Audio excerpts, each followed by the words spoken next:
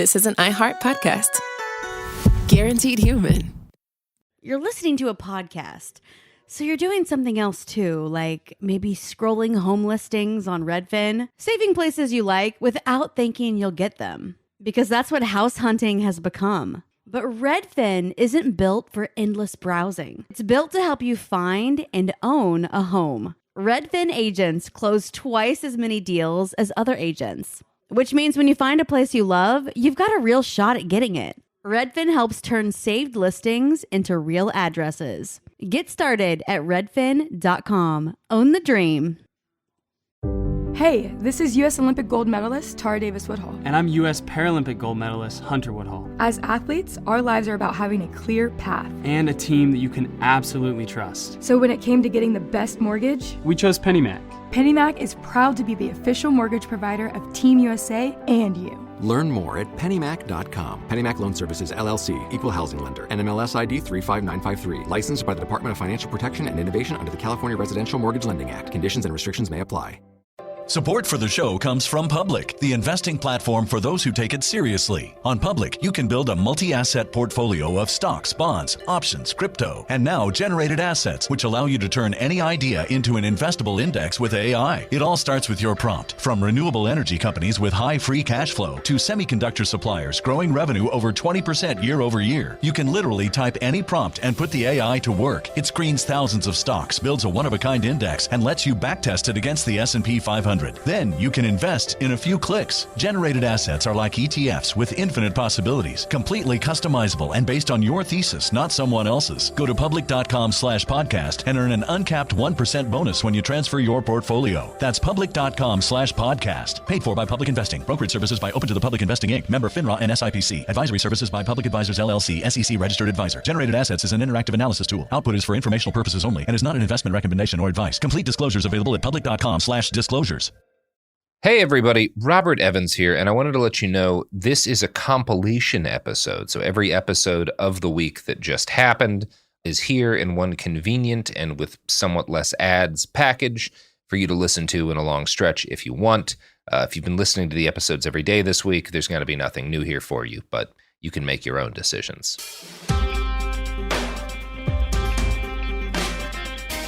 It could happen here. It being the future and here being to you.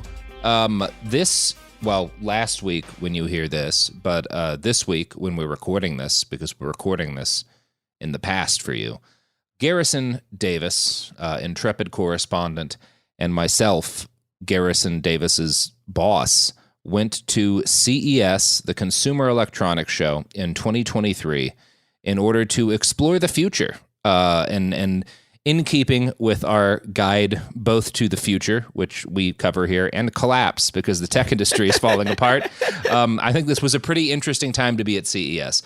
I did an episode last week where I kind of talked preliminarily about some preliminaries. I went to an event called CES Unveiled where some of the more prominent products were there, but we've since spent 3 days walking around the convention floor, probably around 30 miles on foot, something like that. My legs and back are falling apart. Yeah. We've turned you into an old man. But we have learned what the future is going to be. And sure. I'm excited to tell the folks what they can expect. Garrison, where do you think we should start? Let's start with some of the more collapsy type things revolving around crypto, because crypto was kind of like the white elephant in the CES, because this is happening right after the FTX fiasco. Yeah. So it's kind of weird. It was we saw it printed, the word crypto and Web 3.0 printed on more stuff than I heard people talk about. Yeah, people were not talking about it the way I think they would have. I mean, definitely last CES, but even like a few months ago. Mm-hmm. And that was really interesting. We did sit in at one crypto industry event where it was a group of like French regulators and French crypto business people talking about what they felt like regulations were, basically in the wake of the FTX collapse. What kind of regulations did they think would make crypto work? Yeah. And you might have caught more than I did, Garrison, because they couldn't get their microphones to work. No, their microphones stopped working. Then their backup microphone stopped working. And then they got a third backup mic, which is a little tiny lav mic that they had to finish the talk with. Speaking into a tiny little lavalier mic, and they were amplifying it. Yeah. And sending painful feedback into everyone's ears. And look, never going to be defending the traditional financial system, but I will bet you when a bunch of Goldman Sachs bankers get up on stage, their microphones work. Yeah. I mean, that was just one thing in a long line of crypto and metaverse kind of fiascos that we ran into at CES. The first night we got here, we were going to be going to a crypto happy hour. That was supposed to be held at a bar called The Nerd on Fremont Street. Now, if you've never been to Fremont Street is old Las Vegas, so it's the worst part of town. There's a gigantic fucking football field long LCD screen above you that plays animated versions of God Bless America. How'd you feel about Fremont Street, Garrison? It's a nightmare. It is horrible. There's cigar kiosks. The smell walking back to the car was something. I don't think I'll ever forget that smell. By the way, folks, one of the things you're going to get from this is a travelogue of young Garrison's first trip to Las Vegas. Yeah. It's been a real one. So we get to Fremont Street. Nobody is in The Nerd. No, the Nerd is completely empty. It's a bowling alley bar, which sounds like a great idea, but it was completely deserted. There was not a single soul in. I poked my head in. It was all under harsh purple light and completely empty. And this is like off of Fremont Street. So like there were plenty of people around it on Fremont Street, and the music was blaring both inside and outside. Yeah. Completely dead.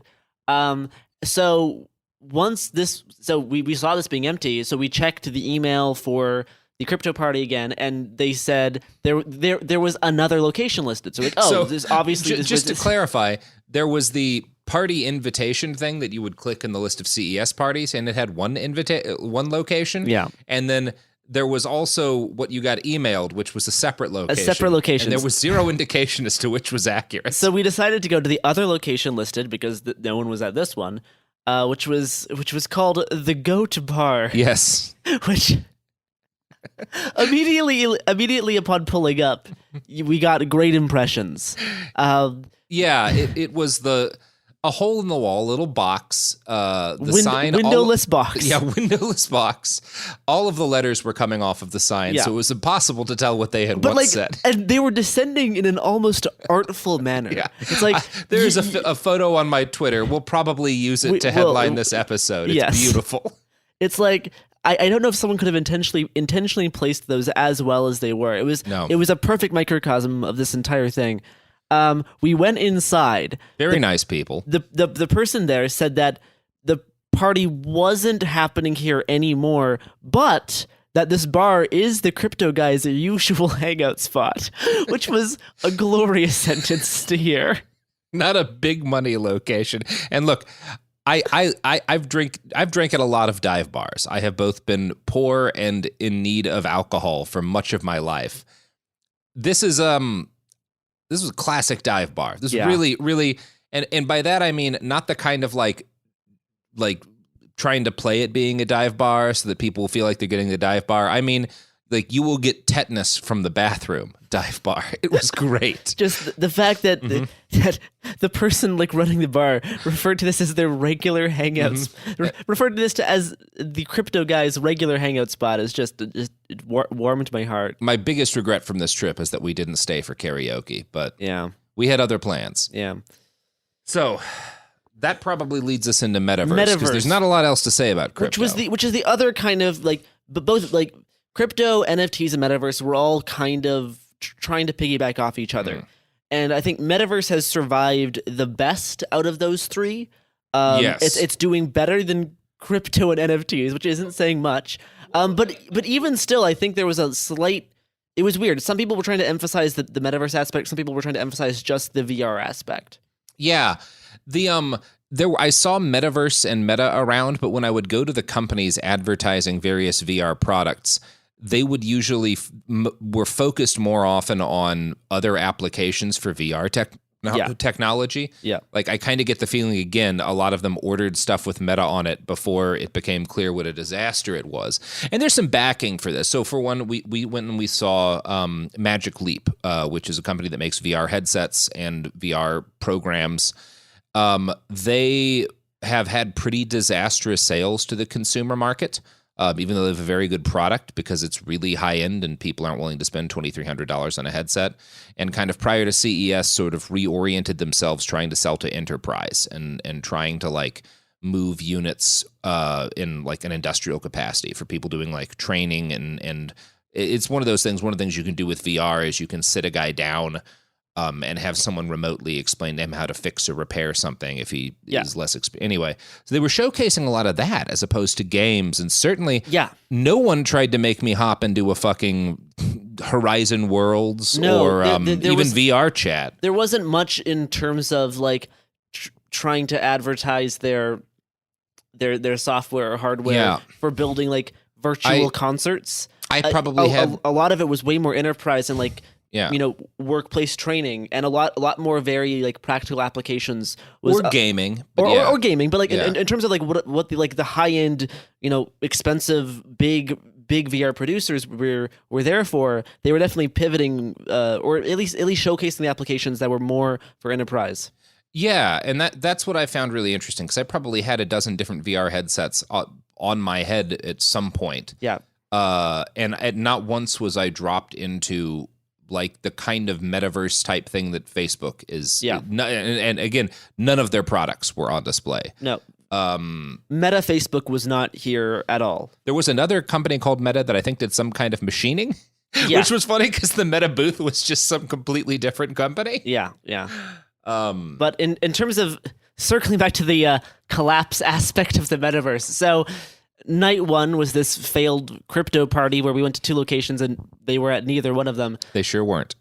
Night two, we signed up for an invite to a metaverse party. And I can't tell you how excited we were for this metaverse party. We were actually very thrilled. For one thing, legs are now in the metaverse. And Garrison's never experienced legs, so I was really excited for them to see that. Yeah, I only had the Quest 1, which did not include legs.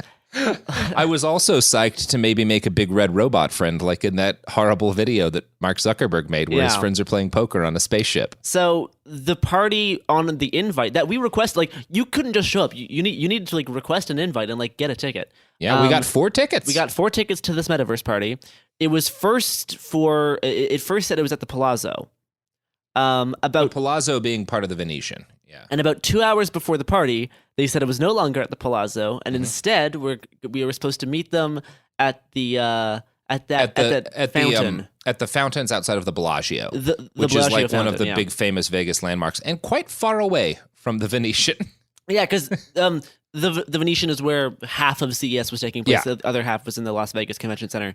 So we make our jaunty walk over to Bellagio.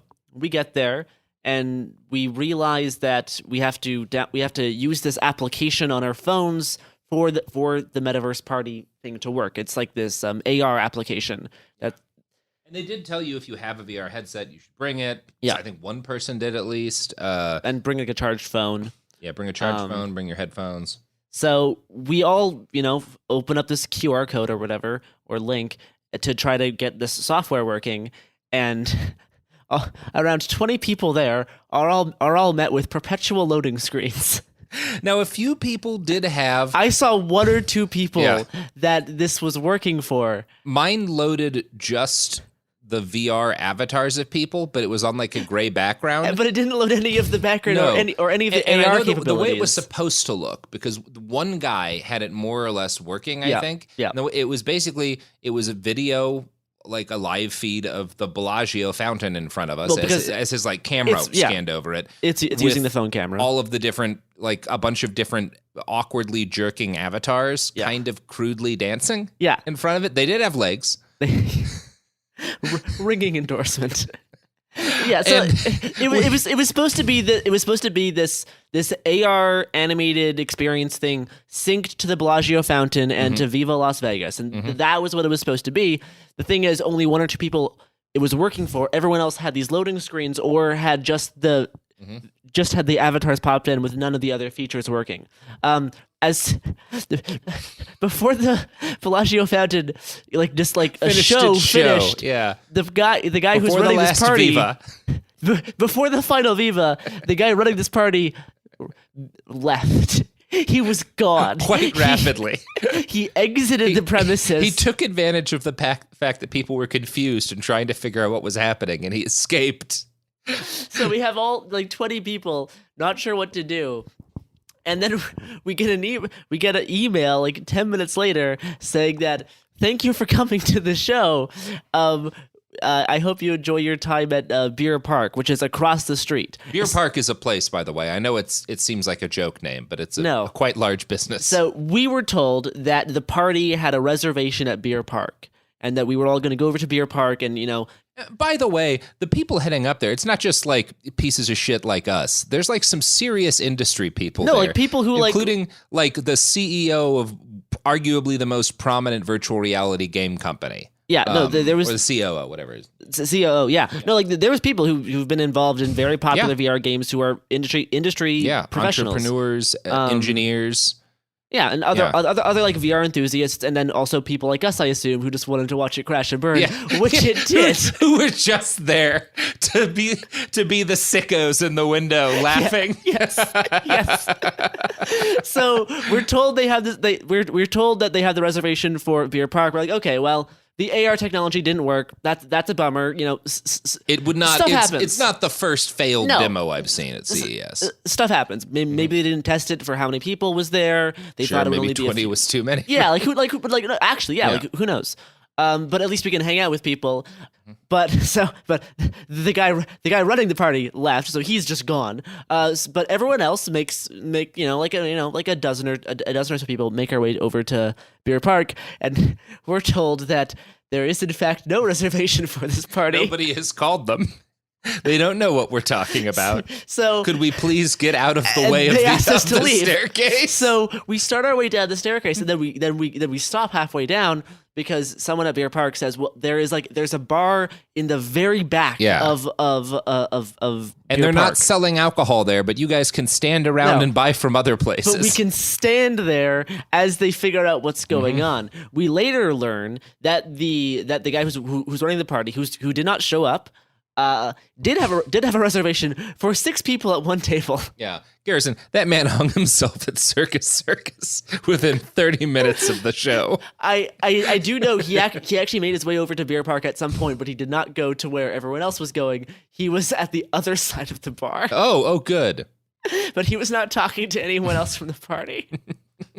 So that was the second party we went to, which was inspiring. Of a similar level of competency. So that is the crypto and people did show up for the second party. That is true. So I'm gonna have to give it to the metaverse. They changed locations 3 times. They did from the Palazzo to the Bellagio Fountain to Beer Park. Yeah. With variety of issues along the way. In terms of the VR stuff we actually got to try. So Robert tried I think 3 or 4 different haptic feedback suits. I tried every haptic product I could find. And haptic, again, for the folks who don't know this, whenever you touch your phone and it buzzes to let you know that you're typing or whatever, that's haptic feedback, and that's kind of the crudest form of it. But the idea and the hope of the people kind of playing with the technology is that you can find ways to basically simulate a keyboard so that you would be able to touch type in a keyboard that's not really there because you would be wearing a glove or something that would simulate the feeling so well. And so this is a key part of when you think about what would it take to go from where VR is now, which is a pretty visually immersive and can be a pretty auditorily immersive experience, but that leaves the rest of your body completely out of it. The tactile feedback isn't there. Yeah.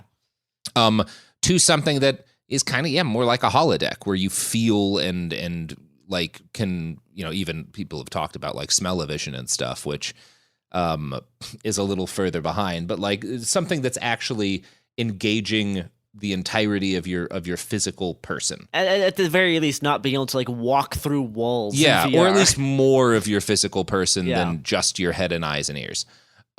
So that's the goal. So the first one I tried was the Tact suit, which basically feels like, and I wrote, this was in the last episode we did, it feels like having a bunch of N64 rumble packs on your body. It does not mimic the feeling of hugging or touching a human being. Another one that I tried one that was just gloves that did a pretty good job of, and the Tact Suit gloves did a pretty good job of mimicking keyboards. Okay. Which is kind of interesting. I don't think it would allow me to touch type, but it was neat to see that kind of developing a little bit. Then we tried one by OWO. It's like big capital O's, little W. We're just going to call it OWO. OO. And that was like a full body suit where it's like a skin tight, like a workout shirt. Yeah. With a bunch of EEG pads underneath it. So the EEG pads make direct connection to your skin.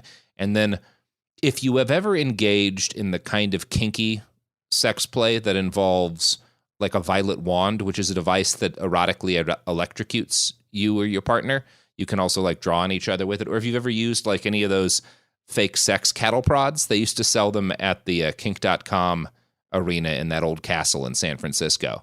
If you've ever used any of those, it's like that. So you're just like getting zapped a bunch all over your body.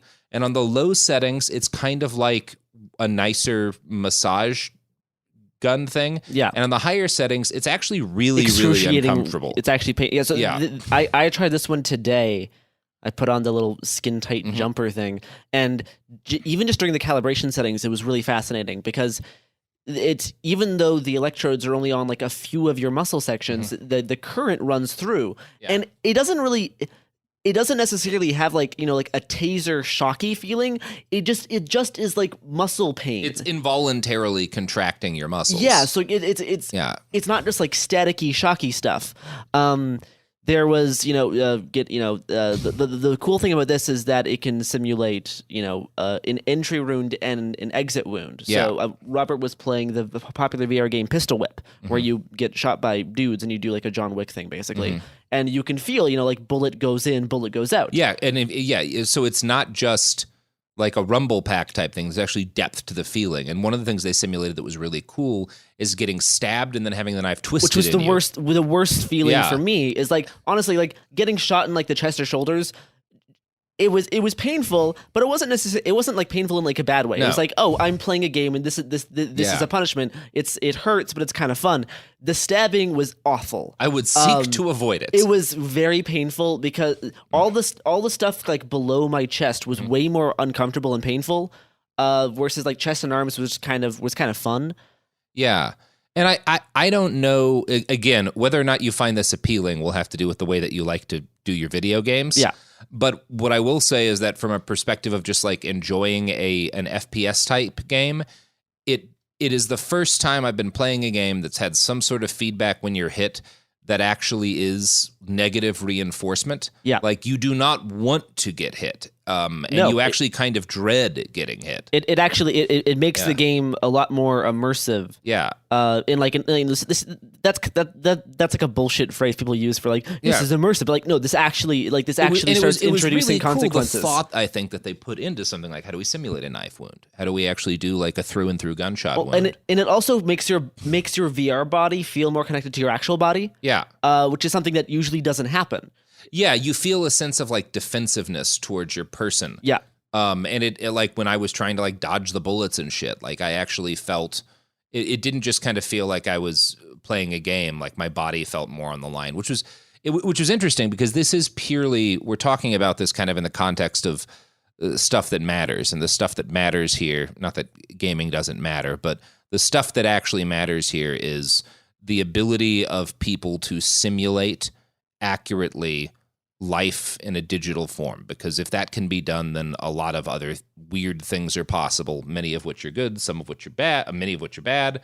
I think the next two we're talking about has a bit more practical application and a bit more real world stuff. Because that's what I wanted to say. The only application I saw for this was in gaming. This does not, I didn't see like a metaverse application of this. Like this is not going to help in Mark Zuckerberg. Like you don't want to, unless you can get mugged in the metaverse.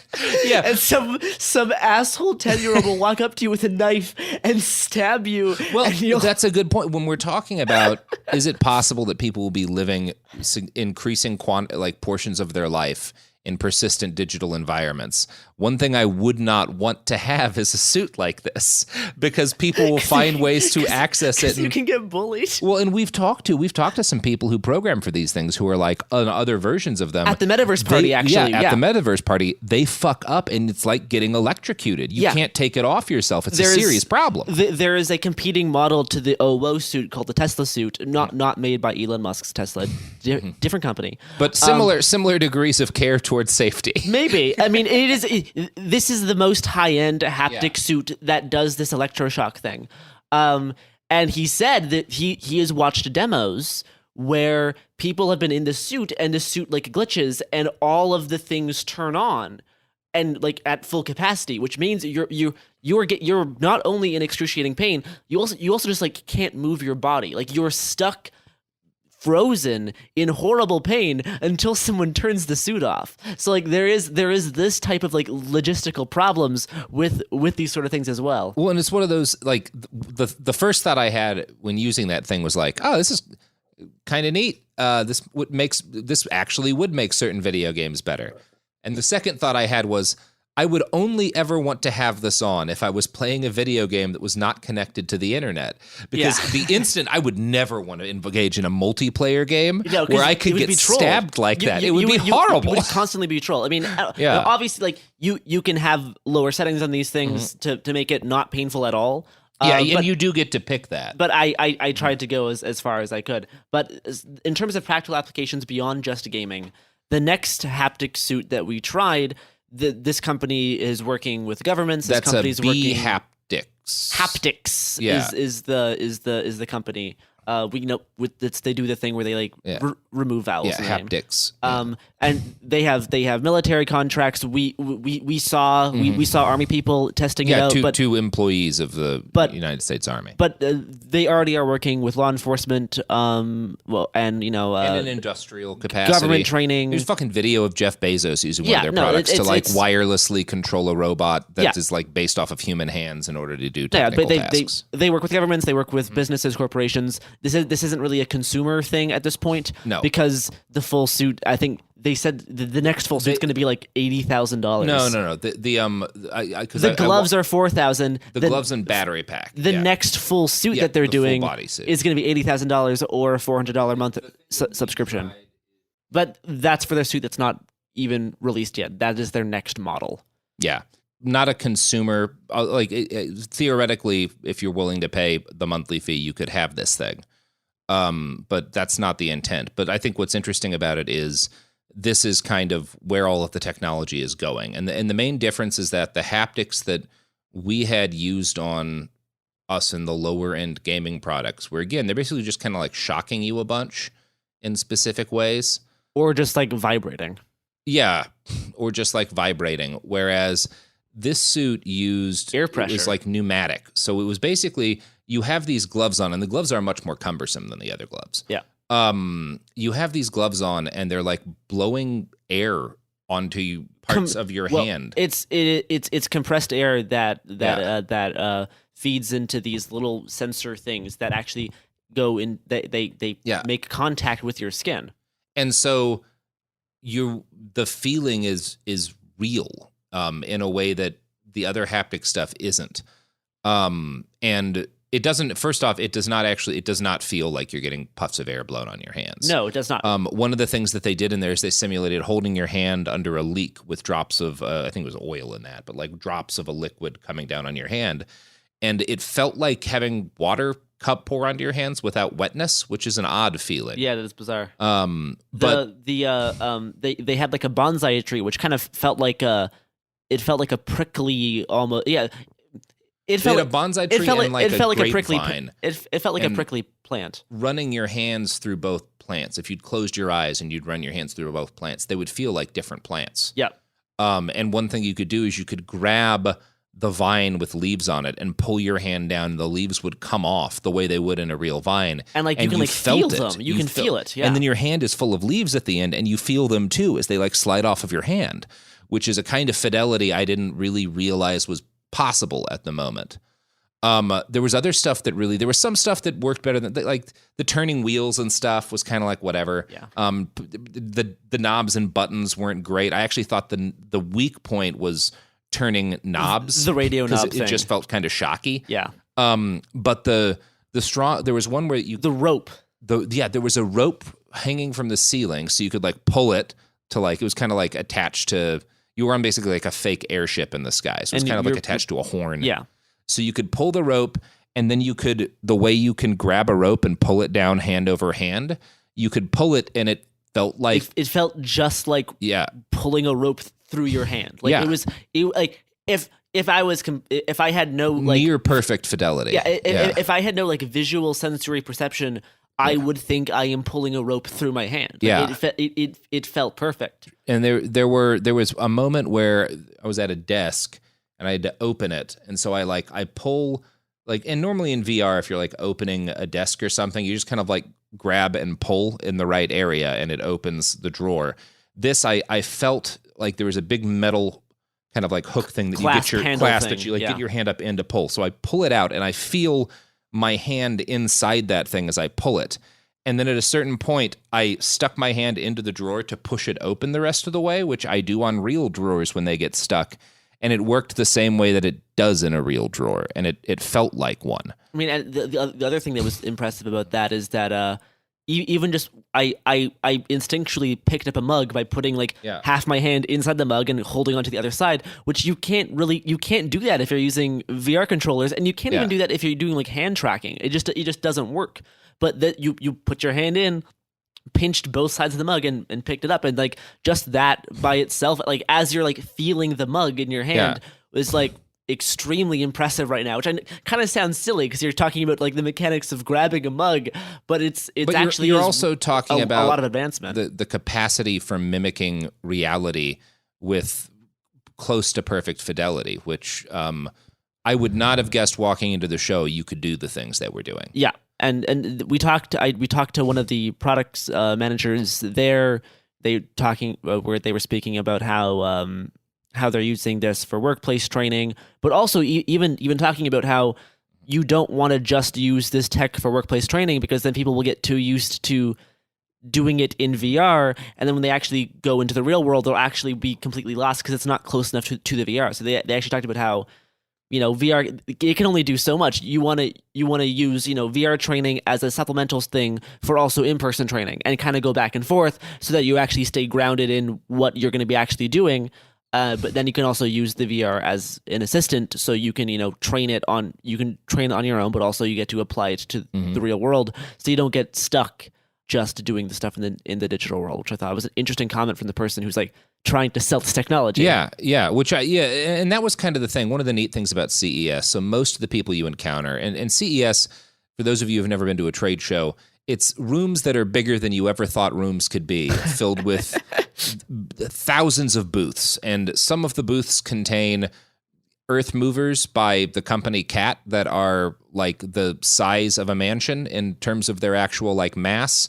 And some of the booths are a crazy person sitting with his homemade air conditioner and his cut open gloves explaining to you the new way he's figured out how to make air conditioner coils. And so you get this mix of, at the big corporate booths a lot of the time, like PR people who are hired to sell a line and don't know what they're talking about and are just trying to hype a product. And then inventors and people who like have actually made the thing in front of you and are very excited about it, and are kind of incapable of bullshitting you. Sometimes they believe irrationally in their product, but they don't. They're not PR people. No. And yeah, I got that feeling from the haptic people. We should move on from Metaverse. Yes. So I want to talk about some of the other, since we're doing the other products we saw, or things that we saw, inventions we saw that I made me kind of hopeful about aspects of the future.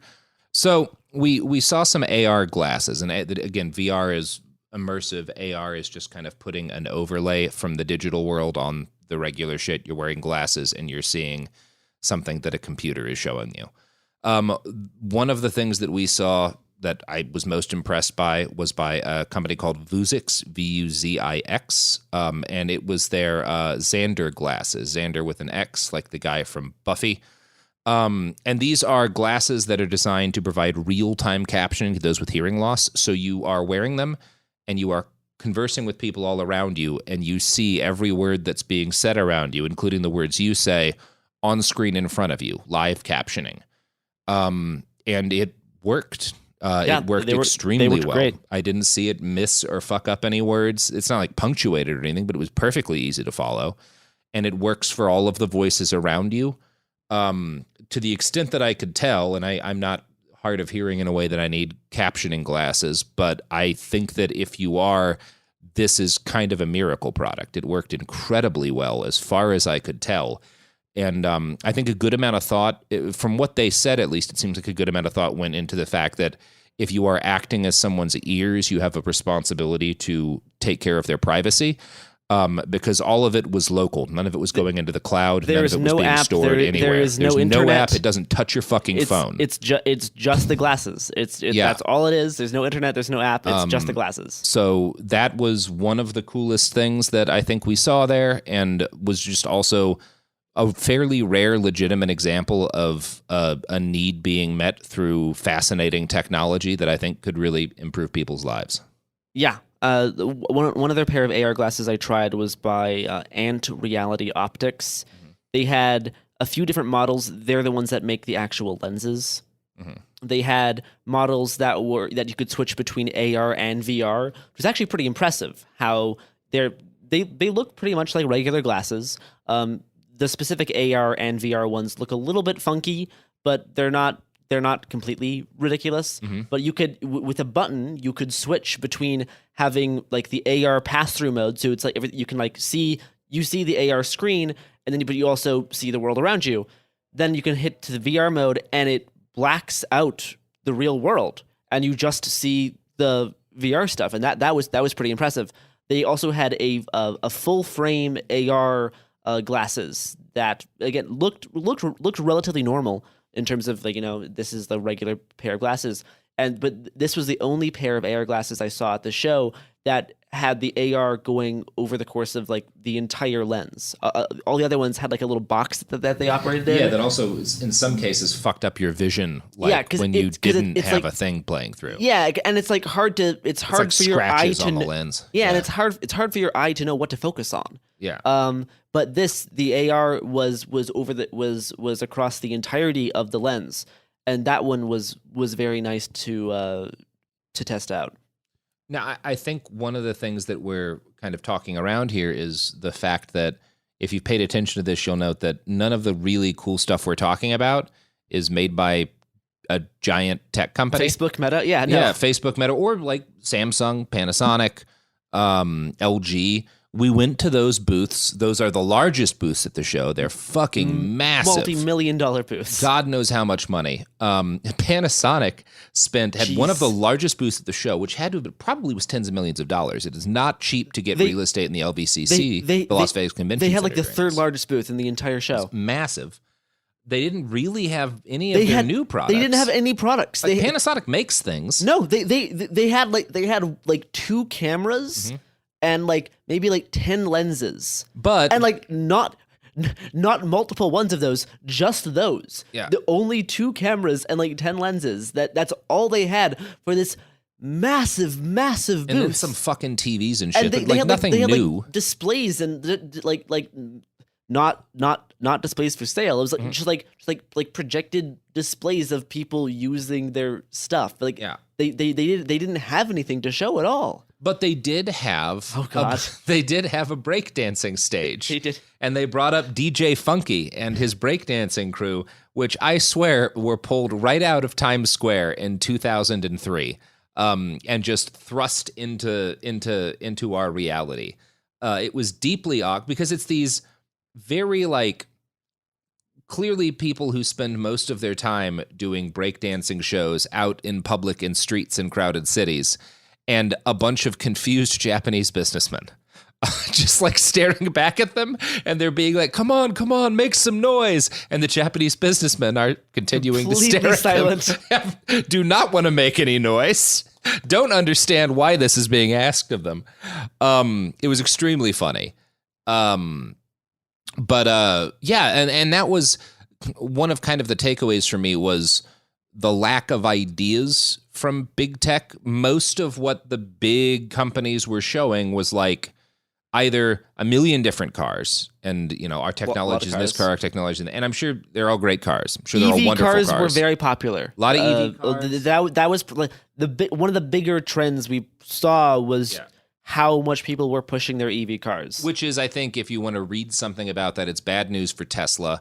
I also don't think it's good news for the rest of us because just replacing all of the cars on the road with EV cars does not solve many of the fundamental problems that we have, including even emissions. I mean, because it's not easy to make them. A lot of that electricity is generated via some of them look neat. There were a lot of e-bikes. A lot of e-bikes, which all look neat, and of course that's going to be a huge thing. A big impetus for the e-bikes right now is that Ukrainians have been using them very effectively in combination with drones to murder Russian soldiers. And the U.S. military has actually put in large orders for e-bikes as a result of that. So I suspect you're going to see a lot more e-bikes geared towards military applications, too, in the near future. But like what most of the big companies had were like TVs. Samsung, like Samsung and LG, mostly big TVs. Yeah. And like LG had one that it was like stored in a little box where it was all rolled up and it would like unroll TV, when you press a button, kind of like if you ever had a hotel that has automatic blackout curtains, it kind of works that way.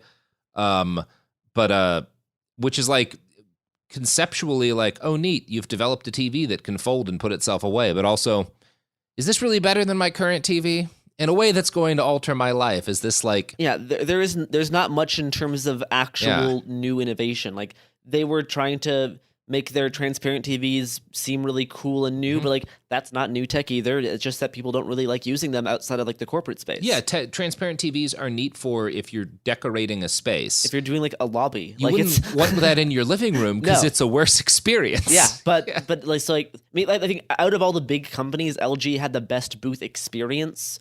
I walked through Samsung after waiting in a massive line, and it looked half like a hospital and half like an IKEA, where you're walking through and they're kind of showing you all their different like smart appliance products, but nothing is like actually new or innovative. It's all the same shit you can find it at like a Best Buy. It's not cool or interesting.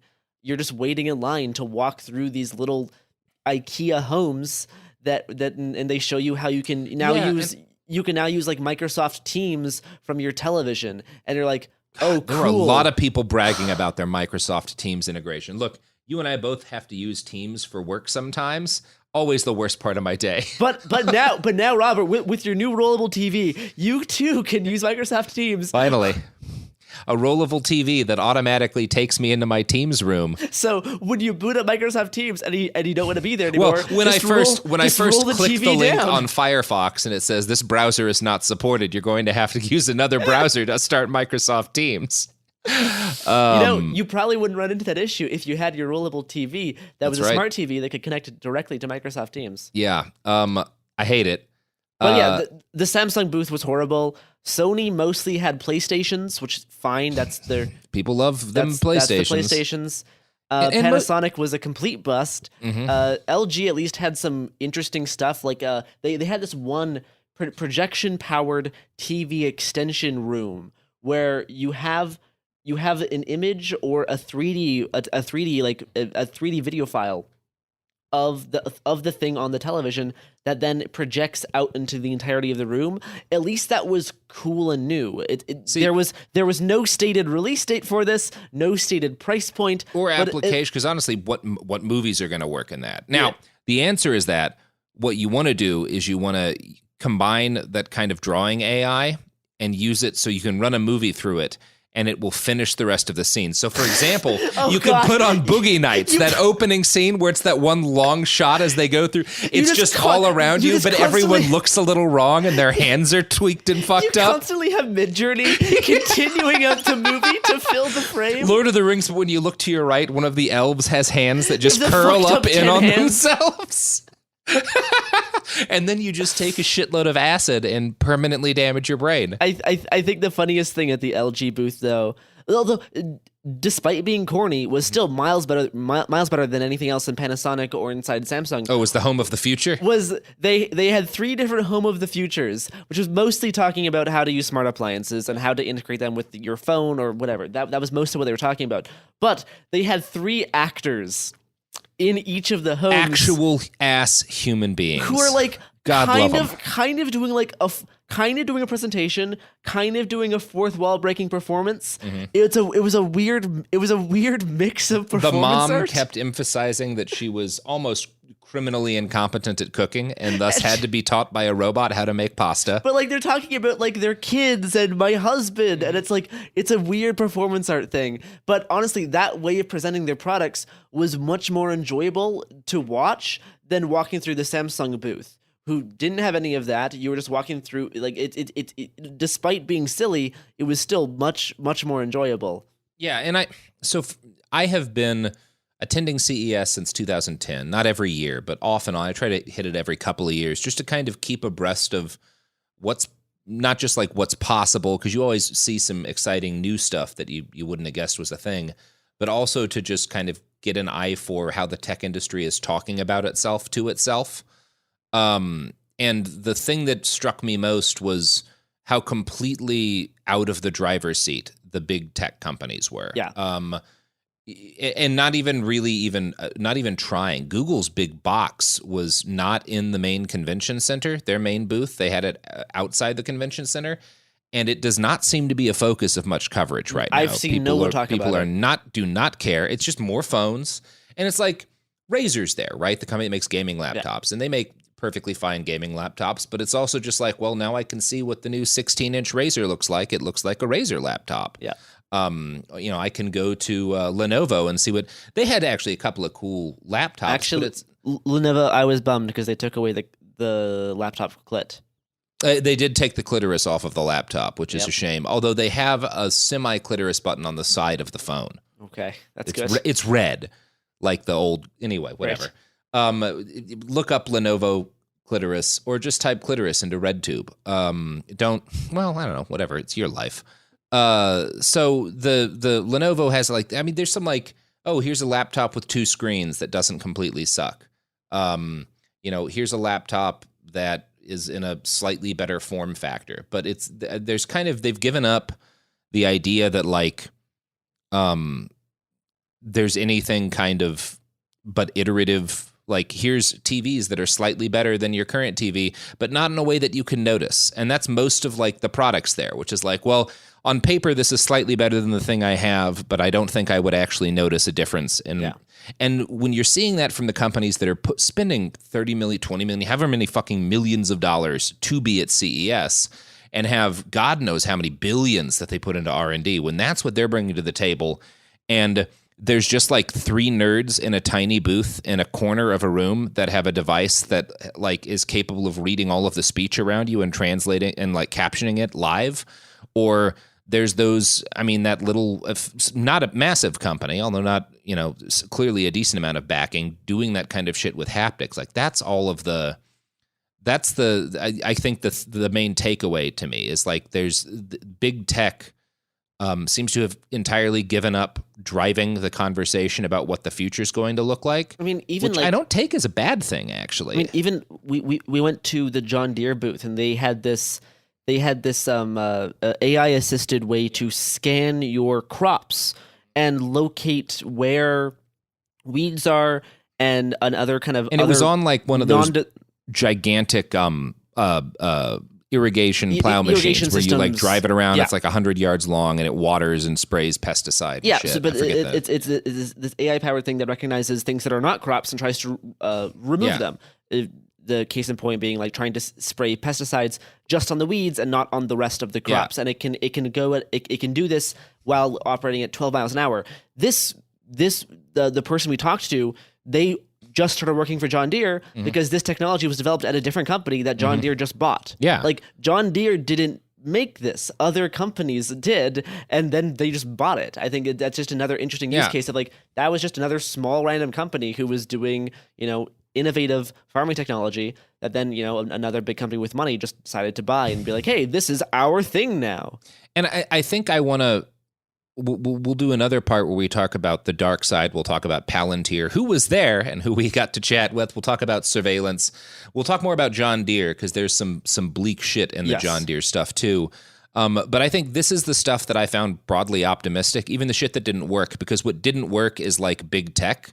Yeah. And I kind of like the fact that big tech, seems, is stumbling. And crypto. Those are the two things that didn't work. What I like is the fact I like to see big tech stumbling out the gate and a bunch of weirdos putting some cool shit out there, and that actually makes me more hopeful of like a future where technology makes things more accessible.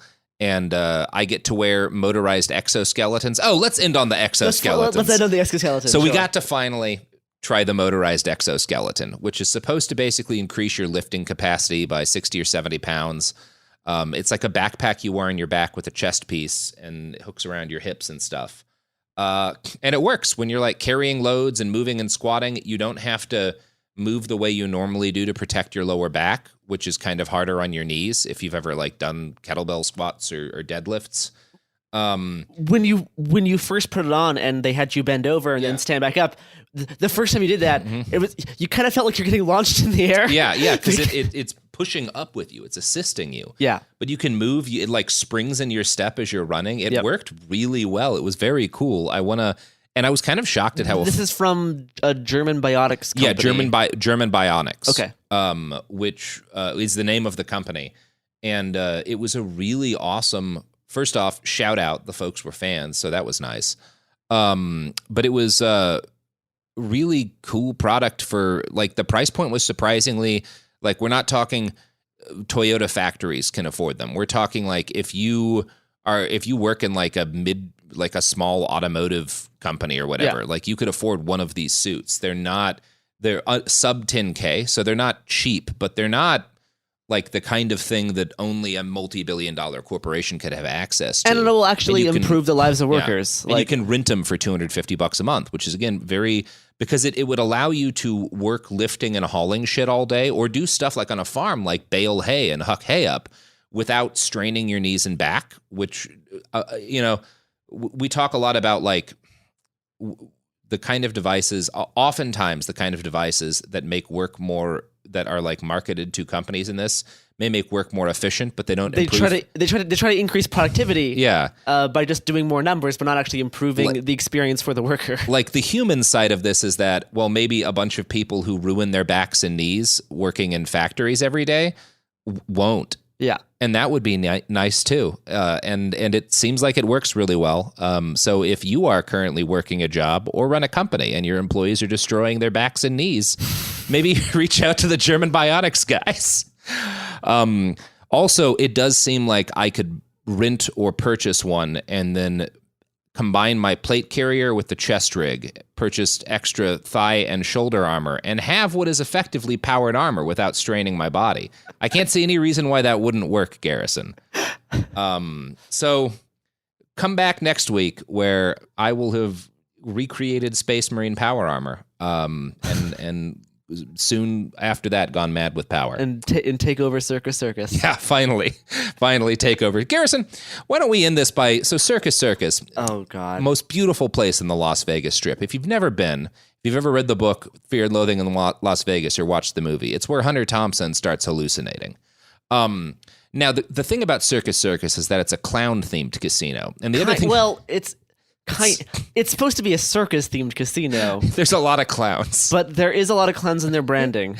And it's like one of the oldest casinos on the Strip. So everything is faded. They have not repainted it in a very long time. No. It is, the outside is a shade of like mauve that you only get when the sun has deeply damaged your building. Yeah, you cannot purposefully produce that color. No, man cannot create it, even with all of our talents. And it's just, I purposely put Garrison up there because it's where I used to stay on the Strip, and it's one of the worst places in the world. I love it very much. Tell the people how you found Circus, Gare. I mean, initially I wanted more theming on the inside. Mm-hmm. I think it's a bummer that clowns have gotten such a bad rap in the past 20 years that I feel like they've kind of taken a backpedal off the clown theming. Yeah, it's cowardice. Because without the clown theming, it's just kind of dingy and depressing, where instead it could be surreal and uncomfortable. And I would prefer it to be surreal and uncomfortable than just dingy and depressing. See, this is why I wanted to support you in your dream of sitting in dark corners of Circus Circus I at brought 4 my in the clown morning costume. wearing your clown costume. I brought a clown costume. You could give, I mean, you might get stabbed. I still have one more night. That's right. Yesterday after I exited my hotel, there was a Las Vegas police officer. What time of day? Like 7 a.m. Yeah. A Las Vegas police officer was walking the hallway in the very top floor where I'm staying, and then I go downstairs, and there's a whole team of police sweeping the ground at 7 a.m. in Circus Circus. Probably just a murder. So this has been It Could Happen Here, reporting from CES. We'll be back probably tomorrow to talk about the dark, horrifying things that we saw that made us deeply uncomfortable. And then we'll probably have like an audio documentary on the way as well, using audio that we recorded at CES. So that will be integrated at some point in the future. We will continue to inform you of the future that is mercilessly rushing towards you and cannot be stopped and will inevitably crush you and everything and everyone you love. But in this episode, in a good way. So true. So be happy.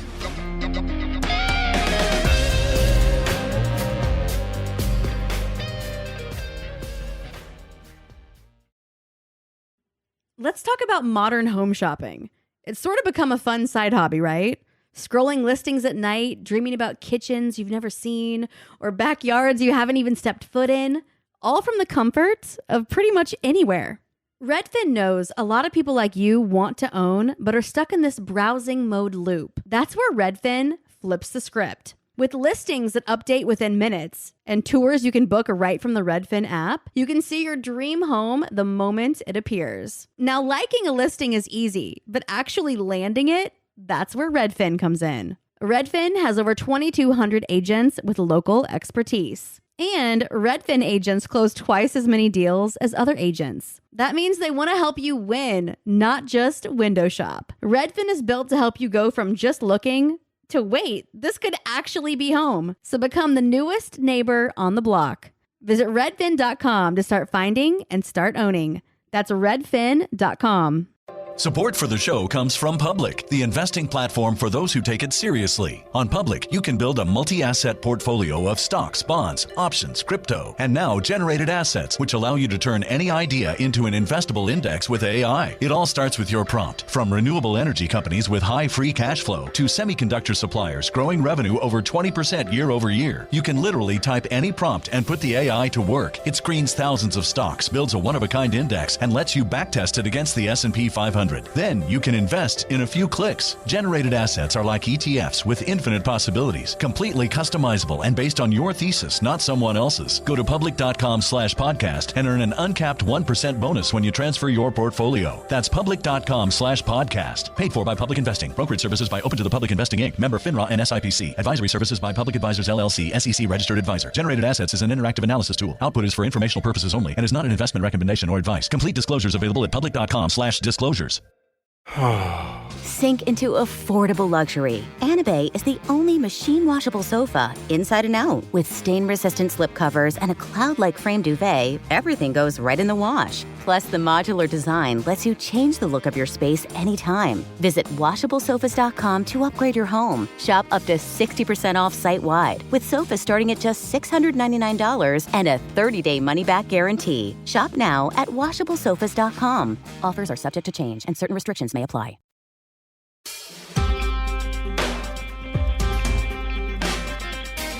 Oh, welcome back to It Could Happen Meow. That's horrible. You didn't like that, Garrison? No. Well, they can't all be winners. This is part, I guess, 3 of our coverage of the Consumer Electronics Show and what the tech industry has in store for all of us in the future. Last episode, we talked about the stuff we saw at CES that was both cool and optimistic and spoke to some potentially positive trends in tech. And today we're going to get back to what we do best, which is making you feel bad. But first, I wanted to open this up a little bit with Garrison. You're a Canadian.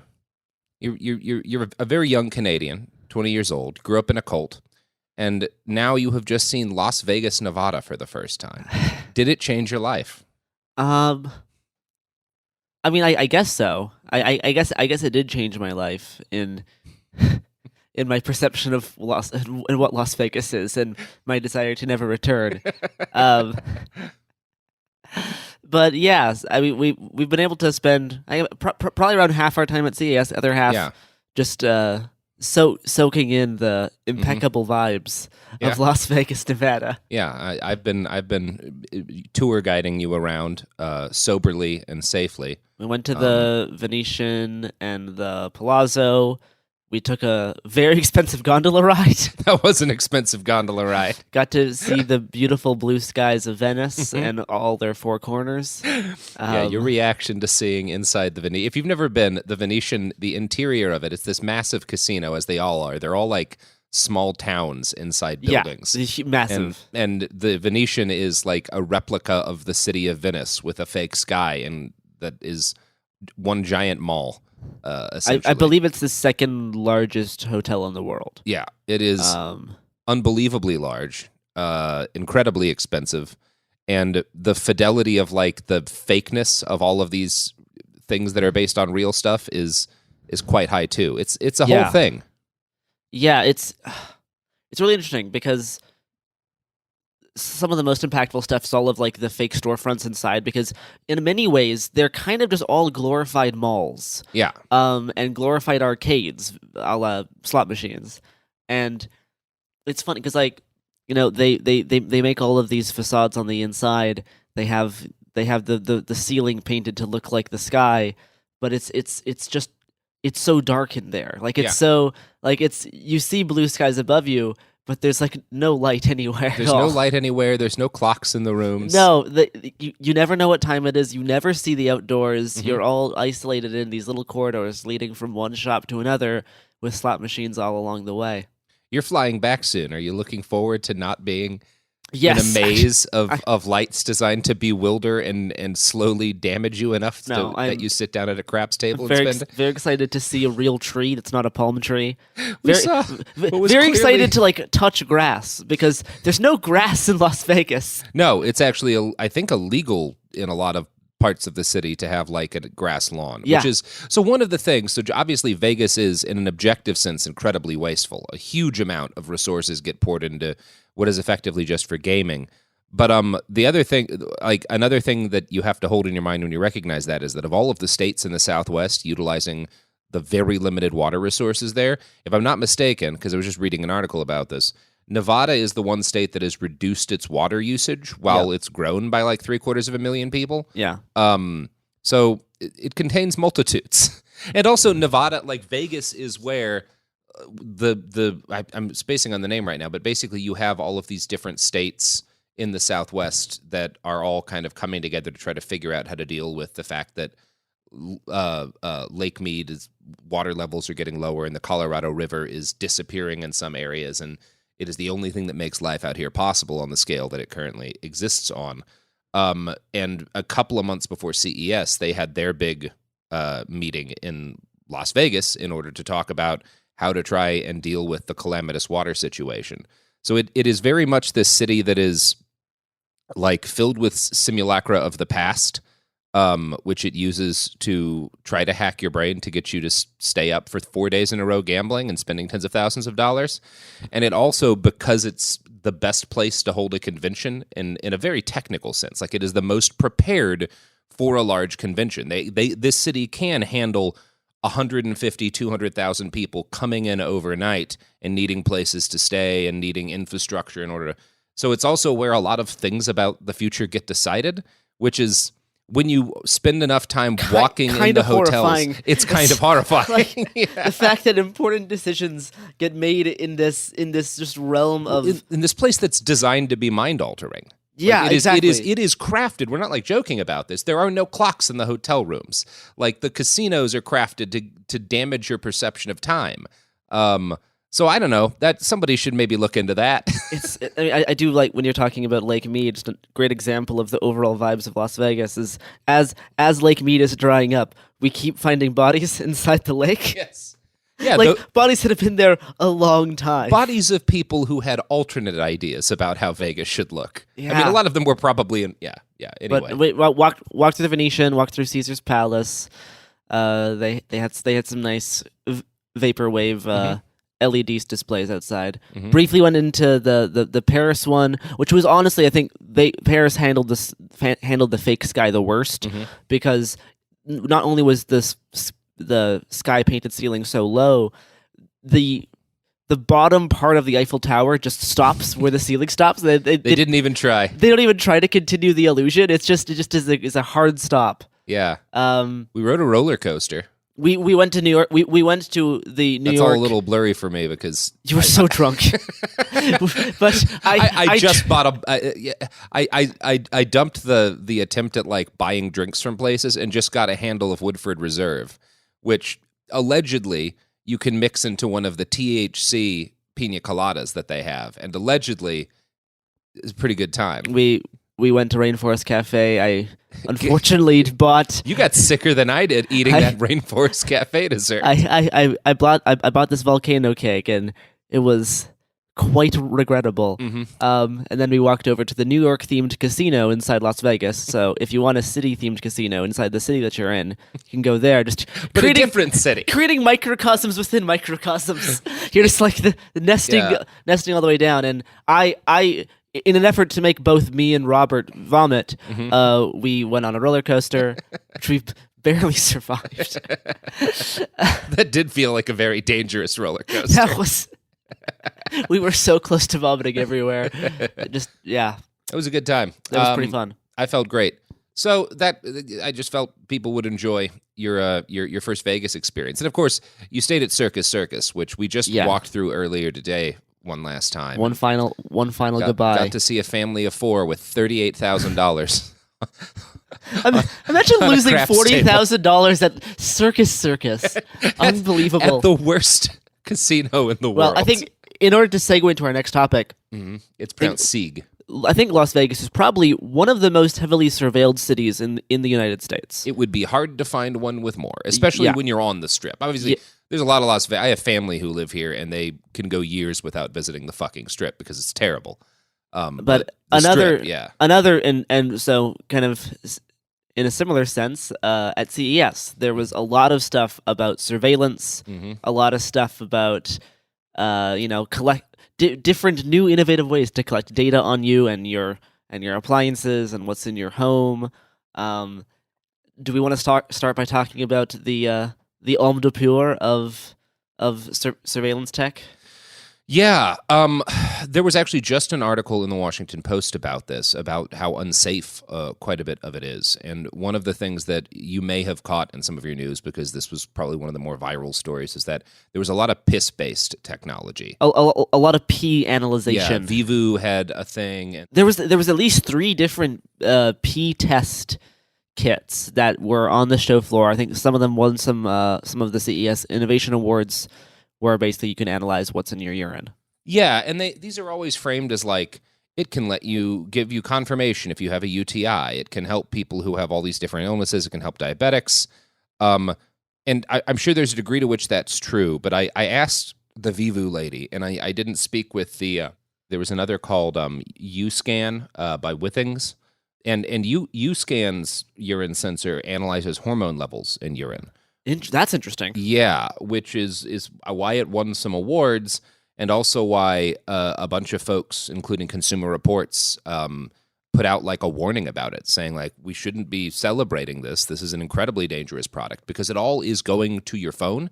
The data is being collected digitally, and if, for example, you are in a state that heavily restricts women's access to reproductive health care, there is literally nothing stopping the law enforcement or the government of those states from demanding all of that data be handed over, potentially even in real time. There's absolutely nothing stopping that. And the company's already said they'll comply with law enforcement with government requests.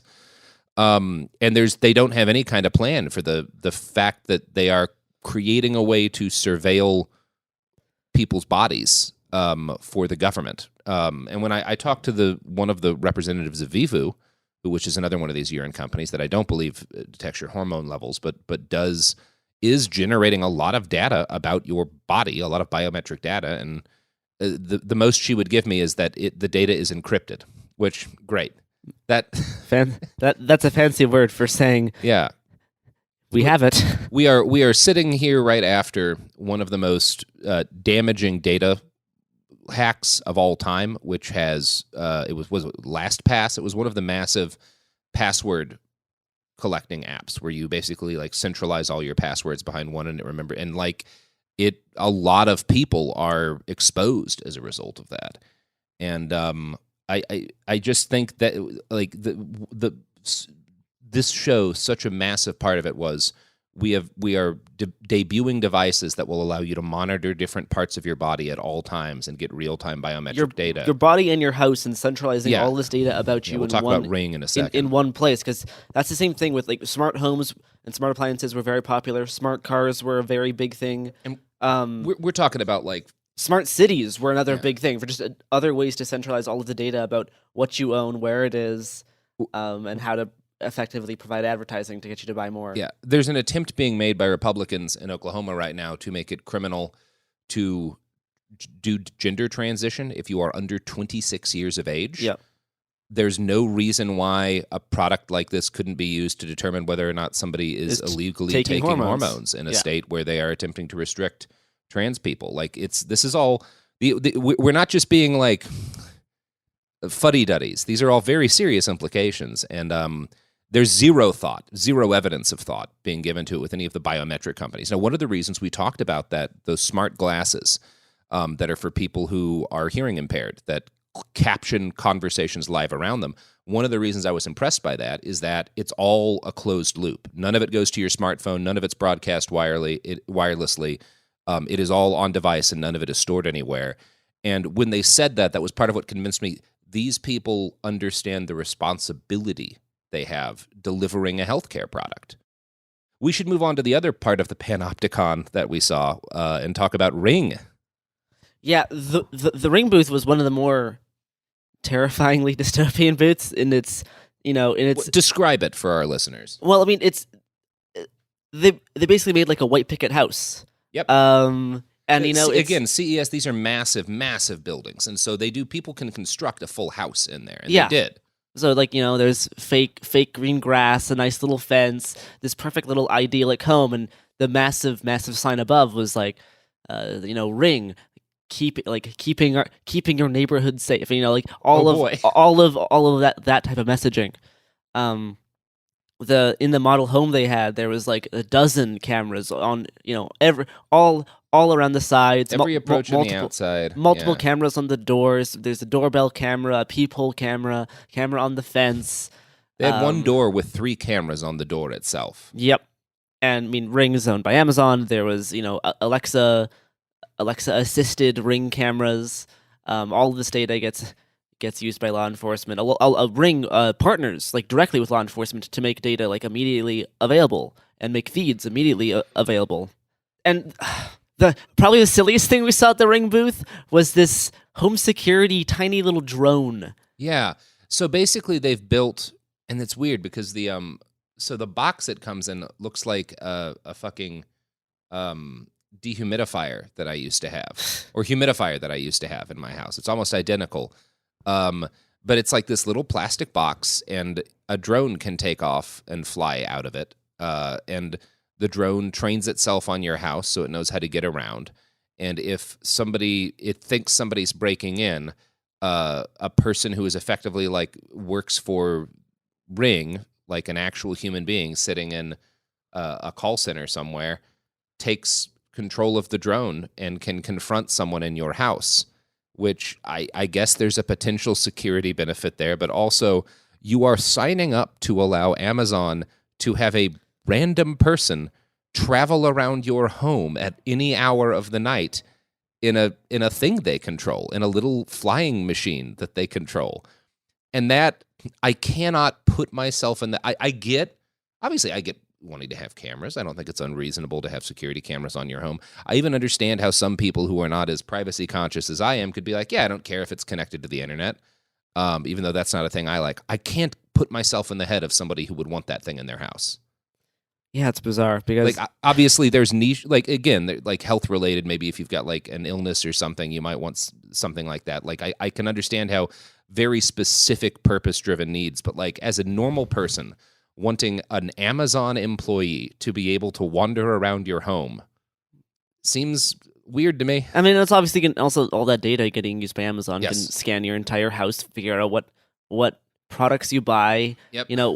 what non-Amazon things are inside your home, what types of trends that you're using, and all that can get used to help get you to buy more things. The one of the more insidious parts of like all of the marketing and some of the video commercials for Ring that we saw, playing on these giant screens inside, is they're really trying to also push. They're trying to push and normalize using Ring as a part of your everyday life, but for non-security means. Mhm. Like, when you're leaving your grandma's house, you say goodbye to her in her little Ring camera. When you're getting to your friend's house, you do little funny pranks in front of their Ring camera. And it's like, it's all these different ways to make Ring seem like this fun and normal thing to like play with your friends and your social. family. It's yeah. social. And when in reality, look, again, security cameras are inherently antisocial. It doesn't mean that there aren't good reasons to have one. And as someone who's been burglarized, I do understand that. It's not bad, but it's antisocial because you are surveilling people because you're worried about what they might do. That is a fundamentally antisocial thing. And so the attempt to kind of like merge that into normal family life and to make it like friendly is really bad. Yeah. I think that I briefly stopped by the ADT booth, and this is kind of similar to the little drone that we just talked about, but a little bit more ridiculous. Yes. They have at the ADT booth this home security robot, like 6 foot tall robot with a LCD little face with this big smile on it, and they always smile. And it's powered, or not powered, it is controlled by you, the owner, by wearing an Oculus headset. And it has rolling feet, so it can move around by rolling, but it's like 6 feet tall. It has 2 arms, massive smiling face. And if you have, your headset with you and you think someone's breaking into your home, you can put this on and control this robot to like chase them out. Yeah. And I was overhearing the ADT guys talking about it, and they're like, yeah, this is even just like a great deterrence. Like imagine if someone's breaking into your home and then they see a massive smiling robot rolling towards you. I would run away very quickly. And what this thing has to cost like tens of thousands of dollars, and like this is what you're doing to feel like you're willing to spend that much money to create this sense of safety. Really? This is what you're doing. You're getting a robot that gets powered by a Facebook headset, so you can walk around your house in a rolling robot to make sure no one's gonna come, take random shit from your house. Yeah. Number one, anyone who would do that is the kind of person that needs to have things taken from them. But number two, like, if you're actually concerned for your actual safety, and again, I think that's perfectly valid. None of these drones. This robot is security theater. It's not. It's theater. It's easy to like damage. It's easy. You can knock it. It's on 2 wheels. You knock it over. It can't get up. Put on block so that you're completely covered. Knock it over, and then proceed to rob the house. It's not useful. It's just a security alarm at that point. It's wild, and people will find ways to hack them and stuff. You can't hack a well-trained guard dog, which also will cost you tens of thousands of dollars less and will love you. Like a Doberman Pinscher will kill your enemies if they break into your home and loves you. Like the same way, there was people getting into Alexa machines a few years ago. There was Alexa machines listening and sending info when they weren't supposed to. There was a pretty big incident actually in Portland a few years ago of Alexa listening in to when it wasn't supposed to, and like listening to different conversations and trying to finish conversational cues. It's only a matter of time before someone figures out how to remotely control one of these ADT robots, and you have something like rolling around in your house that you don't control anymore. Like it's there are there are always vulnerabilities in these things, and they always get hacked. And more to the point, like, well, if you have some sort of security drone, like your Ring drone, there's no way, like, again, Amazon would comply with law enforcement requests. There's nothing that says law enforcement, if it was part of an investigation, could not use this technology to surveil you in real time. Yeah. So I don't like that. Not my favorite. And when we're talking about surveillance, we can't ignore our good friends at Palantir. Now, if you haven't been paying attention to the surveillance industry, Palantir is a company that exists to collect data and build machine solutions and machine learning solutions to surveil people and to help equipment like drones, targeting, and whatnot work better. They're an intelligence company, right? There's like lots of systems. They do systems. It's not like they make a single product. They help build systems to collect data and enable governments and militaries to make decisions off of that data. That is like the thing that they do primarily. Systems analysts, the tracking. I mean, like one of the things we saw was them, analyzing a whole bunch of data around like water conservation, right? They're trying to put a variety of their usage, not just kill brown people. But they do a lot of the center of their booth was this massive military truck with a huge armored box on the back that was filled with computers specifically to collect data and to do command and control for drone fleets in theater. And one of the things when you see a vehicle of that size, and it was very massive, is that, well, this is intended either to be very far back from the front, which mitigates some of the uses of it, or it is intended to be used in an area in which the enemy does not have air power. But so again, the kind of places where you're just bombing them, right? Like theaters like Yemen, where the rebels have minimal ability to do something like bomb a gigantic truck that's a target. But you have kind of unrestricted ability to do stuff like drone strike school buses, which has happened repeatedly there. We had a couple of conversations with the good people at Palantir. I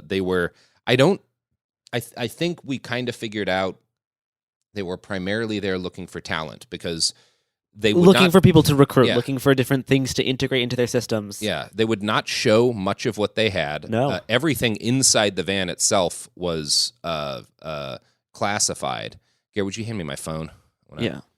Find that person's name. But yeah, everything in there was classified. Whenever we started talking, especially the first time we were there, because I started asking some pretty specific questions about what was actually in that and how it worked and how it was different from current drone command and control solutions. And there was a very specific woman with Palantir who, no matter who I was talking to, would come up behind me and kind of direct conversation, and I think also was there to listen to the answers that were being provided to me and stop people from saying things on her team if they weren't supposed to say them. There were a couple of occasions in which I asked, hey, can we check this thing out on the inside? And we were told, no, it was classified. No one else could get in. You have to gain permission from the army, they said. I definitely saw some individuals exit it, but they were Palantir people. But then the next day we came back and I watched a woman exit the vehicle and a man from Palantir with her, but the woman was not from Palantir. Now, people wear badges at CES, so their names are on display. And what they do is on display, although it's easy to look this person up. And I saw she had a badge as a speaker. Her name was her name was Melody Hildebrandt. So I Googled Melody Hildebrandt because I wanted to know, she does not work for Palantir. What is she doing inside Palantir's giant classified robot murder box? Melody is the president of Blockchain Creative Labs and the chief information security officer for the Fox company, for the, that Fox corporation. So it looked like, by the way, her Twitter says, CISO, Fox Web3, engineering, cybersecurity, former war gamer, lover of farm animals. I bet. So that's cool. And yeah, over here we've got her retweeting a post about Anduril, which is one of the Peter Thiel companies like Palantir is, raising $1.48 billion in their Series E funding. This new funding will enable us to accelerate R&D and bring new cutting-edge autonomous defense capabilities to market. Now, I don't know why. I wonder what they mean by the word defense. Yeah. Yeah. She's also pro NFT, so that's good. I'm gonna tweet to her in a little bit. But no, it was very clear that there was there was PR people on the ground to make sure that the line of questioning, if people were asking questions about their surveillance tech, about this big Titan truck, which is what it's called, Titan, that there's only very, very specific answers. And like, they were not there to talk to journalists. They were not there to talk to media. They were there to recruit people to, become more capable at their surveillance tech. That was very clear. They were also right across the street, right across the hall from the fantastic RoboSend Transformers robots. So on one side, you have a fun Optimus Prime robot that transforms. The other side, you have the rolling metal death cage. So that was most of Palantir. They had this Skybox, which was this box that had like encrypted communications technology, drones and drone piloting technology, and like a military computer, that all in this little tiny box that they can drop into people who are basically drop into people who are in trouble. Yeah, they were billing it as basically number one, it could be for special forces teams. It has like a laptop in there. It has potentially several drones in there, and it has like a bunch of specially modified field cameras, so you could set up surveillance on an area. And those cameras kind of work with a machine learning algorithm to do stuff like try and identify where landmines are. And again, like these are the stuff that's problematic primarily about Palantir is its data collecting, its surveillance, and the fact that we know that drone warfare is generally pretty fucked up and has an extremely high civilian casualty rate and is used in a lot of theaters. Obviously not in a lot of theaters where they are primarily just massacring people, either fighting for their freedom or trying to survive. This is the problem with it. Obviously, all of this tech will also be used in generally positive things. Like, for example, dropping a box like this into the hands of some Ukrainian special forces guys to integrate them into a more advanced command and control network so they have better access to tactical data, like, is not a thing. I don't specifically have a problem with that application. The problem is more broadly Palantir. Do you want to briefly explain, in case people are not Lord of the Rings fans? So, again, these are all companies owned by Peter Thiel, who is a self-described fascist.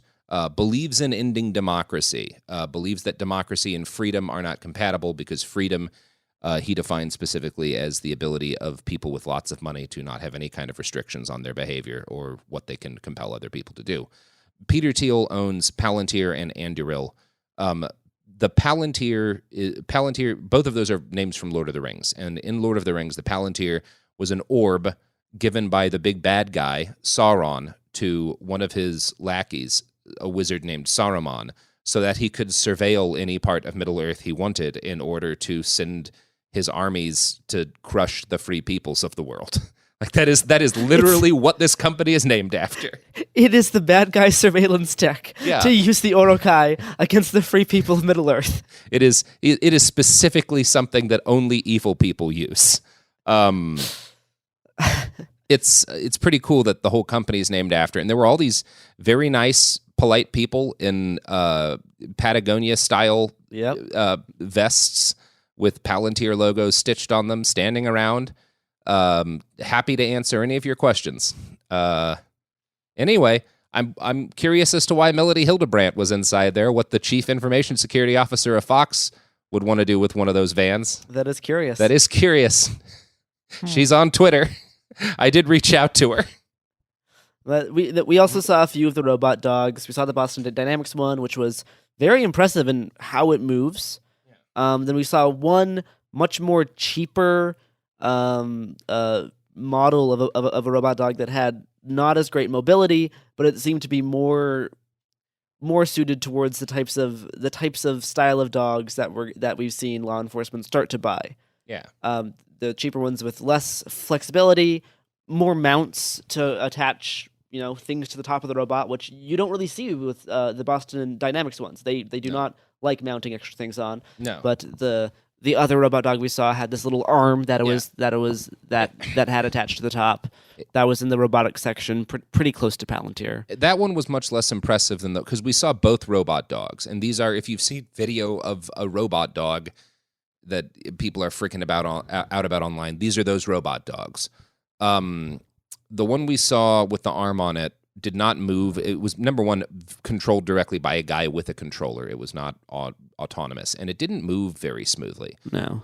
The sitting in front of the Boston Dynamics spot and watching it move was really surreal. It was, number one, we both talked about this, Garrison. It's like watching CGI in real life. Because it's so fine-tuned. Yeah, it moves like a living thing, but it clearly is not. Yeah. And it moves like a living thing enough that it's not an uncanny valley. That's not the right way to describe it. No. Because the movements are kind of perfect. Yeah. It's just not alive. It's almost it's not uncanny valley. It's almost like instead it's like too perfect. Yeah. It's just so fine-tuned. It was pretty impressive to watch. It was very impressive, and it's become obvious to me that like one of the things that absolutely is going on at Boston Dynamics is that they feel it is important to them as a business. Some of this may just be that this is a personal challenge for a lot of these engineering guys, but I suspect they also see this as valuable to their business to replicate physical emotionality. And when I talk about that, when you like watch a dog, right? You can tell a dog's emotions from the way that the dog moves, because that's how dogs work. The robot dog expresses physical emotion, and obviously it doesn't feel emotion, but it physically expresses emotion in a similar way to a dog, like curiosity. They're very good at mimicking a curious dog in the way its body language works, which is really wild. Yeah.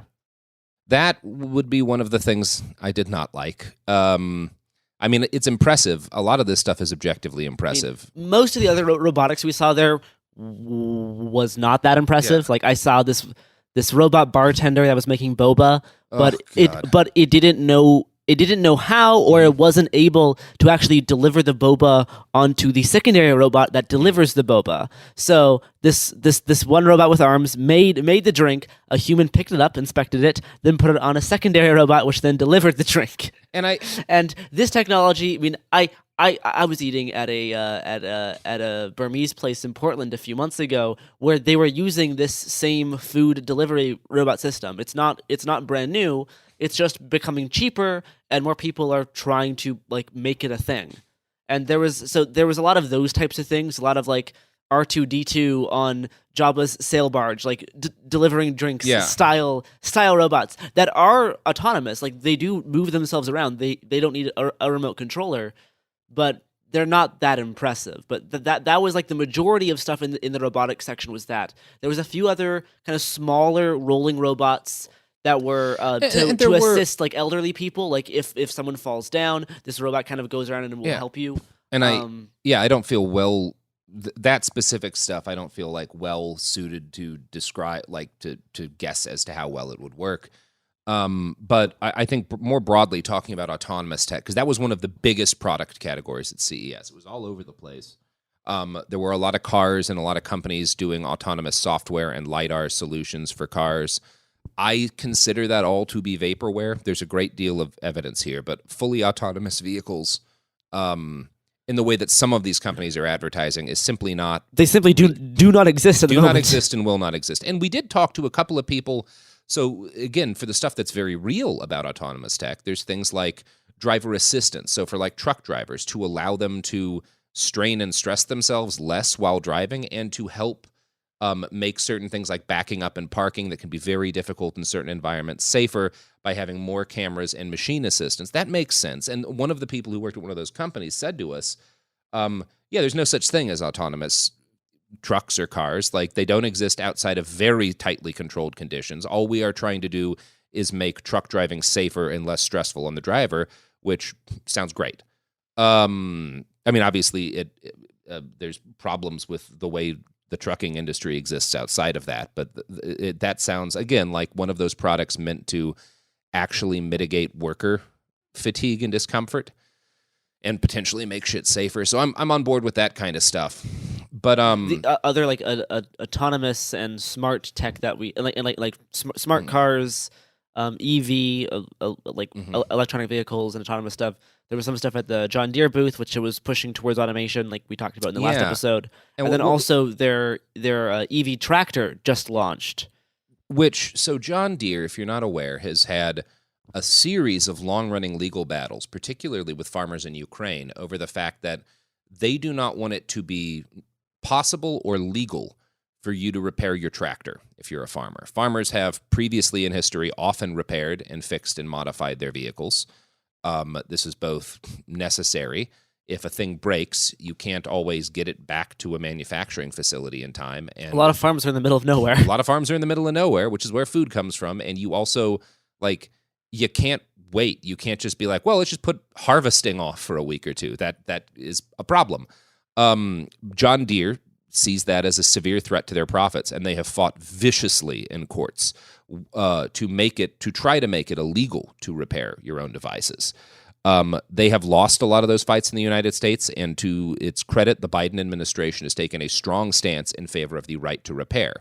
And what we saw from John Deere at this CES was a bunch of very impressive autonomous products that just coincidentally will also make it completely impossible to repair your tractors. I mean, specifically with the new EV tractor that launched, so much of it is a computer that it is impossible to repair unless you work for John Deere. When we asked them, hey, if this thing breaks down, how would a farmer go about trying to fix this? Since it is a lot of it is not it's not like motors and stuff from a classic car. It is computer driven. Yeah. And they're they just can't. It's just so complicated that an average person cannot repair this at all. It just isn't possible.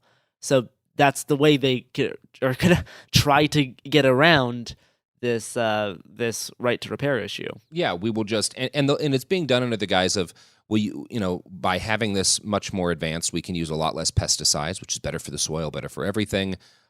Using less carbon emissions using with less your carbon. EV tractor. The farmer will have more time because the vehicle can handle this autonomously. So that's 8 hours the farmer, gets to spend doing something else. And all of this stuff that's kind of meant to distract from I guess, maybe he'll have more time, but also substantially less autonomy and be completely dependent upon the John Deere Corporation in order to produce the food that human beings need to survive. I'm also going to point it out there and say, I started this by saying that one of the major lawsuits was between John Deere and a group of Ukrainian farmers. The same farmers, presumably, who were towing a lot of Russian ordnance away with their John Deere tractors. Yeah. I don't know. It's that kind of stuff. And one of the things that I think looking at a lot of this autonomous tech, some of it's great, some of it will save lives. Some of it, rather than reducing the need for humans to do work that it would be good if they didn't have to do, will do just what you recognize. Create an even less human job for a human, like taking drinks from a robot that makes drinks to a robot that carries them to people, because we just couldn't figure out that interstitial step. So your job as a human being, as a member of a species that spent millions of years evolving to be capable of creating nearly anything, your job will be to take a drink from one robot and set it down at another. I mean, we the thing is that we already had that same idea in factories. As factories have gone towards being more made by machines, there still is factory workers who need to do all those little in-between steps. So we're taking this factory model and now just applying it to customer service, doing the same thing, trying to automate as much as possible, and then only rely on humans for all of these little in-between steps that for some reason the robots and all of the autonomous tech just isn't very good at yet, or isn't really focused on completing. And that's the main thing that humans are gonna be doing in the autonomous boba store that's gonna come to your neighborhood in 10 years. Speaking of bad things about the future, or at least the present, let's talk about Elon Musk's celebrity death tunnel. So, if you're not aware, Elon, one of the companies, actually the company he started that is based on his own legitimate ideas, is the Boring Company. Which makes big tubes underground so that people can drive their individual cars through them and avoid traffic. Now, Elon Musk is a man who takes his private jet between airports in the same city in order to avoid traffic. There is nothing he hates more than the idea of being a normal person or being at all connected to the lives of regular people, which is why you get a private jet when you could just like fly first class or something. Because even if you're flying first class, you're still going to an airport and through security around like people. The poors. The poors. Yeah. Elon has been vociferous about his hatred of traffic. And public transit. But also he hates public transit because Yeah. you might sit next to a serial killer. So his solution is dig holes underground and let people drive there. And most of the cities that have attempted to have boring tunnels completed have been ghosted by the company. It is kind of a con. But they did build one in Las Vegas, and Garrison and I used it. And it took us from one side of the convention center to the other. We potentially, if we had made the most use of this service, we might have gotten, 5 to 7 minutes. Yeah. That we didn't have to walk. Just you and me alone inside the Tesla, not having to be around other people in the. Well, that's funny too. In the RGB tunnel. If you're in, one of the things Elon Musk literally said is like, well, if you take public transit, you might sit next to some serial killer.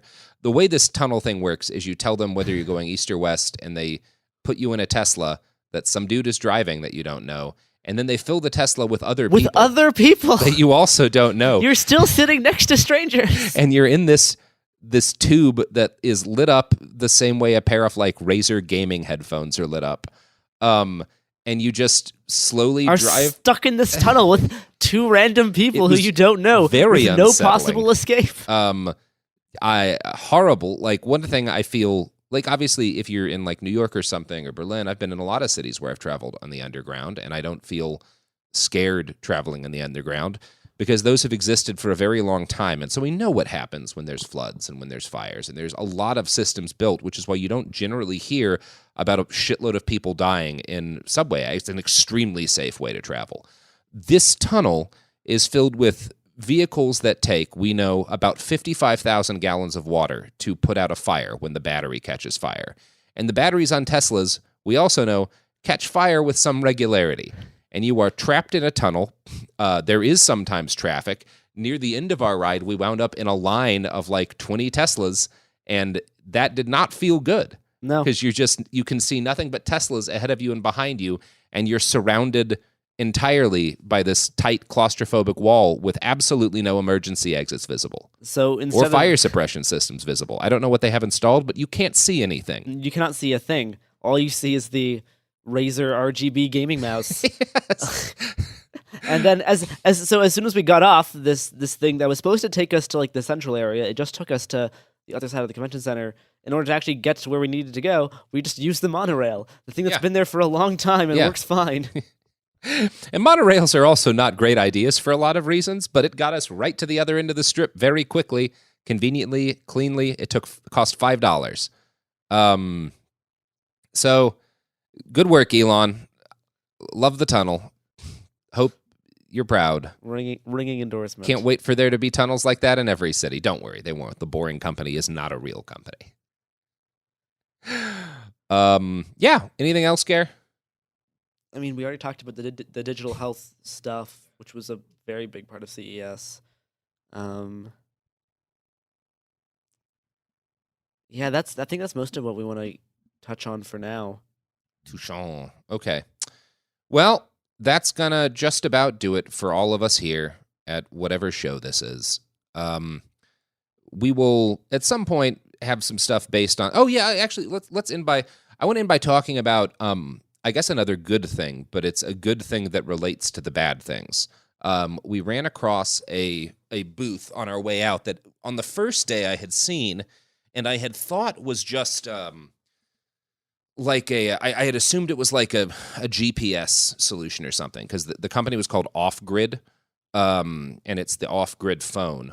We talked to the founder of the company, Ben Wilson, who is just a guy who, as he put it, does not like that we consistently ceded more and more control over our data and over our communications to large companies and governments and whoever the fuck else gets access to these massive not anonymous data sets, and wanted to build a thing for himself that could eventually replace his smartphone.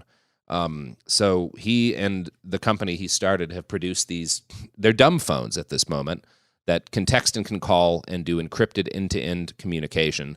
They also, if you are off-grid, like in the middle of nowhere, and you and your friends have these, you can communicate through text or through phone to each other, even if there is no network, right? The phones themselves do make a network. They communicate just to each other. Just to each other. They do not connect to the wider internet. Yeah, which is really cool and potentially extremely useful. This is there's a number of applications that this could have, Garrison. You mentioned that the Atlanta Forest Defense people could benefit from something like this because it effectively, they're about $200 a piece. Anyone who can afford a few of these, you can set up your own secure comms network for wherever you are and whatever you're doing. Well, and the other feature of this is that you can set it onto something called sheep mode, where basically if you suspect that someone who you don't want to look at your phone, whether that's law enforcement, whether that's random other people, you can set it to this mode that when they either seize or gain possession of this device, all of the data is immediately wiped before they can actually open up the phone, and they will open it up. They will see this fake profile not fake profile, but like this alternate profile called you set up, called the sheep profile, which shows not the stuff that you were using the phone for. It can either just be blank, or you could stick some numbers in there. Yeah. You could have a series of fake texts. But if you ever regain possession of the phone, you're able to put in a special password that will send the data. It'll send the data through encryption back onto this device, so you still have the things that you would have lost. And obviously, there's a degree of you would have to have some trust for the company. Yes, because as Ben says, Ben says we are attempting to do this. He was very open about the fact that they have the phones. We saw them. Some of this stuff is still getting built out. It is still in development. They're still figuring out different ways to keep the servers secure, to protect the servers from subpoenas from the American government and from other governments. This is still something that is being worked on. It was just one of the, we see a lot of a lot of lofty promises and a very very little thing to show for. This is one of the things that had actually just this one guy that had some pretty relatable promises. And was very open about what they have done and what they haven't done and what they're trying to do. No, he was not bullshitting. He wasn't trying to overemphasize what it can do. Or what it can do at the moment, it's still being worked on. But this is one of the future things that we will want to follow up on. Yeah, I think we're going to try to have Ben on the show in the near future because they're going to be doing a Kickstarter to fund one of the next phases of production of this. But you can look them up yourself. You can buy the version 1 of their product, which is on sale and functional now, at offgridphone.com, spelled the way you would expect. Check out offgridphone.com. We found it interesting. We'll be following up on that. Ben gave me very strong, the good kind of libertarian vibes. Reminded me of a couple of people I used to hang out with in my youth. And it's very much is that kind of product of just a cranky guy who knows tech and is angry at all of the data being sucked up and all of the data that we just kind of agree together we're going to give away to unsavory characters because life in the modern world is kind of impossible if you don't do that. No, and one of the things on his signs was something along the lines of "Don't let the popo look at your phone." Mm-hmm. So it is somebody who gets it. Yeah. We liked Ben. That is the dark side of the future of tech as this year's CES has unveiled it to us. This is also the conclusion of our reporting directly on the convention itself. We will have some reporting in the future that'll be influenced by things we found here that we're going to continue to look up. But and we should have some of the audio that we pulled from inside the convention center. Yeah, that should be edited together sometime in the near future. Hear me talk to Palantir. That'll be fun. Yes, as a little kind of documentary, little daily diary of what we were actually doing on the ground. So that's being worked on. But this is as we're recording right now. This is the final day of CES. We are almost done. Mm-hmm. We are both very sore. It is surprisingly hard on your body. We have to enter Eureka Park one more time, but then we will be finished, and then we'll have to upload this and edit edit the rest of the stuff we've made into a little piece for you. So that is still coming. You say we, which was very generous. You're going to be doing that. Me and Dan will. I don't. I will not be editing anything. I don't know how to. Anyway, go to hell. I love you.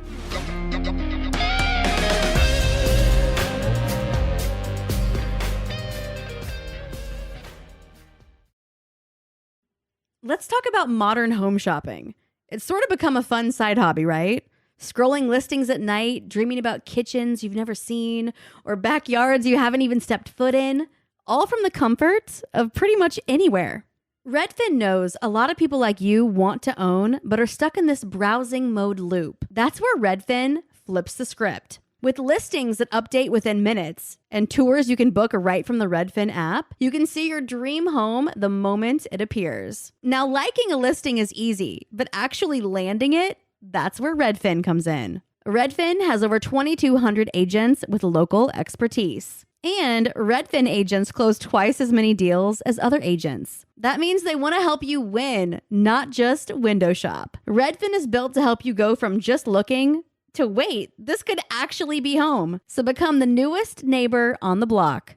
Visit redfin.com to start finding and start owning. That's redfin.com.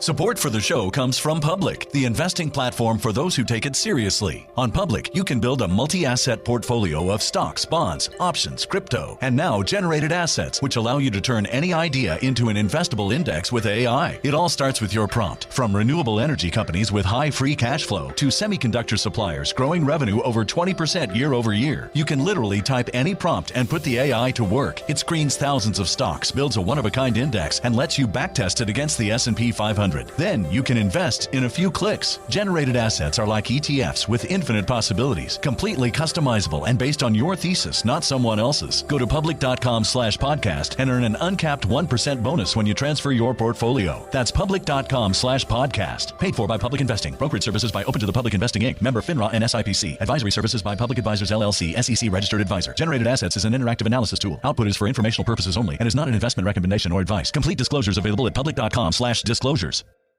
Tired of spills and stains on your sofa? Wash away your worries with Anabay.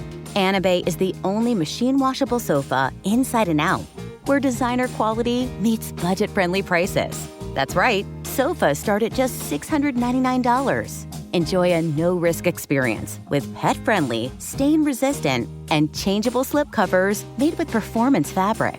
Experience cloud-like comfort with high-resilience foam that's hypoallergenic and never needs fluffing. The sturdy steel frame ensures longevity, and the modular pieces can be rearranged anytime. Shop WashableSofas.com for up to 60% off site-wide, backed by a 30-day satisfaction guarantee. If you're not absolutely in love, send it back for a full refund. No return shipping or restocking fees. Every penny back. Upgrade now at WashableSofas.com. Offers are subject to change, and certain restrictions may apply.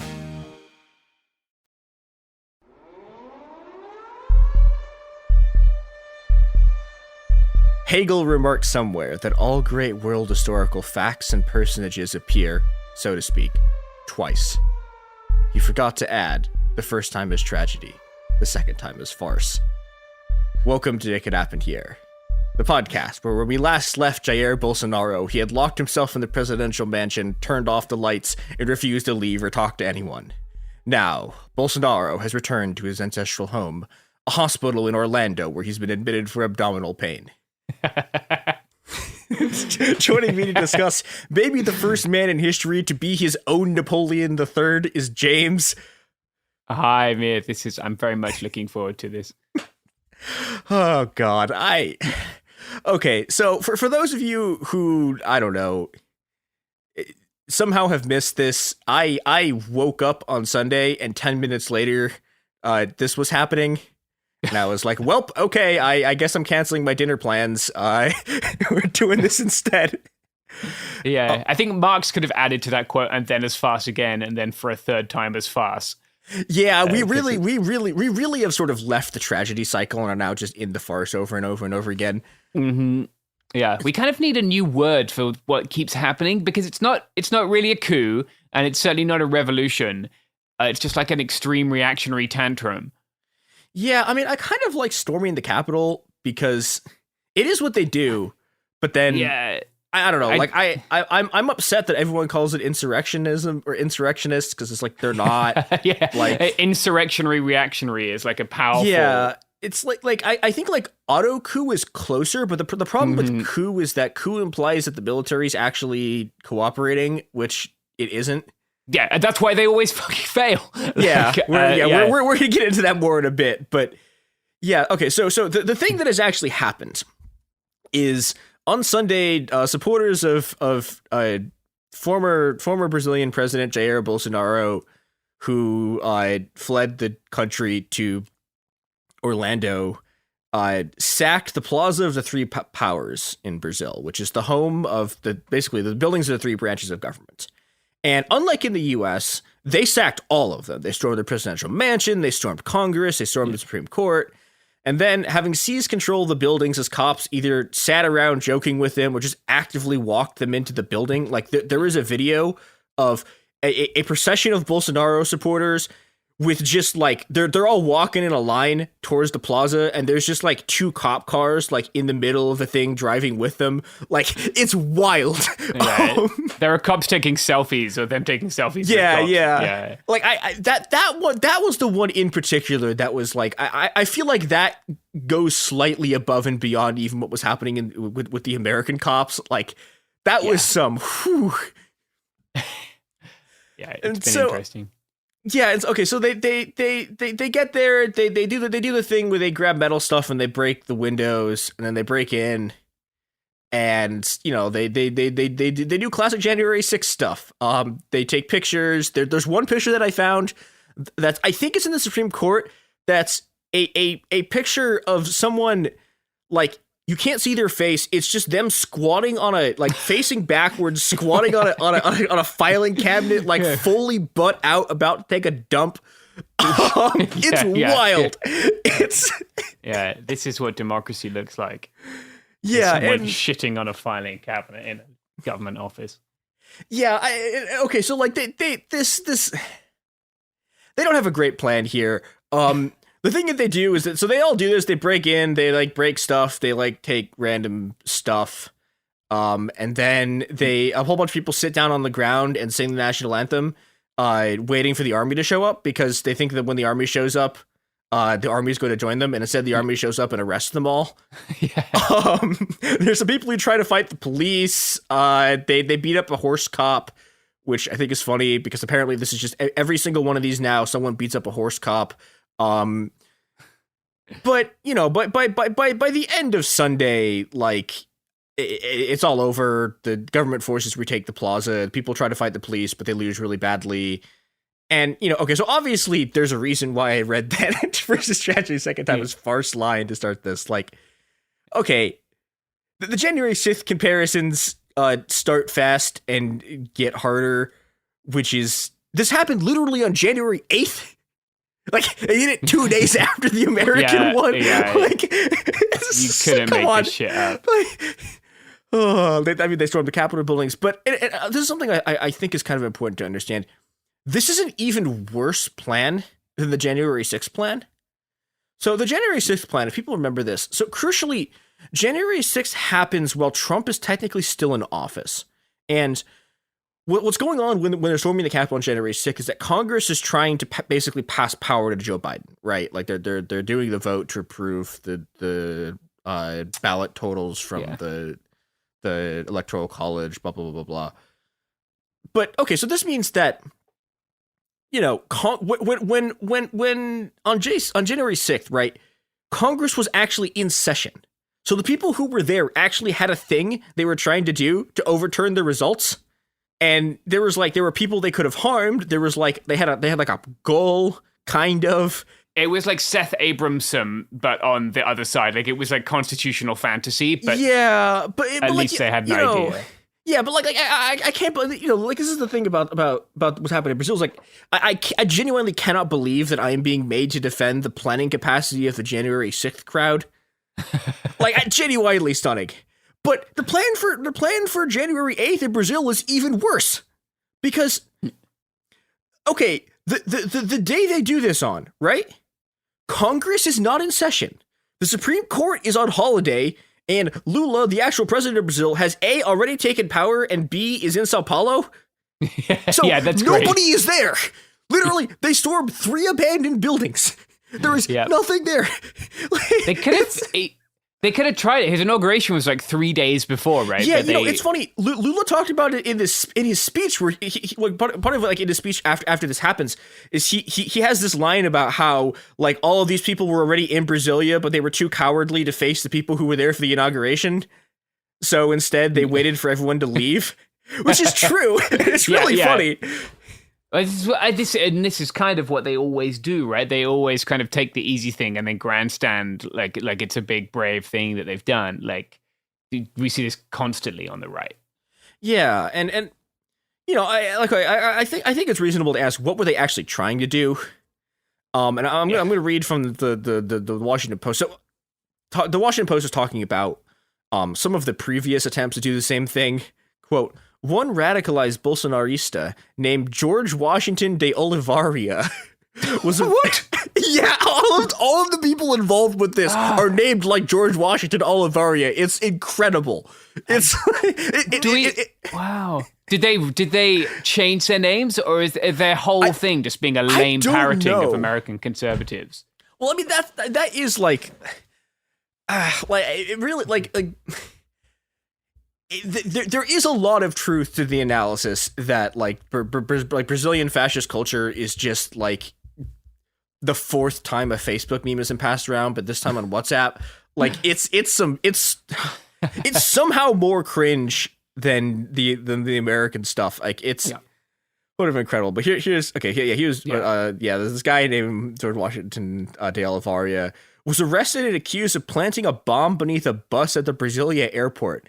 In a statement to police, he said he wanted to, quote, begin chaos that would lead to military intervention. So he's trying to do the strategy of tension, right? Which is this thing from Italy where, okay, so you have the government running a bunch of sort of like, I don't know if calling them fake fascist groups is technically correct, but you have them running a bunch of terrorist groups, and you know, okay, so they this is happening in like the 60s, 70s, and sort of. Yeah, I guess a little bit into the 80s, is that they're doing all these bombings and stuff, and they're doing all these terrorist attacks, and the goal is to get people to like sort of trust the government and like allow like sort of further state or military intervention. But the thing about that was that crucially, the strategy of tension was a strategy that was done by the government. It doesn't really work if you're not the government and you are in fact the people causing the chaos in order to get the military to sort of join you. So this is a crucial problem for Brazilian fascism, because as much as the modern fascist movement is a cult of Bolsonaro, it's really a cult of the military. Bolsonaro is sort of just the person who embodies the sort of desire of the fascist masses for military rule. But this means that if the military just refuses to do a coup, they have no idea what to do. Yeah, well, they could deploy Bolsonaro himself. Have you seen that video of him trying to do press-ups to prove that he's like... Yeah. He's still a super soldier, don't worry. Oh. You know, but this is a real issue for them. And you know, okay, so if I am pretty confident that if the military had actually decided to do a coup, this would have worked. Like, and I think they would have pretty trivially just like smashed sort of the rest of the forces of the state, and Lulu would be in prison. But and this is the thing that's been the key to everything that's been going on in Brazil from the beginning. The army does not have the green light from Washington to do a coup. Because once again, Biden just absolutely hates Bolsonaro, which is why. Personal, like, you know, this is a coup that was planned from Orlando and not Langley. Now we're on like coup number 4 in the last few years that was planned from Florida, and notably 3 of the 4 of them have failed. And this isn't the best failure. The Venezuela one was a real high. That was much mark. funnier. Yeah. Well, I mean, to be fair, this is a better planned coup attempt than the Venezuela one. That's not hard. That's an extremely low bar. Low bar, yeah. The kind of bar that you can get over by tripping. But, you know, we're still in the very early process of figuring out how exactly who was involved in this and, like, to what extent everyone was coordinating with each other and, like, you know, I mean, like, to what extent, like, literally governors were involved, seem to have been involved in this, but we don't exactly know yet.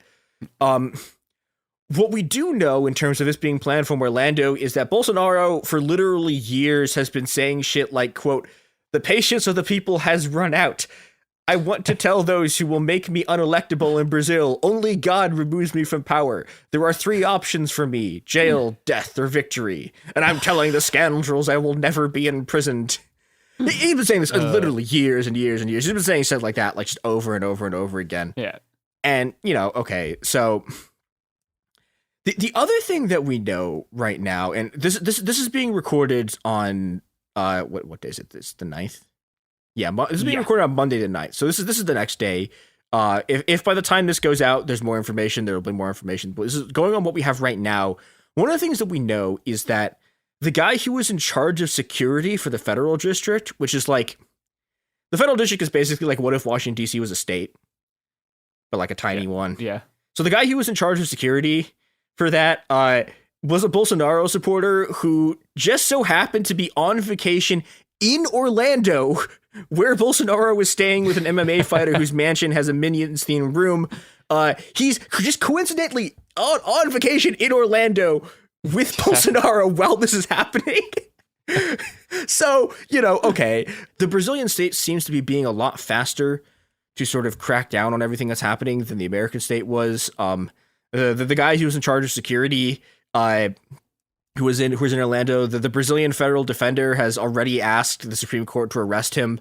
A Supreme Court justice deposed the governor of the federal district for allowing this to happen. Yeah, I saw that. Yeah, it's wild. The Brazilian Minister of Justice says they've already identified people in 10 states who helped plan or fund the operation. They've arrested the totals from yesterday said that they'd arrested 400 people. I saw somewhere they'd arrested 1,200, but I don't know about that. Jesus. That could be wrong. But yeah, they've arrested at least 400 people. There's a huge crackdown on people involved in this. Lula... Yeah, it's much better than the January 6th response in that definitely, sense, yeah. right? Part of what's happening, right, is like Lula literally basically declared a state of emergency in the federal zone and got basically I guess you would call it he basically sent in the feds and has his people now have direct control over security in the capital because the police there are so unreliable.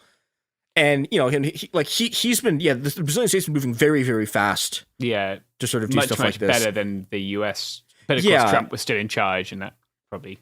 Yeah, and also Lula, unlike Biden, Lula has literally 3 hours as this was happening. He's making a speech about that's him vowing to go after everyone who's involved in this, including Bolsonaro, and A Brazilian member of Congress has formally asked the foreign ministry to extradite Bolsonaro to the U.S. Who knows what's going to happen there? Yeah. There's been a surprising amount of sort of support for that in the U.S. And that's everything that's been kind of interesting for this. Before we take the ad break, is that Lula's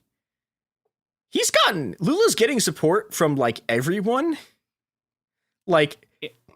This is one of the rare. We have the great capitalist triumvirate of Vladimir Putin, Joe Biden, and Macron have all said that they're backing him, which is wild. Yeah, real international Lincoln Project vibes. Yeah, it's. That is, I guess, who Lula is to a broad extent, right? If you go back to Lula episodes, he was close with the Bush administration, but also close with the World Social Forum people. So he's always kind of been the guy who straddles the divide between he's not Hugo Chavez. Yeah, he's not, and he's the guy who straddles the divide between the sort of international imperialists and what was the left. Yeah. Yeah. So all right, we're gonna go to ads, and then when we come back, we're gonna talk more about how everything is actually sort of gone. All right, we're back. So. One of the things I think is very interesting about this whole thing is that for all of the sort of planning and organizational capacity that's gone into building the sort of transnational fascist movement, the American right, the American right has been setting up. The American right has just actively been making their allies worse here. Their ideas.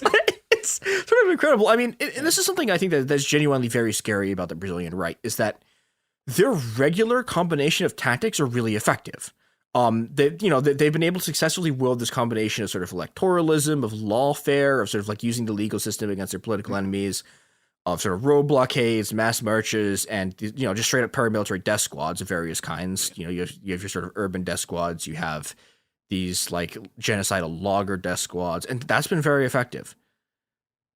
And so like they lost this one election, but their position inside Brazilian politics is still really strong. They control a bunch of like governorships. They like Bolsonaro's party and his coalition like control the Brazilian parliament. Okay. So, like they're in a very strong position, but then they talked to the Americans and they imported January 6th and stormed the Capitol. And at least right now, it looks like it's going really badly for them. Like even the sort of like right-wing oligarch press has turned on them. Globo, which is like, it's Brazil's biggest newspaper. Well, I'm 99% sure it's the biggest newspaper. It could be the second biggest. I'm pretty sure it's the biggest. It's funded by like right-wing shithead billionaires. But their entire front page right now is just them yelling about the coup and like gleefully reporting on like they had a front page thing for an individual sociology professor who stepped off a bus coming back from Brasilia and immediately got arrested. Like this is the kind of sort of jubilation that it's kind of amazing too, because like what kind of cursed sociologist is also a Bolsonarist insurrectionary? Yeah, well, I feel like if you're a sociologist, there are exactly two. You have three paths. One is you become a cop. Two is you do the Italian thing and you become the Red Brigades. Yeah. That was Italy's first sociology department, by the way. It turned into the Red Brigades. Or three, you become a Nazi. those are your three options. Yeah. There are some cursed. I've never been unfortunate enough to run into any of the church sociologists, but you're very right. They are there. Yeah, we stayed away from them in the anthro department. We were like, nope. Yeah, I've taught in sociology before, and you definitely do get a lot of students who are there to be a cop. I'd forgotten about that. Yeah, it sucks. Although I will say, Brazil has had, well, at least one. I feel like they've had at least a couple of sociologist presidents. Fernando Henrique Cardoso was a sociologist who was president for a while, and then he got replaced by Lula. This has been a tangent about what happens when you put sociology professors and let them out of their cages. So okay, and I will say this, going back to Globo for a second, like some of the stuff that they're saying is not exactly true. Like they're trying to sort of make a separation between the like extremist Bolsonaroistas and then like the people in parliament, and it's like, okay, classic, like they have this whole thing about how these are extremists with no support in parliament, and it's like, okay, buddy, like there are literally people like in Congress who are in Congress because they were elected because they filmed themselves doing right-wing trucker roadblocks. Like, like, and funny thing is, other things, one of their other stories was them talking about Brazilian politicians frantically deleting their social media posts in support of the protests. yeah. So okay, like Real, I mean, it is actually true that like a lot of like even people in Bolsonaro's own party like denounced it, but yeah, I mean, we saw the same shit, right? And then they'll gradually reimagine it over the next 2 or 3 years to where like they're not denouncing it anymore. Yeah, well, here's the thing. We'll see what happens, because there is also a chance here that like everyone who was even tangentially like involved with this just goes to prison. And so everyone's like, maybe we'll back out of this. I'm not a big pro-prison guy, but the video of them arriving in a coach at the jail was pretty amusing. Oh, yeah, that was pretty funny. Yeah. So, okay. So, right now, it looks like this has gone pretty badly for them. Again, this is being recorded one day after it happened, so I don't know if the army has actually done the coup tomorrow. It's not my fault; it wasn't out yet. But I think we should take a step back and ask, why is this happening? And I think we should ask, why did this happen in the same way in both the U.S. and Brazil, and why did it not work? And the answer to this is that the Capitol is a trap. What the American and Brazilian right has ran into, sort of ironically, is the crisis of the 21st century revolutionary movement. So to explain what I mean here, I'm gonna read a bit of To Our Friends, which is a work produced in late 2014 by the Invisible Committee, which is the pen name of some French anarchists who are most famous for writing The Coming Insurrection. I'm not normally a huge fan of their work, but they got one thing very, very right, and that's this. Occupation of the Kasbah in Tunis and of the Syntagma Square in Athens, siege of Westminster in London during the student movement of 2011, encirclement of the parliament in Madrid on September 25th, 2012, or in Barcelona on June 5th, 2011, riots all around the Chamber of Deputies in Rome, December 14th, 2010, attempt on October 15th, 2011 in Lisbon to invade the Assembleia da República, burning of the Bosnian presidential residence in February of 2014. The places of institutional power exert a magnetic attraction on revolutionaries. But when the insurgents manage to penetrate parliaments, presidential palaces, and other headquarters of institutions, as in Ukraine, in Libya, or in Wisconsin, it's only to discover empty places, that is, empty of power, and furnished without any taste. It's not to prevent the people from taking power that they are so fiercely kept from invading such places, but to prevent them from realizing that power no longer resides in the institutions. There are only deserted temples there, decommissioned fortresses, nothing but stage sets, real traps for revolutionaries. The popular impulse to rush onto the stage to find out what is happening in the wings is bound to be disappointed. If they got inside, even the most fervent conspiracy freaks would find nothing arcane there. The truth is that power is simply no longer that theatrical reality to which modernity accustomed us. Yeah, I think that's very prescient, and like, we're raised on these myths, right? Both on left and right. Like on the right, like there are all these myths of these American institutions, which are great and unique and shining cities on a hill. And on the left, like we're raised with the storming of the Bastille and stuff like that. It's these the Winter Palace, right? These moments of kind of revolutionary change. But yeah, power. Yeah, doesn't... and I want to specifically, I want to take a second to talk about the Winter Palace, because this is actually something that I think sort of worryingly, this is Nick Fuentes actually talked about this in one of his podcasts, which is that like, and he's right about this, which is that like there are like, you can't actually just storm a Winter Palace and take power, right? It doesn't work anymore. Yeah. And but I think it's actually worth like taking like 2 minutes to lay out why that's true, and it's because the Winter Palace was like a once in a once in a century historical moment, and it only worked because and this is something that I think people forget. The storming of the Winter Palace was not the thing that overthrew the Tsar. That was later. That was the February Revolution. That is a completely different revolution. The storming of the Winter Palace, and the reason why that worked, was that the government that the Bolsheviks were overthrowing was Kerensky's government, which is this like really dipshit like interim government that was only supposed to be there until an election happened and had like the most fig leaf legitimacy of any government ever. Yeah. Everyone hated them. They had no supporters. And this is why it worked, right? Because when they had no power at all. And so when the Bolsheviks rolled in on them, everyone else just stayed home. And that is not going to work in any modern context unless, like, I don't know, you two are also like 2 years in a revolution and there's like a really... And 3 years into a war. Yeah, there's like an incredibly fig leaf government. Maybe you can pull this off, but like that is a absolutely terrible, god-awful model for attempting to seize like any kind of power or bring down any government. But you know, because that became the sort of like mythology of the Soviet Union, that you know that was sort of burned, the sort of false image of that was burned into the sort of memory of sort of collective memory of the left, to the point where like most people don't even remember that Kerensky was also technically a socialist, and that the October Revolution was a socialist, like a group of socialists overthrowing another group of socialists, and both of them have a very tenuous sort of like. It's tenuous of whether either of them are socialists at all. Yeah, and then going on to take power and kill a bunch of other socialists. Yeah.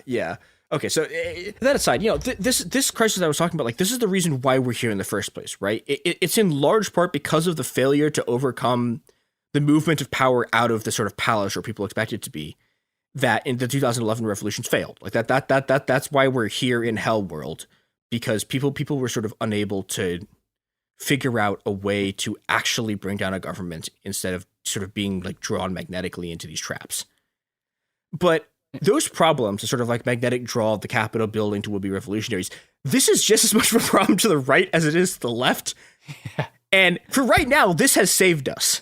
It's caused the Brazilian right to abandon things they were doing that actually like are genuinely terrifying and could have been and have been effective. Like, for example, one of the cleanup operations that was happening today was the Brazilian army cleared a bunch of these people who were trying to do blockades of state oil facilities. And that actually could have worked, right? Like that'll shut things down. Yeah. And we've talked about this before in the other sort of Bolsonaro episodes, but like those kind of like trucker blockade things, blockading highways, blockading like those are tactics that the Brazilian right sort of natively uses. And there's a world where the Brazilian fascists stick to their instincts. And instead of doing this doomed attempt to storm the Capitol, they put these same numbers of people into trucks with roadblocks and burning tires, and they try to shut down the Brazilian economy.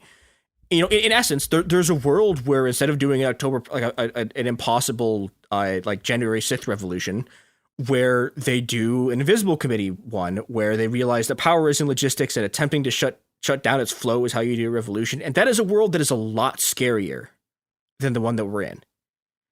Yeah. But, I think we'll see how this ultimately plays out. But I actually think the fact that this was planned from Orlando is like, with the help of sort of the usual American January 6th crowd, I think this actually really, really fucked them. Like it really deeply hurt sort of the Brazilian fascist movement, which is good. Yeah. It always like when I was thinking about this recently with like Myanmar and everything else. Like I always come back to like Marcuse, where he talks about the false choice of masters by slaves, and like how the solution is not this like one big sort of like big, I don't know what to call it, like symbolic kind of act of violence, but like the great refusal to participate in these things, which is something that lots of people have power to do, as opposed to doing this stupid shit which centralizes them in one place and gets them all arrested. Yeah. Well, I mean, this is also like there's another sort of part of this, which is that like both in the U.S. and in Brazil, the right is not very good at fighting the cops.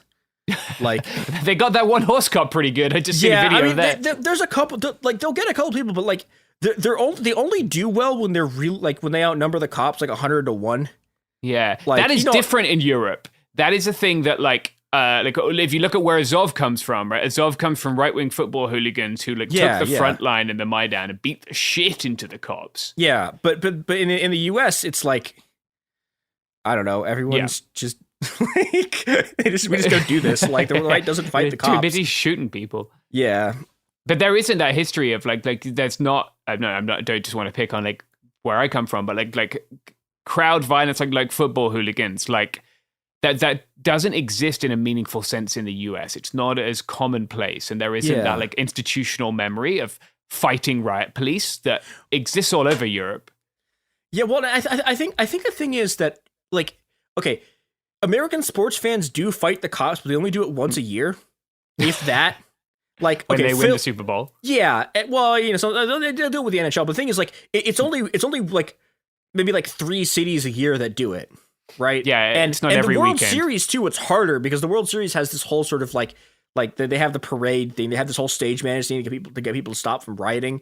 So really, there's only like 2 or 3 events per year where you can get riots. Whereas like in Europe, anytime, any given Saturday, you could be throwing down with a cop on a horse. Yeah, but like it's outside of it. It's gone long beyond that. Like. I remember in like just before this 2011 moment, like the earlier 2000s, the anti-G8 movement, like the institutional knowledge on how to deal with large volumes of police and still get your point across, it's just, as we saw in 2020, did not exist here and had to be imported from Hong Kong and other places very quickly. Badly imported, admittedly. Yeah. But, infographic from Hong Kong. Yeah. So, okay, having said all of this, this is not to say that everything is fine. Because it's not. I think something that's very important that I have not seen anyone talk about in either sort of January 6th or January 8th is that the immediate reaction to the coup on the left, and this is as true of the Brazilian left as it was of the American left. In fact, I think the American left did way worse in January 6th, was paralysis. Right, even in Brazil, which has these sort of once mighty social movements. Counter mobilizations took almost a full day to materialize by which point the threat had already dissipated. So, for a full day, the only thing standing between the fascists and power was their own stupidity. And, as boundless as their stupidity seems, like watching these people like taking a dump on a cabinet, like with a camera in front of them.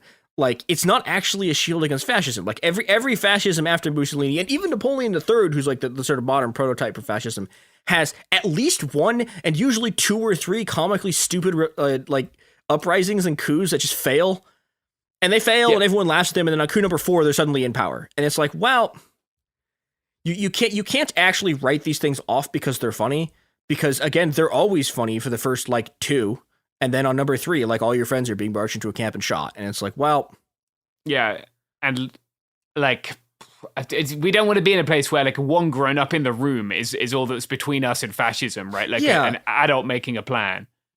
And I think there's a specific, like... I think social media actually plays a really big role in this. Because, you know, I remember this on January 6th, like... There was this kind of, like, the way that it just turns everyone into a spectator... Everyone was just like, you know, I think it was Vicky Osterweil, I think was the first person who said this, was like Twitter is a machine that turns action into discourse. Yeah. And so, you know, while it was going on, right, like everyone turned the action of the thing into discourse. And everyone was just sort of like sitting there paralyzed watching it. And that is fatal, right? Like if you look at the actual stress test of the sort of machinery of power, right, like I think it's actually much less of a big deal that the cops were on their side. The cops didn't respond, because the cops eventually did clear them out, right? It took a long time, but the cops eventually did it. But I think the thing that's actually more dangerous is that, like, there wasn't a response from the left at all. There's nothing, right? Like there were rallies in Sao Paulo like the next day, which is actually funny because both the rallies, both like the people sacking the Capitol and the people in Sao Paulo were both singing the national anthem, which is some real fun politics moments. It's another thing to talk about in old nationalism. Yeah. But yeah, you compare that to Spain, which is obviously where I'm most familiar with, where like people immediately got guns, got in the street and started killing soldiers when they had a much more effective and organized coup, right? And that coup would have failed were it not for fascist intervention from abroad. But yeah, Brazil has powerful unions who did shit. Yeah, well, and partially I think that has to do with the hollowing out of the unions. There's a sort of long story here, but like, you know, and even if you look at, like, I think this is a sign really of sort of how actually dynamic the left is, because, you know, if you want to look at like a dynamic Latin American left, like there was a very, very well organized U.S. backed coup against Hugo Chavez in 2001. Oh, was it 2001 or 2002? It was just before I moved there, so I think it would. There were other coup attempts in Venezuela too that were less well organized. Yeah, 2002. Yeah, April 2002, and that one got far enough that like the New York Times was like had an article out about how democracy had been restored to to Cuba. And, I mean, to Venezuela, and then, you know, the thing that happened after that, and there's a very famous movie of this. From a filmmaker who was just there, is that over the next 47 hours, like the left mobilized, and they put so many people in the street that like the coup plotters had to back down, and Hugo Chavez got to be president. And, you know, and that's the thing that a strong left can do, right? They can actually defeat the military. And but you know, but this didn't. The U.S. we fell down on the job. Like there wasn't much of that in Brazil. It is true, as Lula was saying, that they picked a day when everyone was gone, but it's still, I think, really alarming that just by sort of acting first, they have so much of a sort of time advantage, a sort of an advantage in reaction over us. Yeah. That film, by the way, if people want to watch, is called The Revolution Will Not Be Televised, which is kind of a great title to reflect on that spectator thing that you were talking about. I watched that bad boy on VHS back in the day. Oh my God. In Caracas. Wow. Yeah. Good times. So, okay, finally, in a broad sense, I want to ask, like, what are we doing here, right? The sort of dominant mode of quote-unquote anti-fascism. And this is the model that's being adopted by Lula and the rest of the sort of liberal and even sort of moderate conservative ruling class in Brazil. It's what's been adopted by the Democrats. Is their anti-fascism is posing their opposition to fascism as a defense of democracy and the rule of law. Mm-hmm.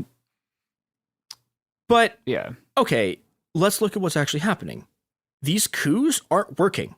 The sort of extra paramilitary attempts to take power, they're losing every time. But do you know how the fascists are taking power?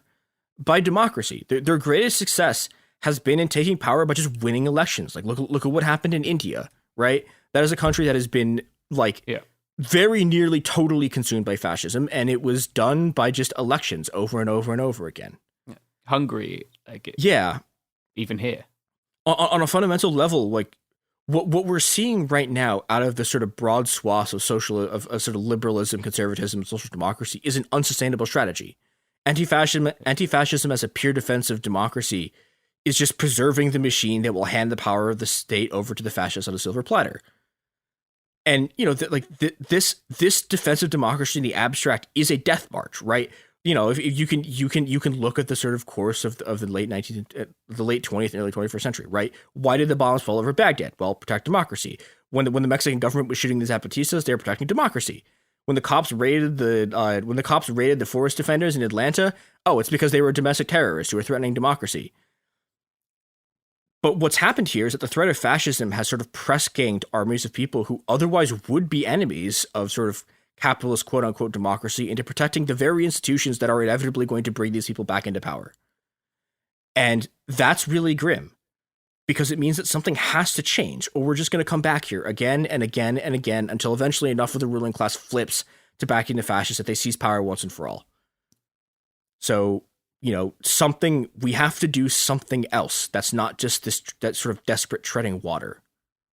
Yeah, fighting to stand still in this terrible place where people can't pay their heating bills and feed their families. Yeah. It's a pretty dire fucking outlook for us, isn't it? Yeah, but I mean, you know, I would say this, like, there was a vision in 2020 of what that something else could be, right? Like, it's not like we're in the depths of, like, the 2000s where no one has ever seen, like, anything else being possible, right? Yeah, look, there are a lot of people probably listening because they saw that vision in 2020 and it changed who they want to be and how they want the world to be, and I think that's really good. And for me, at least, I think once people are out in the streets, which people weren't able to do in time in Brazil, like, they will tend to find that solution outside of institutions. Yeah. But the response has been almost entirely institutional, at least in here, in this country, to a fascist coup, because people were tired from a year in the streets and they'd all been fucking arrested and half of them have been shot. And part of the problem also is just that, like, there's like, the U.S. just has a sort of geographical problem, and Brazil has this too to some extent, which is just that, like, this is not like Belgium where you can very quickly get people to the capital. Like, you can't actually, like, it is actually genuinely very hard to get a bunch of people to a place quickly here, right? Which, you know, is a thing where we're lucky that, like, the capital kind of, like, holding the capital doesn't, you know, it's not a thing that actually allows you to sort of take power. But it's also a real sort of concern about politics in the U.S. because it can't work the same way it works in a lot of places that are smaller. Yeah. Like Bolivia, for example. Yep. Yeah, or even Venezuela, right? Like, so much of the institution, almost everything is in Caracas, even though it's a big country. Yeah. That's pretty much all I got. We'll see if Bolsonaro, when he gets out of the hospital, if he gets out of the hospital, he's returned to his ancestral home. And it's always good to see people with takes on the situation in Brazil who also think the capital is Rio. That's always a fun thing that I can see on Twitter.com. But it's okay not to post. You know, I have one of my rules of thumb about talking about a place is if you can't name 5 cities in a country, don't talk about it. This is a thing that, like, so many, like, people who get paid to write articles about places, like, just fail all the time. That is a low bar. People who get paid. This is the low. Like, frankly, you should be able to, like if I was doing due diligence, I would be actually learning Portuguese right now instead of, like, relying on my Spanish to sort of, like, power me through it. But, you know, the lowest bar is you should know the capital and you should be able to name 5 cities in it. And if you can't do that, like, maybe don't post. Yeah, it's fine not to post. In fact, when dealing with coups, maybe consider options that are not posting. Yeah. And go out and stop them. Mm-hmm. Make friends. Yeah, so this has been Make It Happen here. You can find us in the places on social media.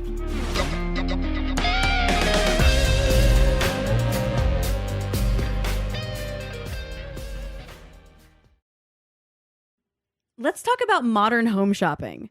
It's sort of become a fun side hobby, right? Scrolling listings at night, dreaming about kitchens you've never seen, or backyards you haven't even stepped foot in, all from the comfort of pretty much anywhere.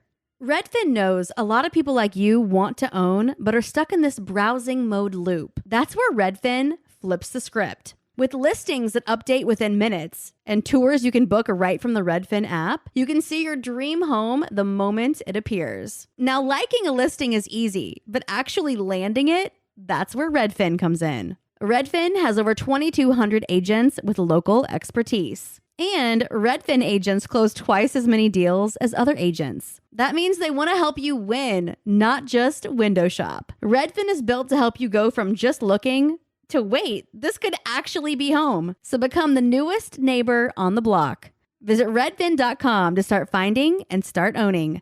That's redfin.com.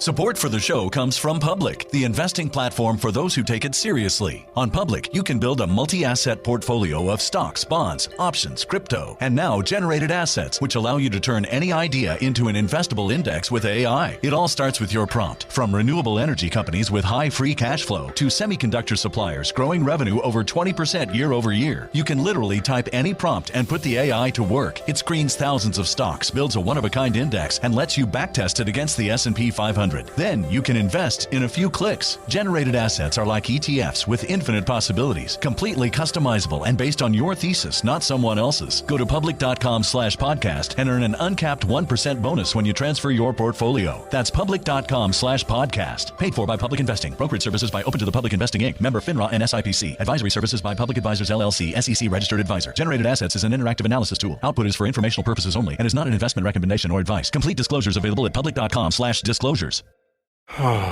Sink into affordable luxury. Anabay is the only machine washable sofa inside and out. With stain-resistant slip covers and a cloud-like frame duvet, everything goes right in the wash. Plus, the modular design lets you change the look of your space anytime. Visit WashableSofas.com to upgrade your home. Shop up to 60% off site-wide, with sofas starting at just $699 and a 30-day money-back guarantee. Shop now at WashableSofas.com. Offers are subject to change, and certain restrictions may apply.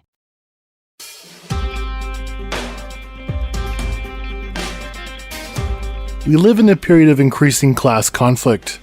During the Trump years, strike action reached a 17-year high, and in 2022, strikes surged, increasing almost 40% over 2021, as workers fought back against rising inflation and the cost of living. Fights over unionization hit sectors previously thought to be unorganizable, as workers declared victory across fast food chains, Starbucks, and Amazon.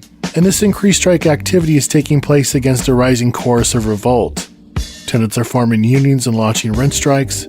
Riots kick off in the face of police murdering, on average, over 3 people per day. And kids walk out of school, demanding everything from access to PPE to an end to attacks on queer and trans youth. It's not just that strikes are increasing, but the logic of the strike, to strike a blow against one's class enemies, to enact a cost and generalize collective refusal, is spreading. As 2022 comes to a close, the largest strike by education workers across the University of California system has seen barricades, occupied buildings, and strikers even liberating dining halls to feed themselves. Members of the United Mine Workers have been on the picket lines for almost 2 years, and this holiday season, over 100,000 rail workers stood on the brink of crippling the U.S. economy in an effort to win sick leave, as the government rushed to enforce the contract and break the strike. With so many people on the verge of striking, it's easy to wonder what would happen if a strike across industries could be organized, a general strike. It's this very subject that we tackle in today's show. And speaking of strikes, the producers of It Could Happen Here have walked off the job, and It's Going Down is taking over. Yay! We're so excited to be here to talk shit. That's right, IGD will be occupying the means of this production for 5 shows throughout the month of January, as we address some of the major issues of today while looking back at recent examples in history about how the exploited and excluded have attempted to meet the conditions which immiserate our lives head on, Each episode, of course, is going to have special guests and a deep dive from us. Launched in the summer of 2015, It's Going Down is a media platform, radio show, and podcast that covers autonomous social movements from an anarchist perspective. As a group, we represent folks from across the U.S. Tom and myself have been involved in covering and participating in social struggles for over 20 years. Sophie is a longtime educator and community organizer across multiple continents, and Marcella is a writer and comedian. This is Mike Andrews. Happy to be here. I'm Sophie. Marcella. And I'm Tom. Yeah, this is really cool. Thanks to all the It Can Happen Here people. This is awesome. Yeah, I'm excited to be here and talk about strikes. It's going to be a fun time. Yeah, I'm excited about today's topic, very much so. So just to start off, it's interesting. It seems like every few weeks on social media, every couple months, whenever there's like a big issue that comes up or something's going on in the news cycle, the idea of a general strike will trend or sort of kind of get out in the ether as this zeitgeist that becomes really popular. And, you know, we live in this time of increasing protests and strikes and riots, but it also seems like the possibility of a general strike seems like very far off. Or the idea of it even being this like trending thing on social media is sort of like passé or silly. And also it happens so often and we don't see it materialize. It can be easy to sort of write it off. Or on the other hand, a lot of people will say, well, if you want that to happen, instead of just like wishing it to be on social media, you should just join a union and get involved that way. It seems that this drive to constantly declare general strikes, though ambitious sometimes to the point of, you know, people being able to sort of make fun of it, the reality is that the repeated sort of call for that has normalized that idea. And what we're seeing a lot specifically in the US, but we're seeing a lot of people at their workplaces recognize that the business unions have failed. Right? It's how we got here. You know, I live in the Rust Belt. I live in the midst of the failure of business unions every single day of my life. And that they've also come to understand something that the autonomists in Italy were talking about in the 70s, which is that workers already control the means of production. They're already there. They already run the coffee shop, run the restaurant, run the warehouse, run the tech company, whatever. And if they just stop, nobody makes any money. And you don't need a union in a formal sense to do that. And so I think a lot of workers that traditionally fell outside of unions are starting to understand their power as workers outside of that structure, and that is incredibly important for us going forward. Yeah, I mean, I think you're totally right. I mean, I don't think quiet quitting came out of nowhere. And I know it's just like an idea. I like loud quitting more, like I prefer that. But I do think this culture, we're creating a culture where it is okay to be anti-work. It is okay for you to say, I hate my job and I actually don't do anything and I steal from my boss. And we should normalize that, right? Like, I don't think striking is just this whole thing. And I do want to say this before I move into that. Every single time I post a TikTok video, somebody's always like, general strike! July 30th! So it's like, yeah, it's definitely on the internet a lot. But I do think even people saying that and not doing it has an impact because it's like, what is that Martin Sostre said? You have to fight the culture. And the culture that we live in now is a culture that's like obsessed with work for work's sake. And so like, maybe part of it is like, yeah, workers already owns the means of production. Yeah, just don't work as hard at your job, you know? And if you're at work, steal from your boss. It doesn't have to be like this organizational thing because one thing is that like you have to realize is that sometimes unions work with management. So it's like, even if you're like, yeah, like I want to wait for my union, it's like, what if your union is like the Frito-Lay union that'll go behind your back and like make decisions? I guess all this to say is that I think changing the culture is important. And I think that's happening now.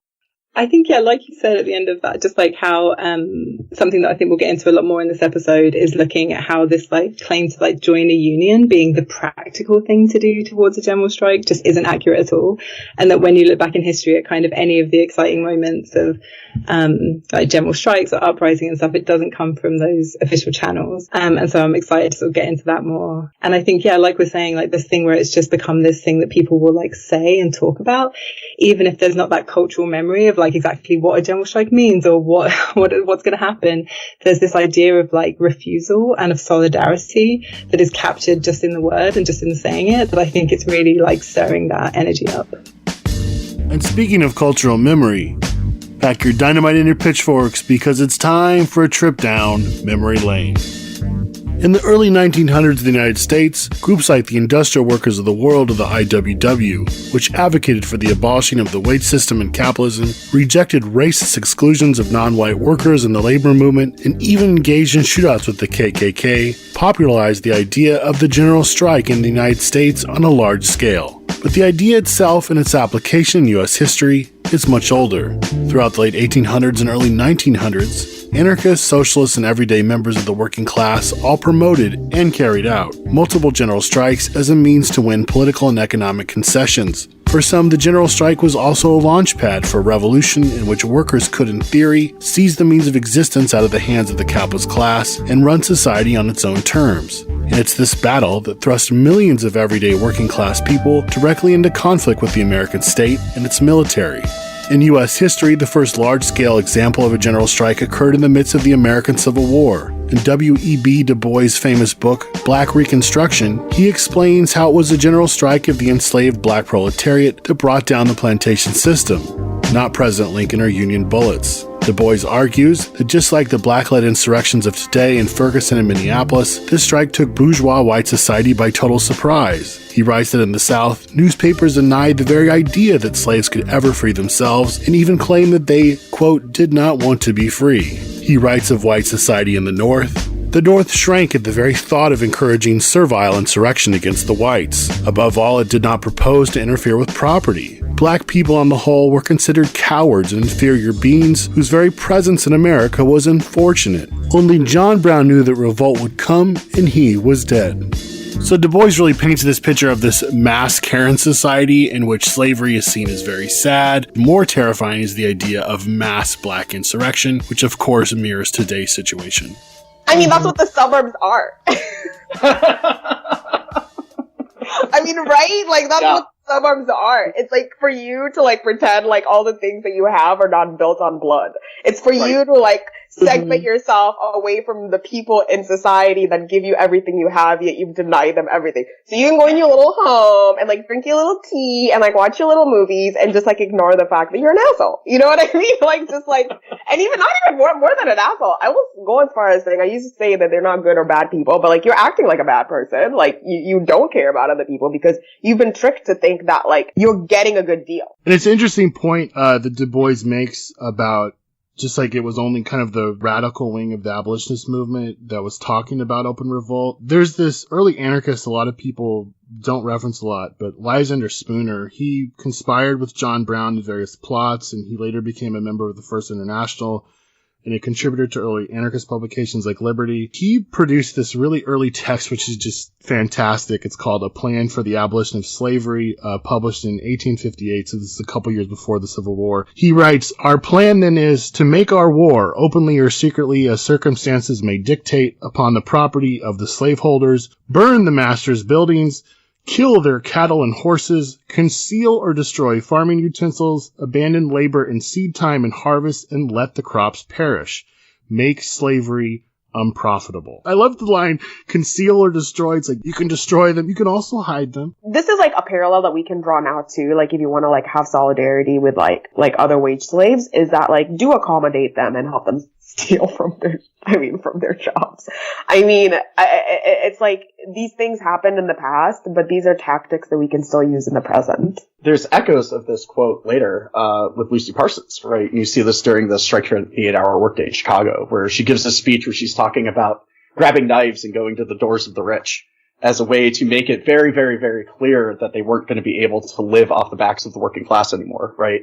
And it's this sort of idea of direct action, which now, I mean, if we think about now, what are politicians doing? They're trying to pass laws to make it a felony to have home demonstrations, right? To like do exactly these kinds of things, but in much more passive ways. So if we can really think back, I mean, this is a tried and true technique that people used in the United States for a very, very long time. And we can see still how much that terrifies people in power. There's another awesome quote from Spooner I just want to read as well. And this, I find this one really interesting because he's speaking actually to white people in the South, especially people that were in the slave patrols. He says, "White rascals of the South, willing tools of the slaveholders, you who drive slaves to do their labor, hunt them with dogs, and flog them for pay without asking any questions, you are the main pillars of the slave system." That is the most eloquent way to say ACAB. Exactly, honestly. Yeah, that's exactly what I was thinking. I think it's interesting to point out, as Du Bois writes, and as Frederick Douglass said of the Civil War, it was started, quote, in the interests of slavery on both sides. The South was fighting to take slavery out of the Union, and the North was fighting to keep it in. And the mass black exodus did not kick off at the start of the war. He makes the really important point that Union leaders made it clear that they did not want to disrupt the plantation system. At times, generals even offered to put down slave rebellions, and he says that they even forbade, at least in some instances, Union soldiers from singing the song John Brown's Body. But as the North pushed into the South, the flood of former slaves escaping into Union hands grew and grew. By 1862, as Du Bois writes, this was the beginning of the swarming, of increasing numbers no longer to work on Confederate plantations, a movement that became a general strike against the slave system. This was not merely the desire to stop work, it was a strike on a wide basis against the conditions of work. It was a general strike that involved directly, in the end, perhaps 500,000 people. They wanted to stop the economy of the plantation system, and to do that, they left the plantations. It's interesting, too, and Du Bois makes this point, the general strike also encouraged and took place alongside many poor whites deserting the Confederate Army. One thing that's interesting about the Confederate side of the Civil War, you could get out of fighting if you owned slaves, and a lot of poor whites deserted the Confederate Army, which further crippled it. As Du Bois noted, the poor white not only began to desert and run away, but thousands followed black people into the northern camps. And just some key takeaways to launch into the discussion side of this. It's interesting that the wider society, as Du Bois notes, before the Civil War disparaged the possibility of mass collective action. And I think this really mirrors contemporary conspiracy theories and narratives around black rebellion today that happen often either in the midst of the George Floyd uprising or afterwards. And also the mass strike and refusal that happened during the Civil War, which disrupted the economy and made things like the slave patrols, the policing of the plantation system impossible. That helped bring down the Confederacy, obviously. And I think it's important to ask, as our contemporary society remains structured around racial capitalism, what might be done in the current system in terms of mass refusal and desertion that would cause a similar effect? The idea of the wider society disparaging mass collective action is because that's the fear is letting us know that we do have mass power. You know what I mean? It's like, it's not a surprise that people always say that Lincoln freed the slaves. When Lincoln literally said, if I had to end slavery to save the Union, I would have ended slavery. And if I had to keep slavery to save the Union, I would have kept slavery. You know what I mean? So just like this whole idea of letting black people know you can't do shit, don't even bother, is because they know that we can do shit. And we are doing shit because black people are always rebelling. If you come to Flatbush, you see it in full color. Mm-hmm. They realize the government doesn't give a fuck about them, and they've created their own institutions to support themselves. Mm-hmm. So it's like this whole idea to tell us don't even bother, and criminalizing the informal sector, because it's that's a way for us to gain power outside of the formal sector, you know what I mean? And things like that. So I just think it's like when they tell us don't bother trying to fight back, everybody has to suffer. That's what they always say. Everybody suffered and we all just suffer. And it's no, we don't want to suffer, and we're actually doing things to ease our suffering. And I think this is just all this is to say is that people who are out there doing stuff, keep doing stuff, and if you want to do stuff, do it. You don't have to be part of a union. You don't have to quit your job and be an activist. By the way, paid activists are not really activists. You can do regular shit in your whole day. You can do a free store on the corner of your street so people can have clothes. It's striking from the economy means divesting your time and resources. Mm-hmm. And you could do it. We could all do it in some shape or form. Well, and I think it becomes a lot more possible today to think about that than it did, say, before 2008, right? Yeah. So we had this kind of collapse of the legitimacy of the American political project sort of with the Iraq War, right? We all kind of saw how badly that can turn out. But what was left in America to uphold that entire edifice was the idea that even though things politically were kind of screwed up, at least there was economic success. And then that failed too, right? And so this sort of idea that built up after World War II, this kind of concept of the labor corporate compromise, the loyal worker that's going to get provided for the rest of their life. Not only did our parents' generation find out that was a lie, but younger generations don't really buy it at all. And so what you're really seeing is I think, this kind of breakdown socially of the legitimacy of the idea of the American dream because of all of its problematic elements and its impossibility and its absurdity, and kind of this revival of an idea which existed prior to World War II, which was an idea of social revolt, right? And it was something we saw manifest during the Great Depression, and it's part of the reason why the New Deal exists, was a way to put that down, was a way to prevent workers from feeling like the only thing that they had in front of them was to take over their factories and show up at the doors of the rich and so on, so on, so on, right? But that whole idea of the New Deal, that concept that the government was going to take care of you and the company was going to take care of you, collapsed in the 1970s. But the idea that it existed still holds on in some sectors of America today. I mean, you see this with the MAGA crowd really heavily. The idea that, like, nothing systematically needs to change, really. We just need better outcomes. And we just need, in their case, Donald Trump to pay attention to us and give us the things that we want. But really outside of that almost comical patriotism, you don't really see a lot of adherence to that vision any further. And that makes the idea of mass refusal not only a lot more possible, but something that's actively happening currently. Yeah, and the other part too I want to bring in is that when the New Deal was passed, it excluded like black people, right? And so that's one way. It's like this constant, like how white people are like tricked into like submitting to the system, and it happens so many times, and they still keep saying, trick us again. It's like, yeah, they're gonna give you shit so you're not upset, and then they're gonna exclude black people because at the end of the day, black people do all the work that we need to survive as a society. Do we not remember who the essential workers were? Like, who does the jobs that we need to like live? Like, you know what I mean? So yeah, you could like be out of work and get your little thing, but as long as we keep enslaving and treating the people who make the society run, it's fine. And now that's happening to white people too. And they're like, oh no, this is not cute. Like, it's not fun. I'm quiet quitting. You know what I mean? Because like they're real, like the way black people have been treated is starting to happen to white people. And it's just like, I hope, this is what I was going to ask you. How do we prevent another New Deal situation from happening where white workers are tricked again? Like, because I feel it's coming. I feel like they're going to find a way out of this. And like, how do we know if it's like bullshit? And like, how do we call it out, and how do we call it out? That's what student loan forgiveness was, right? Yeah. I mean, like, if we really think about it, the Democratic Party has been built recently since the Obama era on this idea of reinstituting elements of the New Deal without threatening the existence of capitalism. Very intentionally, right? We saw that the Affordable Care Act is a version of that, right? So, I mean, they are doing this. And I think what's fascinating about this, and this is something that radicals in the late 60s pointed out often about Lyndon Johnson, is they said, liberals voted for Lyndon Johnson and they put all their hopes in him. So when he failed them, they didn't have anything left to do except hit the streets, right? Like, there was no other option. And I think what we've really seen since the Obama era is the collapse of the idea that the way that the Democrats do social assistance is in any way going to solve anything.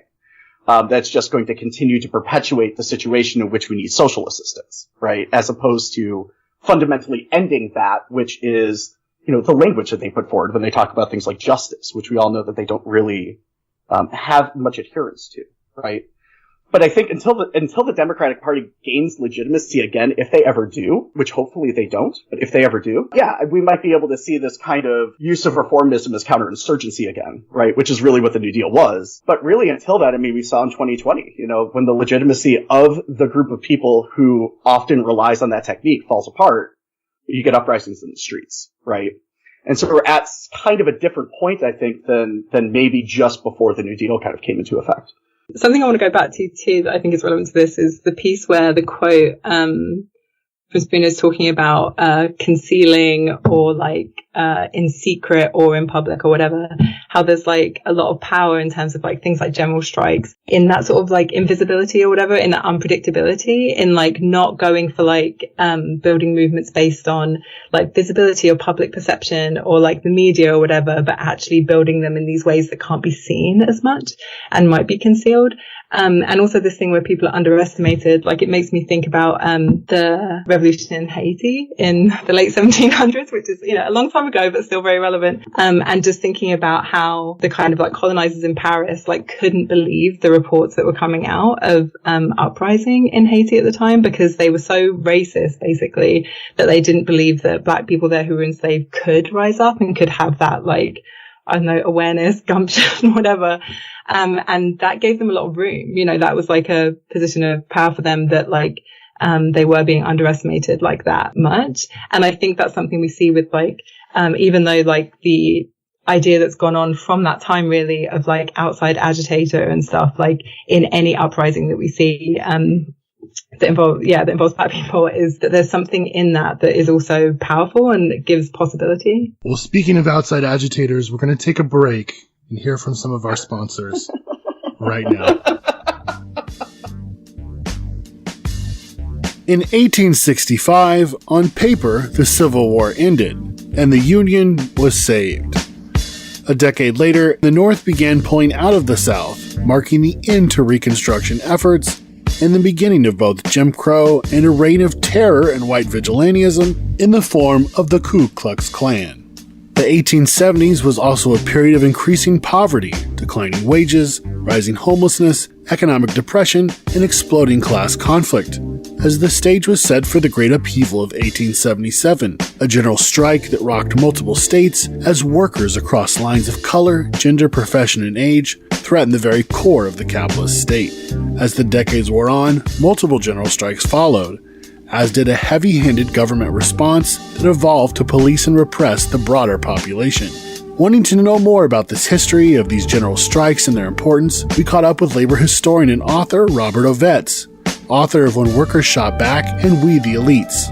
Ovets argues that the often violent general strikes of the late 1800s and early 1900s showcase the ability of working people to not only confront the state and capitalism, but also organize society on their own terms.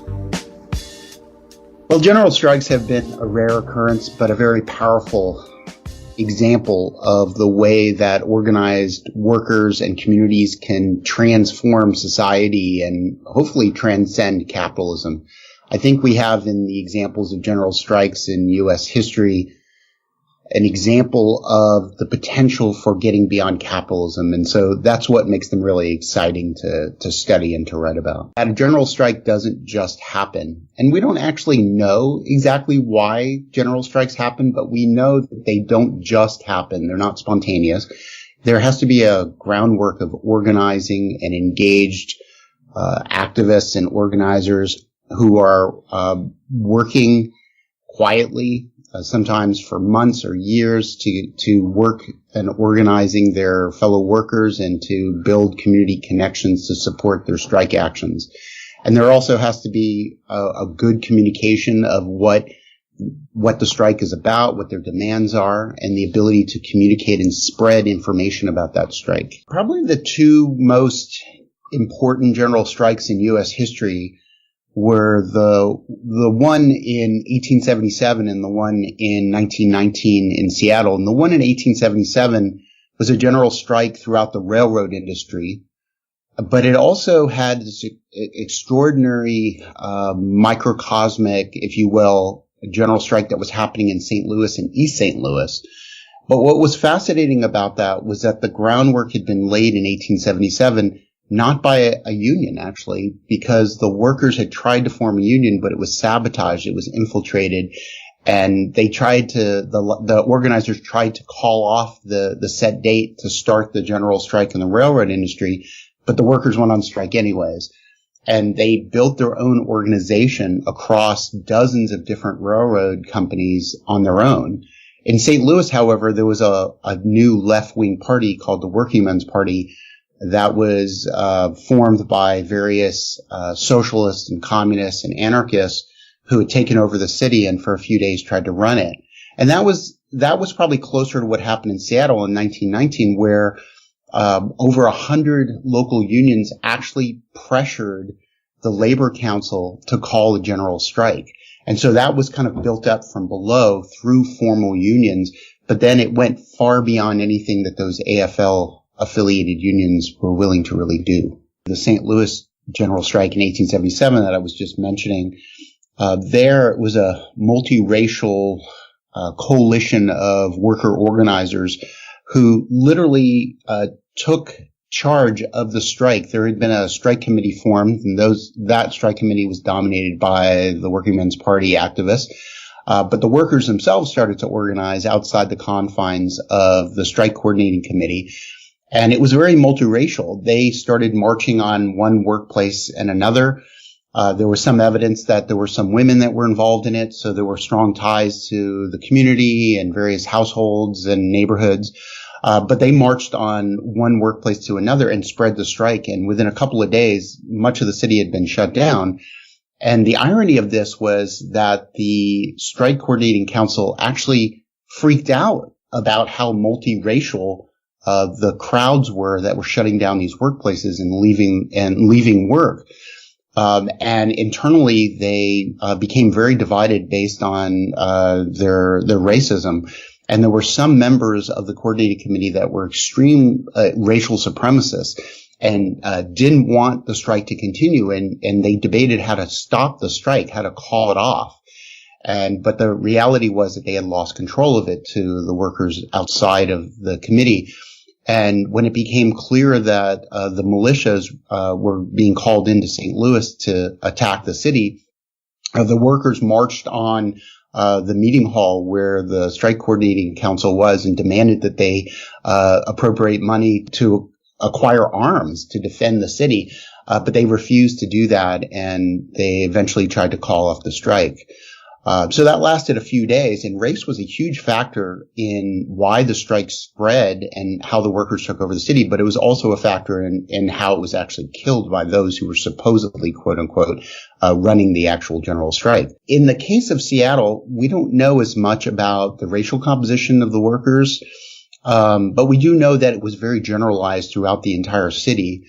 And the reason we know this is because the General Strike Committee, which was formed by the Labor Council, had representatives of every union, and they took care of many of the reproductive needs of the population. For example, they kept the hospital running. They set up free kitchens where people could eat. As well as setting up and publishing a newspaper that came out every day during the 5 days of the strike. So they took care of also of public safety. So what was extraordinary about the Seattle General Strike is how it incorporated many of these issues that we would say is about gender and reproductive needs of the population. They didn't just shut down the workplace. They actually took over the city and reorganized society to meet the needs of humanity. The 1877 strike actually resulted in what I show in a lot of detail in my first book, When Workers Shot Back, how the state and capital reorganized themselves in order to be able to respond a lot quicker to self-organized workers and strikes, and especially general strikes. For example, the modern police came into being in many cities as a result of the 1877 strike, because up until that point, the police were, if you will, they were kind of like gig workers. They worked on quote unquote tips or bribes. There were very few cities that had any municipal police, and if they did, they had very small forces. And so that was one reason why the strike spread so quickly around the country over that 10-day or so period in July of 1877. So modern policing really came into being. Also, as you mentioned, the militias were transformed into what became the National Guard. The militias also proved to be undependable because they were mostly composed of working men. And if they were called out locally, they knew the strikers. And in fact, some of them were strikers and didn't even show up for their militia duty. So militias were essentially de-emphasized, and they were replaced by a state-controlled National Guard as a result of the passage of a new federal law. The military was also funded on a permanent basis. One reason why the military was so slow to be deployed to put down the strike in 1877 was most of the soldiers were out in the West fighting essentially a genocidal war against the Plains Native peoples. And so there weren't enough military around, and also Congress hadn't funded the military that year, believe it or not. And so the military was unfunded and undersized. Another consequence of this was that many corporations started to work together to create their own, you could say, mutual aid to protect one another. They started forming employer groups in order to be able to respond in a more coordinated method. So you started to see corporations cooperate as a result of this. In fact, many of the technologies that we take for granted today were a result of the 1877 railroad strike. For example, the telegraph was installed in many rich people's homes as a way to be able to contact the police directly. Those lines went directly to the police.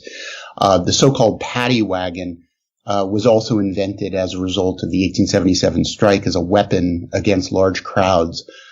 So there were a number of new technologies that were implemented and became more widespread as a result of that strike.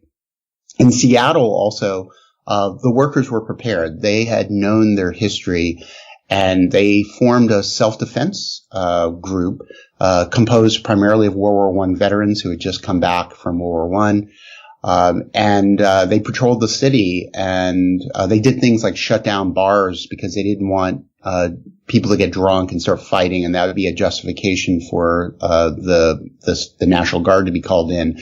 But the police started to essentially line up outside the boundaries of the city, and they waited for reinforcements, threatening essentially to invade Seattle before the general strike was called off. But the workers were prepared. They did carry out an organized self-defense against that eventuality. The 1946 Oakland General Strike was part of an extraordinary wave of post-World War II strikes that were happening. Just like after World War I, and actually during World War I, there was a wave of strikes. The same thing happened when a lot of soldiers started coming back from World War II. Unemployment shot up. Women were sent packing. Prices exploded. There was a shortage of housing. And workers started to organize. And during that few-year period, there was a general strike in the steel sector, and Truman threatened to take over some of the larger companies, and he was repelled by the Supreme Court. But as a consequence of this upsurge of class struggle, the Congress passed the Taft-Hartley Act, which still governs us today. For workers who try to organize in the private sector, where they're under the National Labor Relations Act, the Taft-Hartley Act was an amendment to that law. One of the most important things it did was it banned so-called secondary strikes, which means that if workers go on strike somewhere, workers can't strike in solidarity, and particularly if they have a union contract with their employer, it'd be illegal. Now, there are some workers that are exempted from that. For example, transport workers, because they're under a different federal law. They're under the Railway Labor Act, which is part of the reason why we almost just saw a railroad general strike before the Democrats killed it a few weeks ago. But the Taft-Hartley Act continues to serve as a means of suppressing and repressing the ability not only of workers to organize unions in their local workplaces, but to actually engage in a general strike. So again, we've been listening to Robert Ovetz, author of When Workers Shot Back and We the Elites. Just a few key takeaways from that discussion. We see various examples in these general strikes of tensions developing between more radical elements and reformist ones that want to contain revolutionary expressions and also stop workers from really taking over society. We also see positive examples of these strikes spilling out across lines of race, gender, and age and profession.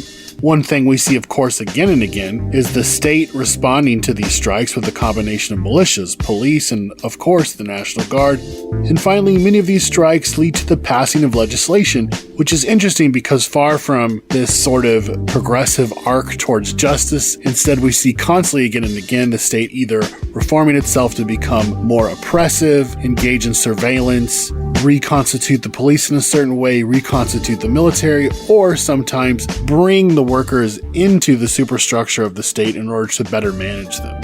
Yeah, I totally agree. It's not getting better. They're just being smart about it. They're like little slimy balls. They're just reshaping as they need to shape and form to get workers to when you were reading that, it felt like a writer's room. It felt like a movie of how do we control these people. You know what I mean? It felt like it was like this like checker where they were like, oh, they make their move, we make their move. And it's like the state is a tool. And like you see that because it's like it's a tool of the elite, and you see that through the laws that are passed and like when they're passed. Like because when black and white people form, then there's violence, like a lot of state violence, like extreme state violence, because it's like they want to remind us like that's bad, you don't do that. And then they'll do stuff to placate workers, like white workers too, like with the Wagner Act, like with unionization, like a lot of black people were excluded from that. Maybe, just maybe, things aren't getting better like they're telling you they are. Things are just reshaping. Something else I'm thinking about as you're talking, and just like from that history, that it is like we hear that like the creativity of the state with their repression or whatever just going on, but also how people keep coming back with like new and different things, you know? Yeah. How like it actually takes a lot of repression to stop these things. Like if you look at what happened in 1877 or whatever, it's like they kill quite a lot of people to stop that strike wave and stuff, you know, like it's really heavy handed. And then, but still a lot of strikes happen after that, and it leads up to Haymarket in 86 or whatever. And I just think again and again we see like repression, but then we see it flowering again. And I think that what we're seeing like right now maybe is like a sort of creative non-union, you know, when we were talking at the beginning about people just saying general strike, it's like whatever happens next will be something different. What we're seeing over this time the mechanism of counterinsurgency get a lot more complex, right? So in the 1870s it's let's get some guns and force everyone to go back to work. But now it's why don't we get nonprofits to fund these, you know, public programs? Why don't we have community policing and coffee with cops? And so what you saw during like the George Floyd uprising was you saw a lot of this like, well, I know y'all want to cut funding from police departments, but really what you should do is you should come to our budget meeting and we can put it in the city budget and we should talk about it that way. And that was a way to force the resistance in the streets back into a mechanism that's able to be more easily controlled. But we see in like Rust Belt cities, Pittsburgh, Cleveland, places like this, the way that the wealthy at this period of time, the late 19th and early 20th century, were already talking about trying to change entire environments, right? So like surveillance, nonprofit activity, like that changes a whole environment. It's not just about a single individual objective, but it shapes an entire reality. In these Rust Belt cities during that period of time, I mean, you have a lot of like free art museums and stuff like this that are world-class institutions. But if you look at their charters and actually look at them closely, the reason those institutions exist was to, quote, enculturate the working class. And it was all about, like, Rockefeller, very specifically in Cleveland, money to these institutions so the working class wouldn't kill them, like, wouldn't murder them. And it was in the middle of really intense anti-capitalist activity in those cities, right? And so we can watch the development of those techniques, right? Now it takes the form of defunding the police campaigns and things like that, as opposed to abolitionism. It takes the form of trying to find softer means of policing, like surveillance, as opposed to just having clubs and guns and stuff. Or in the case of the Democratic Party, the smart border, when they talk about the smart border, which is essentially putting a bunch of sensors and cameras in the desert to try and catch people crossing the border, that's somehow less repressive. By shaping the entire space around surveillance, that's somehow less repressive than just having police. And they use that idea that if they're not in a uniform and they don't have a weapon right in front of them or aren't human, that somehow there's some benefit that emerges, that somehow the state is retreating a little bit. When in actuality, things like body cameras, stuff like that, just increase the ability of the state to have visibility. Just increases the number of cameras on the street. It increases the ability of the state to control information and decide what information gets out.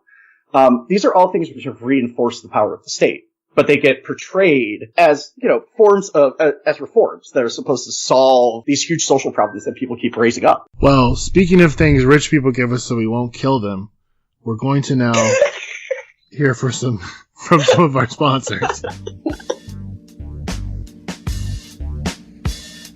So far, we've talked about general strikes that are largely over 100 years old, but now we're going to turn and look at two examples of general strikes that took place within the last 20 years.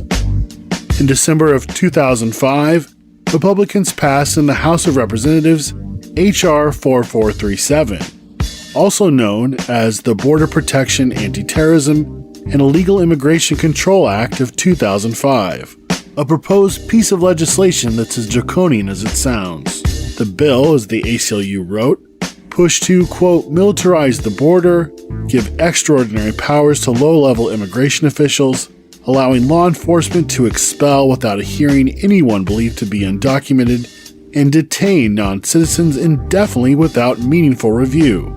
The bill also sought to levy criminal penalties against anyone that engaged in assisting someone that was undocumented, which threatened both employers of undocumented workers as well as union organizers, teachers, clergy, and beyond. Foreshadowing the Trump presidency, it also called for hundreds of miles of border fence and authorized state and local law enforcement to enforce federal immigration law. As George Cienfuegos wrote, in the Si Se Puede insurrection, the bill would transform almost every person in the United States into either undocumented violators, police enforcers, or classify them as criminally complicit. The authoritarian nature of the legislation and the existential threat it represented pushed many undocumented workers to take action and organize on a mass scale. As Cienfuegos wrote, starting in March of 2006, marches and more than 500,000 people overwhelmed the centers of major cities like Los Angeles, Chicago, New York, and Dallas, halting business while there were literally hundreds of smaller gatherings in many other smaller cities. There were dozens of student walkouts in high schools around the country, as well as a nationwide immigrant general strike called for on May Day that was heeded by hundreds of thousands, perhaps millions of workers, including truck drivers who shut down the Port of Los Angeles. Despite a series of large-scale immigration raids aimed at derailing the movement, millions took the streets and carried out strikes, all outside of the direction of Union and Democratic Party leadership. The mass protests and strikes helped revive May Day as a day of labor and worker action in the United States, and stalled for over a decade right-wing attacks on immigrants. H.R. 4437 failed to pass, in large part due to the mass opposition it faced on the streets in the spring of 2006. Direct action, as they say, gets the goods. And what's fascinating about the 2006 strike is that it was organized outside of established unions and political parties, especially the Democratic Party. Had a key youth wing to it. We saw lots of student walkouts. It was able to seriously push back against this draconian wave of anti-immigrant legislation, and that worked for around 10 years. And it seems like we don't reference this strike enough and talk about how important it was. I was a junior in high school when kids were walking out, but this is how I sleep I was. I didn't walk out. And I just remember thinking, oh my God, those kids are so courageous and they're such badasses. And it's so cool that they're doing that, and I wish that I could. That law was like Fugitive Slave Law Act, like straight up. They were just trying to like install slavery among people who were not here documented. Like, you know what I mean? They were trying to create a situation where people were so fucking desperate they were going to work for slave wages. And I'll say this about New York City. There's a huge like immigrant population, a huge undocumented worker population that we didn't even, I didn't know about until COVID hit. Like, there's a lot of people who are keeping the economy alive that are not even counted, and they pay for our existence. As we're talking about this, two things that always come up for me when talking about these strikes. First is, the entire concept of, quote, immigration reform as it was being talked about by Republicans at the time, and then later accelerated under Trump. This idea of border walls started with the American Nazi Party, right? Like, this was an American Nazi Party policy proposal in the 1950s and 60s that got picked up through white supremacist movements, through people like George Wallace, and sort of imported into the Republican Party. That's why it feels racist.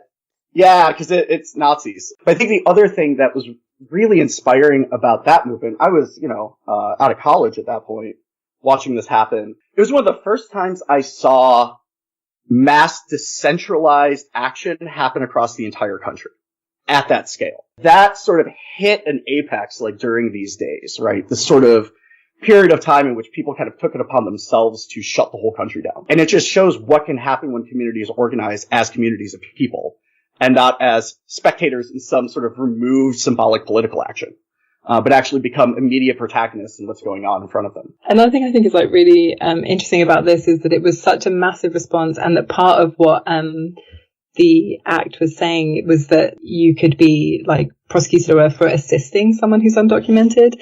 That I think it like goes back to what we've been talking about with the other strike stuff, is like the government is very aware that like solidarity between people is dangerous basically, and tries to legislate it. And we see, after that strike in, the strike wave in 1877, you start to get all those anti-conspiracy laws and stuff because that's a threat. And I love that in this sense, it's like they put that out and it gets like, such a massive response against it that people really like win, basically, and that lasts for like a decade. Yeah, and I think that goes back to the idea of white supremacy historically in the United States being this system of how people described it, of carrots and sticks, of offering incentives to be included in this bracket of whiteness, but then also saying, oh, and if you help that kid at school, we're going to throw you in jail along with them. Which, again, is a good reason to celebrate these strikes because they were effective in beating back this legislation, but also pointing out that everyone should have been taking part in these actions. Well, hey, thanks for tuning in. That's going to wrap up the first episode. We encourage you to follow what's going down on Mastodon at IGD_news. And we hope you enjoyed us taking over It Could Happen Here. We're going to be back tomorrow. We're going to continue to look at general strikes. We're going to do a deep dive into Occupy Oakland that kicked off in 2011.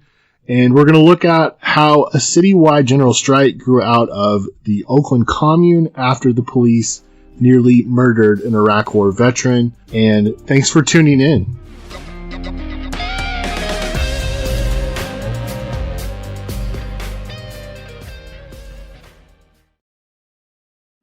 Let's talk about modern home shopping. It's sort of become a fun side hobby, right? Scrolling listings at night, dreaming about kitchens you've never seen, or backyards you haven't even stepped foot in, all from the comfort of pretty much anywhere. Redfin knows a lot of people like you want to own, but are stuck in this browsing mode loop. That's where Redfin flips the script. With listings that update within minutes and tours you can book right from the Redfin app, you can see your dream home the moment it appears. Now, liking a listing is easy, but actually landing it, that's where Redfin comes in. Redfin has over 2,200 agents with local expertise. And Redfin agents close twice as many deals as other agents. That means they want to help you win, not just window shop. Redfin is built to help you go from just looking to wait, this could actually be home. So become the newest neighbor on the block. Visit redfin.com to start finding and start owning. That's redfin.com.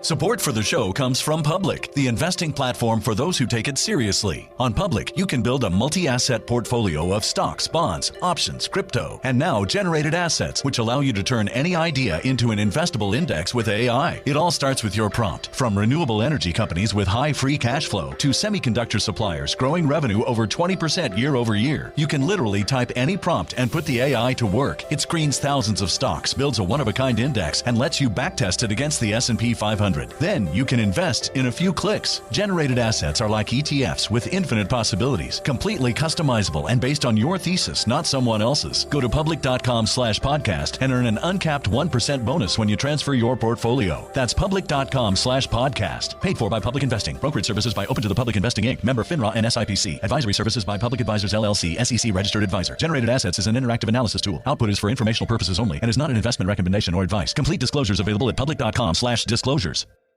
Tired of spills and stains on your sofa? Wash away your worries with Anabay. Anabay is the only machine washable sofa inside and out, where designer quality meets budget-friendly prices. That's right, sofas start at just $699. Enjoy a no-risk experience with pet-friendly, stain-resistant, and changeable slip covers made with performance fabric. Experience cloud-like comfort with high-resilience foam that's hypoallergenic and never needs fluffing. The sturdy steel frame ensures longevity, and the modular pieces can be rearranged anytime. Shop WashableSofas.com for up to 60% off site-wide, backed by a 30-day satisfaction guarantee. If you're not absolutely in love, send it back for a full refund. No return shipping or restocking fees. Every penny back. Upgrade now at WashableSofas.com. Offers are subject to change, and certain restrictions may apply.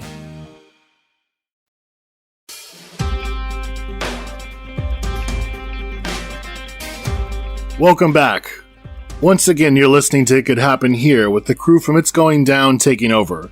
This is our second show, and we'll be doing a total of 5 episodes throughout the month of January. So if you like what you hear, please let the amazing folks at Cool Zone Media know. Yesterday, we began by looking at general strikes in U.S. history, starting with the mass plantation strike during the American Civil War. We spoke with labor historian Robert Ovetz, about the revolutionary and bloody history of general strikes in the United States.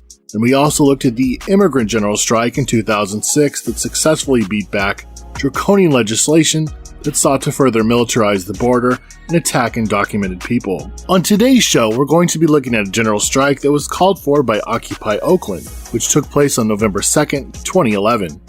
Occupy Oakland was part of the much larger Occupy movement that began in New York with the occupation of Zuccotti Park, but was seen as the radical focal point for the growing struggle. Starting as an occupation on October 10th in front of Oakland City Hall, named Oscar Grant Plaza, on October 25th, Iraq War veteran Scott Olson was nearly killed after being shot with a police projectile during clashes between police and demonstrators as law enforcement attempted to evict the growing Oakland commune. Following the Olson shooting, thousands reoccupied Oscar Grant Plaza, and a general strike was called for a week later. Upwards of 100,000 people took part in the strike's associated actions, which included mass marches, a large anti-capitalist black bloc which broke bank windows, and the shutting down of the Port of Oakland with upwards of 100,000 people participating. But before we hear from our guests on the subject, I wanted to talk a little bit about the Occupy movement and Occupy Oakland and why it was so important. The Occupy movement itself grew amidst this growing anger over the economic crisis, but also this fading belief in the hope and change promised by Obama. While nationally it seemed to kind of sort of come out of nowhere, there were certainly things that really helped influence it. Nationally, there was the occupation by Chicago workers at the Republic Windows and Doors factory, which signaled a real turning point, as well as the occupation of the Wisconsin State Capitol in 2011 against anti-union legislation, and all this was happening against the backdrop of the Arab Spring. And then in the Bay Area, the Oscar Grant Rebellion and riots in 2009 and 2010 kicked off and had a massive impact, centering discussions around police, race, and white supremacy, as well as the role of rioting and social movements. At the same time, students and graduate workers occupied college campus buildings in New York and across California, which really spread the concept of occupying across the social terrain, as well as slogans like strike, occupy, take over, and occupy everything. Now, the explosion of the Occupy movement in the fall of 2011 cannot be overstated. Occupy encampments became a focal point for people angry at the general state of the world to gather, discuss, and act, and they became a real focal point for encounter. While some cities saw these encampments come and go pretty quickly, many saw concrete projects and organizing come out of them. People were fighting to resist foreclosures, for instance, in a lot of cities. And for many people, this was where they were introduced to anarchist concepts such as direct action, horizontal organizing, and consensus decision-making, which really brought these ideas front and center to hundreds of thousands of people in a real and tangible way. And while a lot of people on the left from a variety of backgrounds took part, the real backbone of those involved in Occupy were just everyday people who were new to social movements and became activated by material conditions and just the zeitgeist of what was happening at the time. Occupy was fascinating for me. Like, I was in the Rust Belt at the time, still am. At the Occupy, I was part of the first march of 5,000 people there. There were maybe like 200 or 300 people at the General Assembly the night before. So most of the people that showed up were not people currently connected at that point to any kind of political organizing. They were just people that showed up because they heard about it on the internet and they showed up to do the thing. And that camp lasted 9 months. But we can start to see the impacts of that kind of breakdown of that division between people who declare themselves political and, quote, everybody else. When we start to move forward past Occupy, we start to see that manifest during the Mike Brown uprising in Ferguson. We start to see that manifest during the George Floyd rebellion, where this kind of division between those that declare themselves to be political agents and those that have not declared themselves to be so just ceases to really exist. And it's in those moments where we really actually see uprisings occur. Occupy pointed out an important thing, which is a fallacy in the way that we think, in that we think that radicals make revolts happen, when in reality, people make revolts happen, and our job is to antagonize circumstances. And it's only at the point in which that division breaks down between, quote, us and everybody else that revolts actually occur.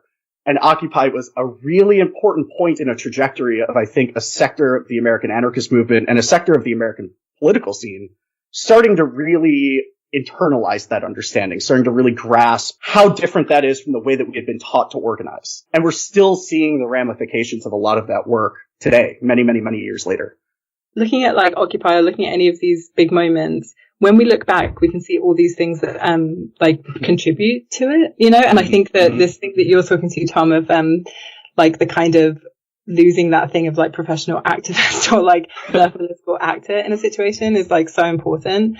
And I think that that is something that can like really inspire us in terms of what's happening in this moment too, or like how general strikes happen or how something like Occupy happens, is that things happen. Like there are sort of moments that are kind of outside of our control. It's not something that can be like planned for. And if you do all the right things, then you get a general strike. But you can kind of like be relating to circumstances and to each other, and then different things happen.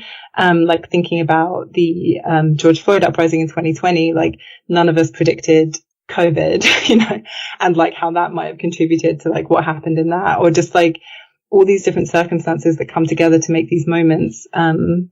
And I think that, you know, something like what's going on now, we could look back and like look at all these different things that are happening that then make something big happen, and we never really know or can control it.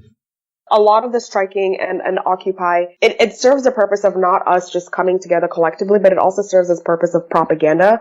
And it just reminds me of this like important idea of us occupying public spaces, and the reason why we're not allowed to occupy public spaces, because it's like sort of taking the power. And when there's lots of us occupied in public spaces, the media covers it. And then it's like, well, what are these people talking about? What are they doing? And that within itself also serves like as a propaganda mechanism to like spread. So like, I like, just like listening to that. And I remember when, again, like Occupy was one of the moments that I was one of the people who viewed myself as not political, but I cared about what was happening in the movement, because that was the first time I heard we are the 99%. I think about moments of radicalization, and I think of this one as being one of them, as a person who just like recently, and as of 5 years ago, recently awoke. Like these are moments that I remember like had an impact on me, seeing people on the street, taking public spaces. And I think that perhaps that's something that we should continue to do. And maybe it's not one of those things where it's like, maybe not as large as Occupy, maybe it's not consistently large, but like maybe we as civilians should just take over public spaces all the time, just as a reminder to ourselves that we do have the power to do that. Like we can't have a free store here because we want to. We don't have to ask the government for permission to do anything. Like I think it's a huge first step of becoming ungovernable.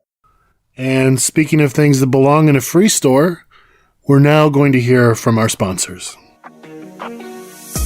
For us to understand how the Oakland General Strike of 2011 took place, we first have to go back to what made Occupy Oakland so important to so many people in just a few short weeks in October.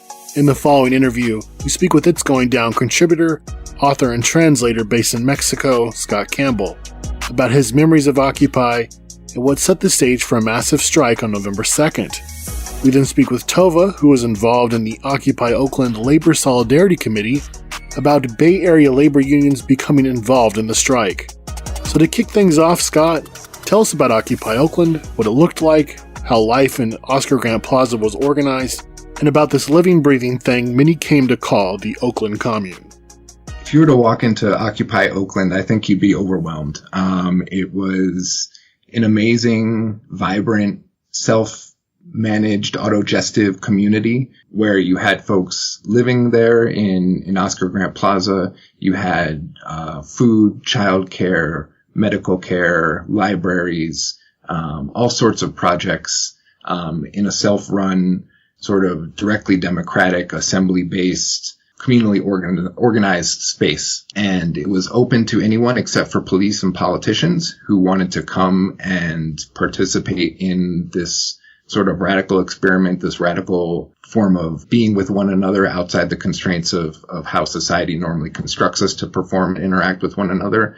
And I think what really stuck out to me the most during this time period was just the welcoming atmosphere, the sense of potential that the camp and the activities based around the camp held, the openness of people, and really the wide range of individuals who were participating and collectives who were participating, which certainly, of course, led to differences of opinions at times that created some dynamics that were a struggle to work through and navigate. But at the same time, really added to a sense of a space that went beyond a single project, that went beyond a single vision, but that was horizontal, communal, and open in a way that I'd never experienced before and that I have yet to experience again. It definitely had an organic feel to it of sort of people coming together, lending what skills they had, lending what resources they had across a variety of positions that may be broadly categorized on the left or post-left spectrum. A spectrum of folks with a spectrum of capacities, of needs. A large number of unhoused neighbors who were there, who brought their own life experiences and their own knowledge and their own skills to bear on the project, which I think was a really, a powerful learning opportunity for a lot of people who hadn't really been in direct contact with unhoused folks, and who were unfamiliar with really perhaps the impetus beyond Occupy Oakland and the impetus behind Occupy Oakland and the impetus behind Occupy Wall Street in general, which was, of course, the 2008 financial crash and the Great Depression and the bailout of the banks while people got foreclosed on their homes, especially people of color and Black folks, which hit particularly hard in Oakland. And so we see all these dynamics coming together and trying to work themselves out organically without being mediated by any one organization or any particular ideology. And it was a powerful, confusing, messy, lively, beautiful experience. How to categorize a General Assembly is a great question. I think for me, how I interpreted it is it added a structural framework for how to navigate issues that would arise within the camp, within the sort of occupation, for lack of a better word, of Oscar Grant Plaza, facilitating the day-to-day functionings of things. It, in a lot of ways, was a decision-making body. I wouldn't call it a government as such because it tried to run on consensus or modified consensus, and anyone was free to bring proposals to the General Assembly. They were free to bring their ideas and promote their events and promote their actions and activities. A lot of decisions were also being made by people who just showed up to do the work without necessarily consulting the General Assembly. So you almost had different tiers of activity and different tiers of organization occurring in the same space that seemed, again, I go back to this word, that seemed to organically work itself out most of the time. And within the General Assembly, that was the more formal structure where people came together at times nightly to discuss issues facing the camp, to discuss issues in terms of dealing with the police and the city government and eventually the state and federal government as they showed up, to determine how to respond to various acts of aggression and attacks on the camp and attacks on the space, to figure out how to better run the space, even to figure out how to better run the General Assembly itself was a big question within the General Assembly. And these were General Assemblies that anyone could participate in. You didn't have to show qualifications or necessarily be living in the space. Anyone was free except for the police and politicians to come and speak to the General Assembly. I remember one time Jean Quan, then mayor of Oakland, wanted to come and speak to the General Assembly, and she was told she could, but she'd have to wait her turn. And so she decided to leave because she didn't want to wait. She didn't feel like she had to wait. It was really a space of encounter for people to bring up different aspects that were concerning them, that they were working on, that they wanted to see flourish in the space. The biggest General Assembly happened around when to move forward with the general strike. But there were also General Assemblies on things like issues around smoking and people's health and well-being in the space, issues around cleanliness, issues around safety, how to interact with the police, how to interact with the government. Do we put forward demands? What should the name of it be? Is Occupy Oakland a problematic name? Should we change it to Occupy Decolonize Oakland? These were all sorts of issues that were brought forward to the General Assembly, along with how do we meet the material needs of the space? And how do we handle the supplies that are being brought in and make sure that they're equitably distributed? Who can do what for whom within the space? How do people's skills get the most use out of them? It was a very much a lively atmosphere. It felt like, I don't know, I know the word democracy is contentious. It felt like a directly democratic process. But there were also, it's important to recognize that there were some people who were more skilled and more familiar with how consensus works, who are more familiar with the process that was behind the running of the General Assembly, which has its roots in anarchist practice and anarchist forms of decision making. And so those folks definitely had a hand up when it came to making decisions, when it came to presenting proposals, when it came to even administering and running the General Assembly itself. Those tasks often fell into the laps of anarchists who I think did a good job of making sure that these General Assemblies ran smoothly and that they were inclusive and open to all who wanted to participate. and people could bring their ideas, and sometimes they got approved, sometimes they got rejected. Even if they got rejected, some folks decided they would implement them anyways, and that also worked out, as well as sometimes creating conflict. The city grew increasingly frustrated with the encampment as they found themselves unable to make any progress in trying to recuperate and trying to gain favor, sort of make the encampment their own, an extension of the electoral body, right? Or the electoral body politic. Ultimately, that's what moved Kwan, this supposedly progressive mayor, more to the side of the police way of seeing things, as force was the only option to deal with these people who are, being unrealistic, who are being naive, who are being intransigent and, at the same time, the police, along with the city, eventually started building up this narrative of the camp as a violent and unsafe space where people were being harmed in a variety of ways. And it was necessary for public safety's sake to move against the encampment. I was there the night the encampment was evicted. I think it was October 24th. Or early morning, October 25th, around 3 a.m. in the morning, 3:30, 4 a.m. And I was actually arrested. I was one of, I believe, 80 plus people were arrested. During the process of the camp's eviction, the police came in force. They massed up outside of Oracle Arena and the A's Stadium. It was a massive operation. They came in from all sides. People, upon hearing word that the camp was going to be evicted, set up barricades. They laced the entire area with string, trying to impede the possibility of the police gaining entry quickly. There were battles with the police as they tried to make their way into the encampment, and eventually they came in from all sides until they took over the encampment and encircled the people who remained in the camp. I was in jail when Scott Olson was shot, but I do recall the prison guards or the Alameda County sheriffs who were making these comments as we were being released finally after about 24 plus hours of being held, saying things like, oh, go have fun rioting and that sort of thing. And we get out there and then hear about all the events that had happened over the course of the day that we had been locked up, of these people, of folks in the thousands, just like you said, coming out to try and retake the space, of running battles in the streets. I have so many friends and comrades who were telling stories about getting tear gassed, of getting shot at with pepper balls, of Scott Olson's devastating injury of getting shot in the head. It was violence that occurred outside the normal narrative of violence deployed by the police in Oakland, right? And so it made it exceptional, even though much more brutal violence occurs daily by the police in Oakland against primarily the black population in Oakland and other people of color. But we see a huge upswelling of outrage at the raid of the camp, outrage at the injury against Scott Olson. And this ultimately, the attempt to use force to quash a movement tremendously backfired against both the police and the city government in terms of it building up even more support for Occupy Oakland and its efforts. I recall going to the General Assembly when the general strike was decided to be moved forward, when the proposal was made to have a general strike in a week, which was just seemed like a completely impossible notion and completely impractical, but also within the realm of the possible at the same time, because what had been going on, especially the response to people in terms of fighting against the police, in terms of taking back the encampment, of basically winning against the government, winning against the police forces, reclaiming the space, taking injuries, supporting one another through that process.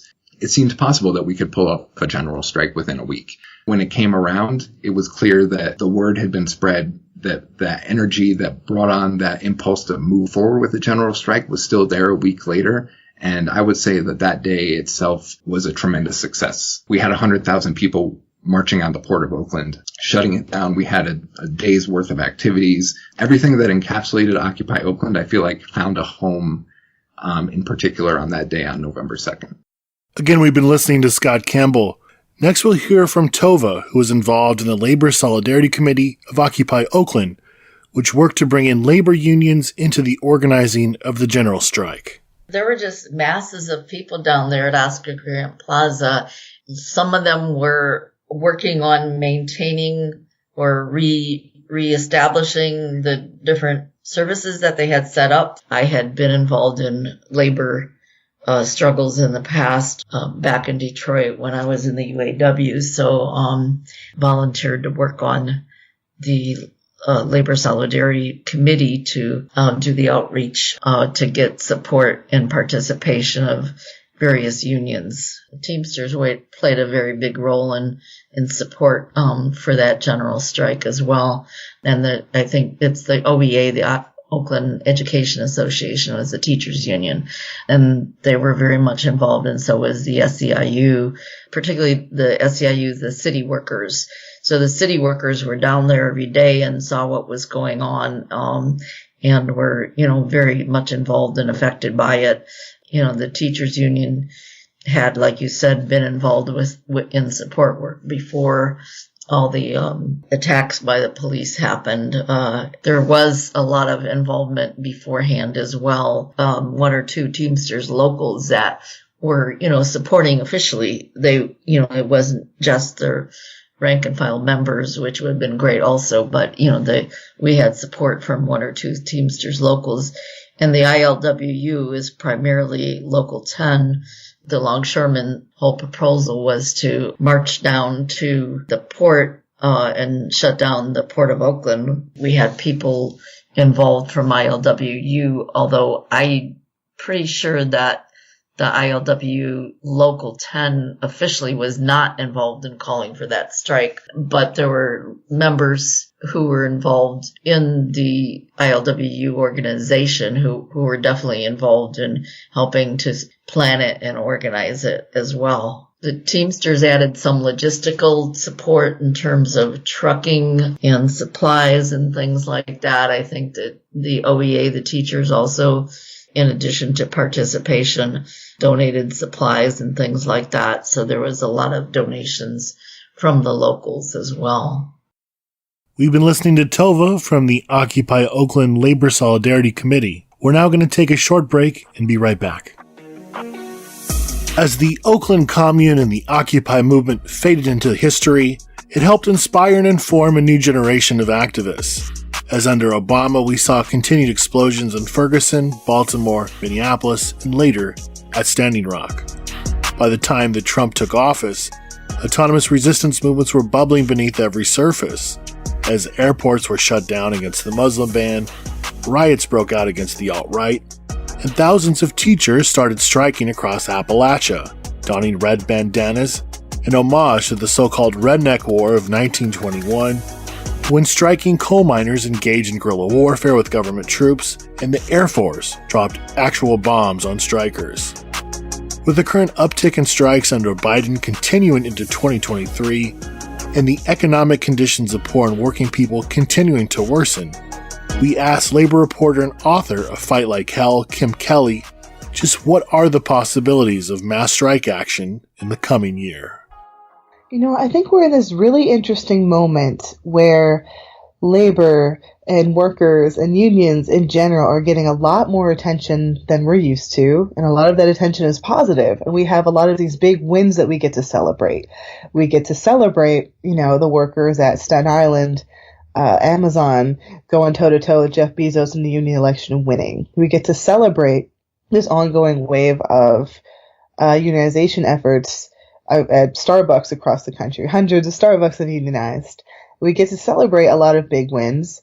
And there are also a lot of struggles that have been kind of set to the side or not gotten as much attention as they deserve or kind of written off. I think that's always the dichotomy of the labor movement in general, right? Because it's so big, almost everyone is a part of it, whether or not they like to think of themselves that way. I've been covering this coal miners' strike in Alabama since April 1st, 2021. They're still out there.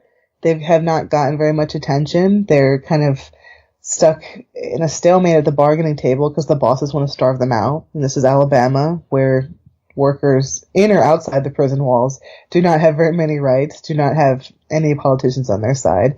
They're struggling, and they're still out there. And that's kind of the flip side of these big, energetic, inspiring moments in labor, right? Where we have these wins, and we also have folks that are being left to slog or being ignored entirely, like the folks that we're going to see very soon in Pennsylvania who are going to be launching a strike inside the Department of Corrections.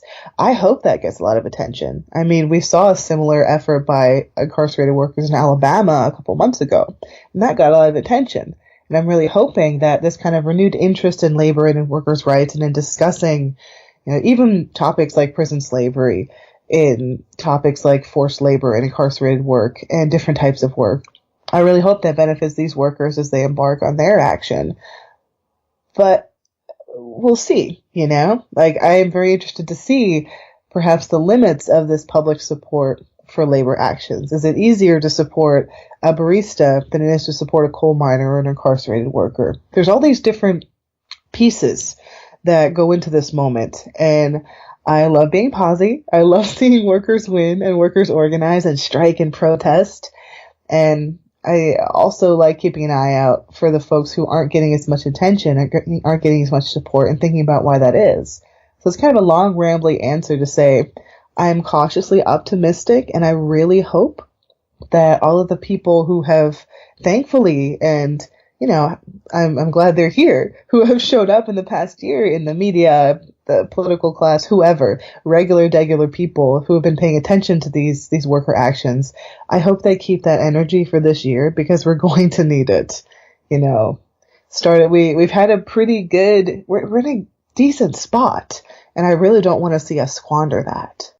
See, I think this moment with the railroad workers, I think that is something that's going to continue to resonate and reverberate out. And I think that's going to have an impact the next time the Democratic Party says, hey, we're the workers' party, like you need to come vote for us and keep us in power because we're the only ones who will protect you. Well, will you? Did you? Were you there for us when we needed you or when we needed your help? No.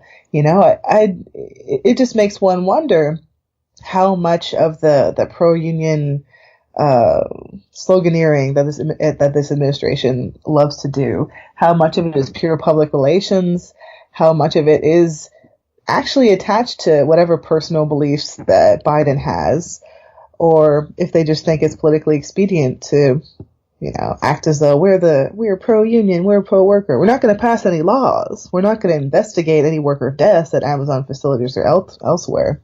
We're not going to use our power to help you, but we're not Republicans. So, you know, it's, I think it's going to be interesting to see how much the railroad strike impacts people. Because I think that the political calculus that the Biden administration did in choosing to crush the strike and side with the railroad bosses, I guess they figured, oh, well, it's not that big of a deal. Maybe not that many people are paying attention. We got to make sure people get their Christmas presents on time. But a lot of folks were watching that. A lot of regular workers were watching that and thinking, oh, so if we were in that position at my job, the government wouldn't help us either. I think, you know, a lot of the chatter I saw from railroad workers, from other workers, just from people in general, was like, oh, so, okay, this was the big moment where Biden could have proved he cared about us, and instead he threw us under the bus, straight onto the railroad tracks. And I don't think that's a surprise to people that are sort of paying more close attention to the way the state operates, but I think it was maybe a revelatory moment for folks who just sort of assumed, okay, like there's at least a little bit of benevolence. At least, you know, the Democrats are in power. This guy says he loves unions. That should help us out a little bit. But seeing what happened there, I think it's going to be a profoundly disillusioning moment for a lot of people that maybe had a little bit more faith in the state, or at least assumed it was sort of looking out for us. And I think that's going to have an impact when, you know, the Democratic Party comes back knocking on our doors endlessly asking for our votes and our support. Because, I mean, we had a classic which side are you on moment, and we saw which way they chose to go. We're going to see more prolonged strikes. We're going to see more unfair labor practices. We're going to see more organizing. I think that it is impossible to put this lightning back into a bottle, right? Like, activity and interest in unions and organizing has, if not skyrocketed, it's had a really nice little bump over the past few years, a noticeable improvement and a noticeable amount of new workplaces being organized and going on strike and fighting for their rights. Like, I don't think that's going away. And two of the aspects of this entire scenario that really interest me, first, the fact that we're seeing so many workers who some might categorize as quote unquote white collar, whatever, folks who work in nonprofits or at book publishers or in journalism, other types of media, kind of all of these other types of jobs that don't fit into that traditional manufacturing or extractive focused, more manual labor oriented jobs that I think a lot of people associate with the labor movement. they've been going on strike, and they've been making big waves, whether it's the 48,000 grad student workers at the University of California or HarperCollins publishing workers currently still on strike in New York City. I think there's been kind of this shift in understanding of, okay, you don't need to be a certain type of worker or a certain type of person or come from a specific background in order to organize, to join a union. Unions aren't just for the classic white guy in a hard hat trope like my dad, right? Like, they're accessible to so many more of us than perhaps we thought. And I think that's going to be big because work has shifted. Work looks different than it did 30 years ago. There's a lot of different ways to be exploited. And we know that employers have definitely looked into each and every one and taken notes. So we have that happening. I think that's going to continue propelling the energy behind this movement. And secondly, I'm really intrigued by the rise. And it's a smaller phenomenon, but it is very much happening, and it is kind of increasing slowly, this existence of independent unions. Because we saw, of course, the Amazon Labor Union. They're the big ones. They've gotten tons of attention, deservedly so. But there are also efforts. Trader Joe's United is an independent union. Chipotle workers formed an independent union. There was an effort here in Philadelphia to form a Home Depot workers independent union. And that one wasn't successful, but I'm certain that organizer has not given up, and they're still going to keep working on that. And I think seeing these independent unions, which are not affiliated with other internationals, they're not part of the AFL-CIO, they're literally just DIY in a sense.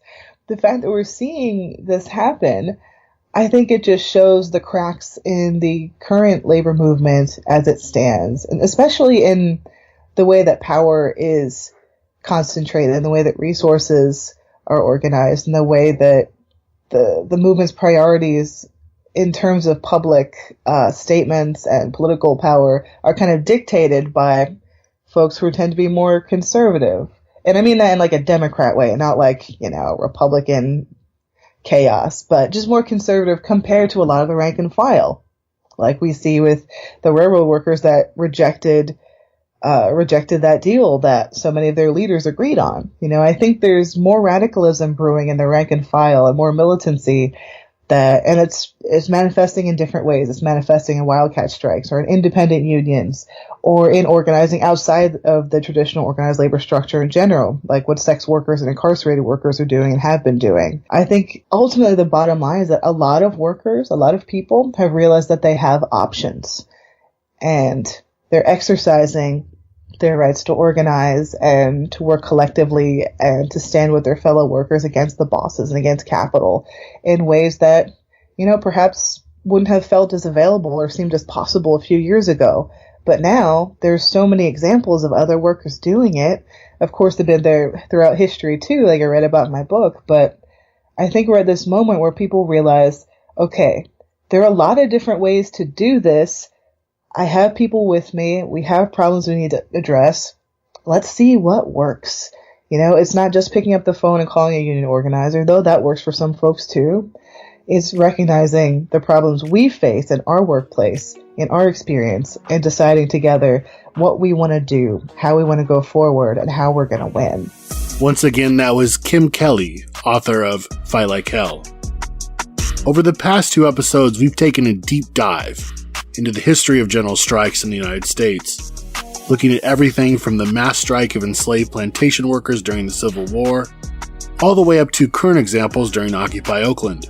I think one of the things history has to offer us as a guide for the present is that these upheavals are made possible not only by people responding to material conditions, but also learning from struggle. In the instance of the Great Upheaval, that general strike came after a series of other smaller strikes. This fall, thousands of prisoners across Alabama organized a general strike of incarcerated workers, downing their tools and refusing to work their jobs, bringing the prisons to a grinding halt. This historic strike comes on the heels of many other prisoner-led strike actions in 2010, 2016, and 2018. Not to mention the fact that many Alabama prisoners saw themselves as acting in the spirit of the Great Plantation Strike during the Civil War, as epitomized by the strike slogan, "Let the crops rot in the field." In my final thoughts, instead of putting our hopes in a call for a general strike going viral, as the saying goes, we have to walk before we can run. So strengthening our ability to engage in collective direct action and acts of refusal, as well as building our capacity for community self-defense and mobilizing against state violence and repression in whatever form, will ultimately allow us to expand and grow our ability to do these things in the future.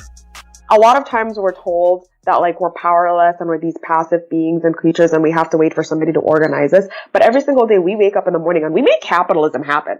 Like we do it, like all of us, every single one of us does it. Like this is not like, oh, like this is just something that's happening to us. We're doing to ourselves. We're doing it to each other. Like these are little things that we can do, like little acts of resistance. And I'm all about petty resistance because I do realize that a lot of people don't have time for the large resistances. So this is for anybody who's like, yeah, I hate capitalism, but I just don't have the breadth and the space and the time to necessarily like go out and do things. If you can, please do. If you can like walk the fuck out, do. But if you can't, like there's still stuff you can do. That's it for me. Bye. You know, what strikes me often about general strikes are two things. First is that general strikes actually function very differently than they do in leftist discourse. Like in leftist discourse, it's workers do general strikes. But in reality, if we really look at general strikes, there are these moments of convergence, right? There's these sort of points in which distinctions break down, right? The distinction between like organizers and everyone else, or the distinction between workers and non-workers completely break down, right? It's not just railroad workers on strike in 1877. It's also their families, their neighbors, their whole communities on strike. And the second thing that raises often for me is, again, this kind of long-term cultural implications of that sort of form of action. So growing up in a place where, you know, strike culture is a thing, still, where there's still actual union density and people do walk off the job, you grow up with that as an idea, right? That you don't just walk off the job, but like the restaurant around the corner also gives out free food and people bring coffee down to the picket line and, you know, workers from other unions show up to block entrances because the judge said you can't, you know, so on, so on. And it becomes this huge community initiative of autonomy and self-defense. And what that creates is a sense in which class struggle is perpetual.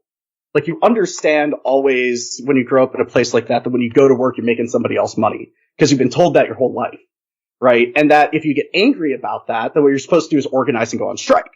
And that's a very normal sort of narrative. That was because we all grew up in families where we were taught to do that. That if the wealthy were taking advantage of you, you just leave, right? That is not a normal thing outside of the Rust Belt of America, right? Like people don't get brought up with that.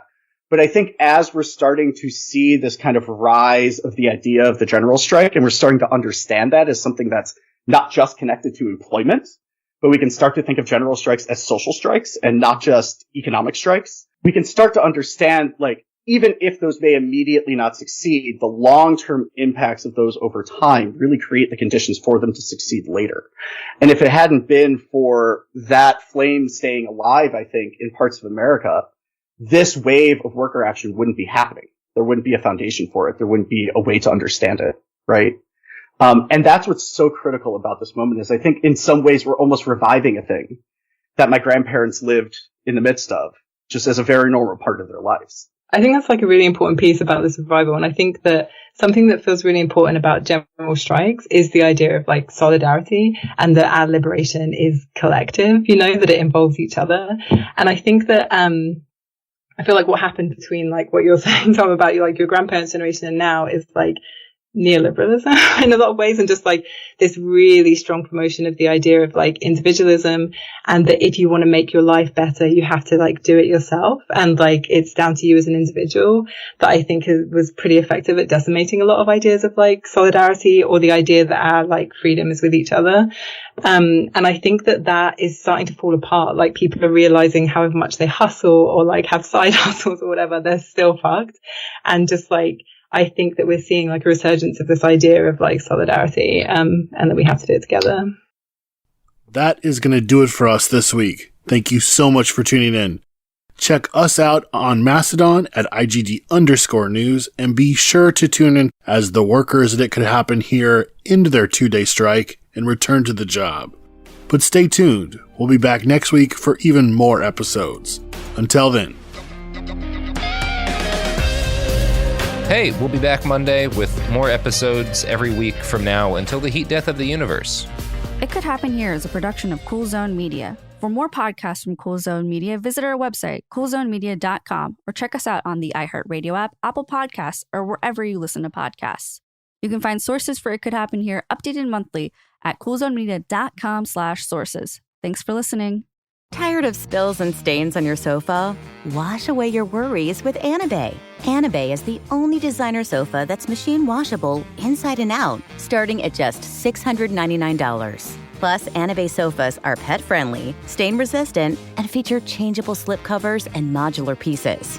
Get up to 60% off site-wide with a 30-day money-back guarantee. Visit WashableSofas.com to get yours now. That's WashableSofas.com. Offers are subject to change, and certain restrictions may apply. There's a difference between liking a house and actually getting it. Redfin is built to make up that difference and close the gap between finding and owning the home for you. Redfin agents close twice as many deals as other agents. So when you find a home you love, you're not a step behind when it comes to making an offer. That means less watching great homes disappear and more focus on the one you'll call home. Redfin helps turn saved listings into real addresses. Get started at redfin.com. Own the dream. Premier Protein. It's for getting after life, not just fitness. With 30 grams of protein, 160 calories, and no sugar added. Helping people fuel their joyful lives. With Premier Protein, you can say yes to more. Whether it's crushing a big presentation at work, building an epic fort with the kids, or hitting the hiking trail with friends. Premier Protein offers delicious flavors like cafe latte, chocolate, caramel, vanilla, strawberry, and cake batter, to name a few. Find your favorite flavor at premierprotein.com. This is an iHeart podcast. Guaranteed Human.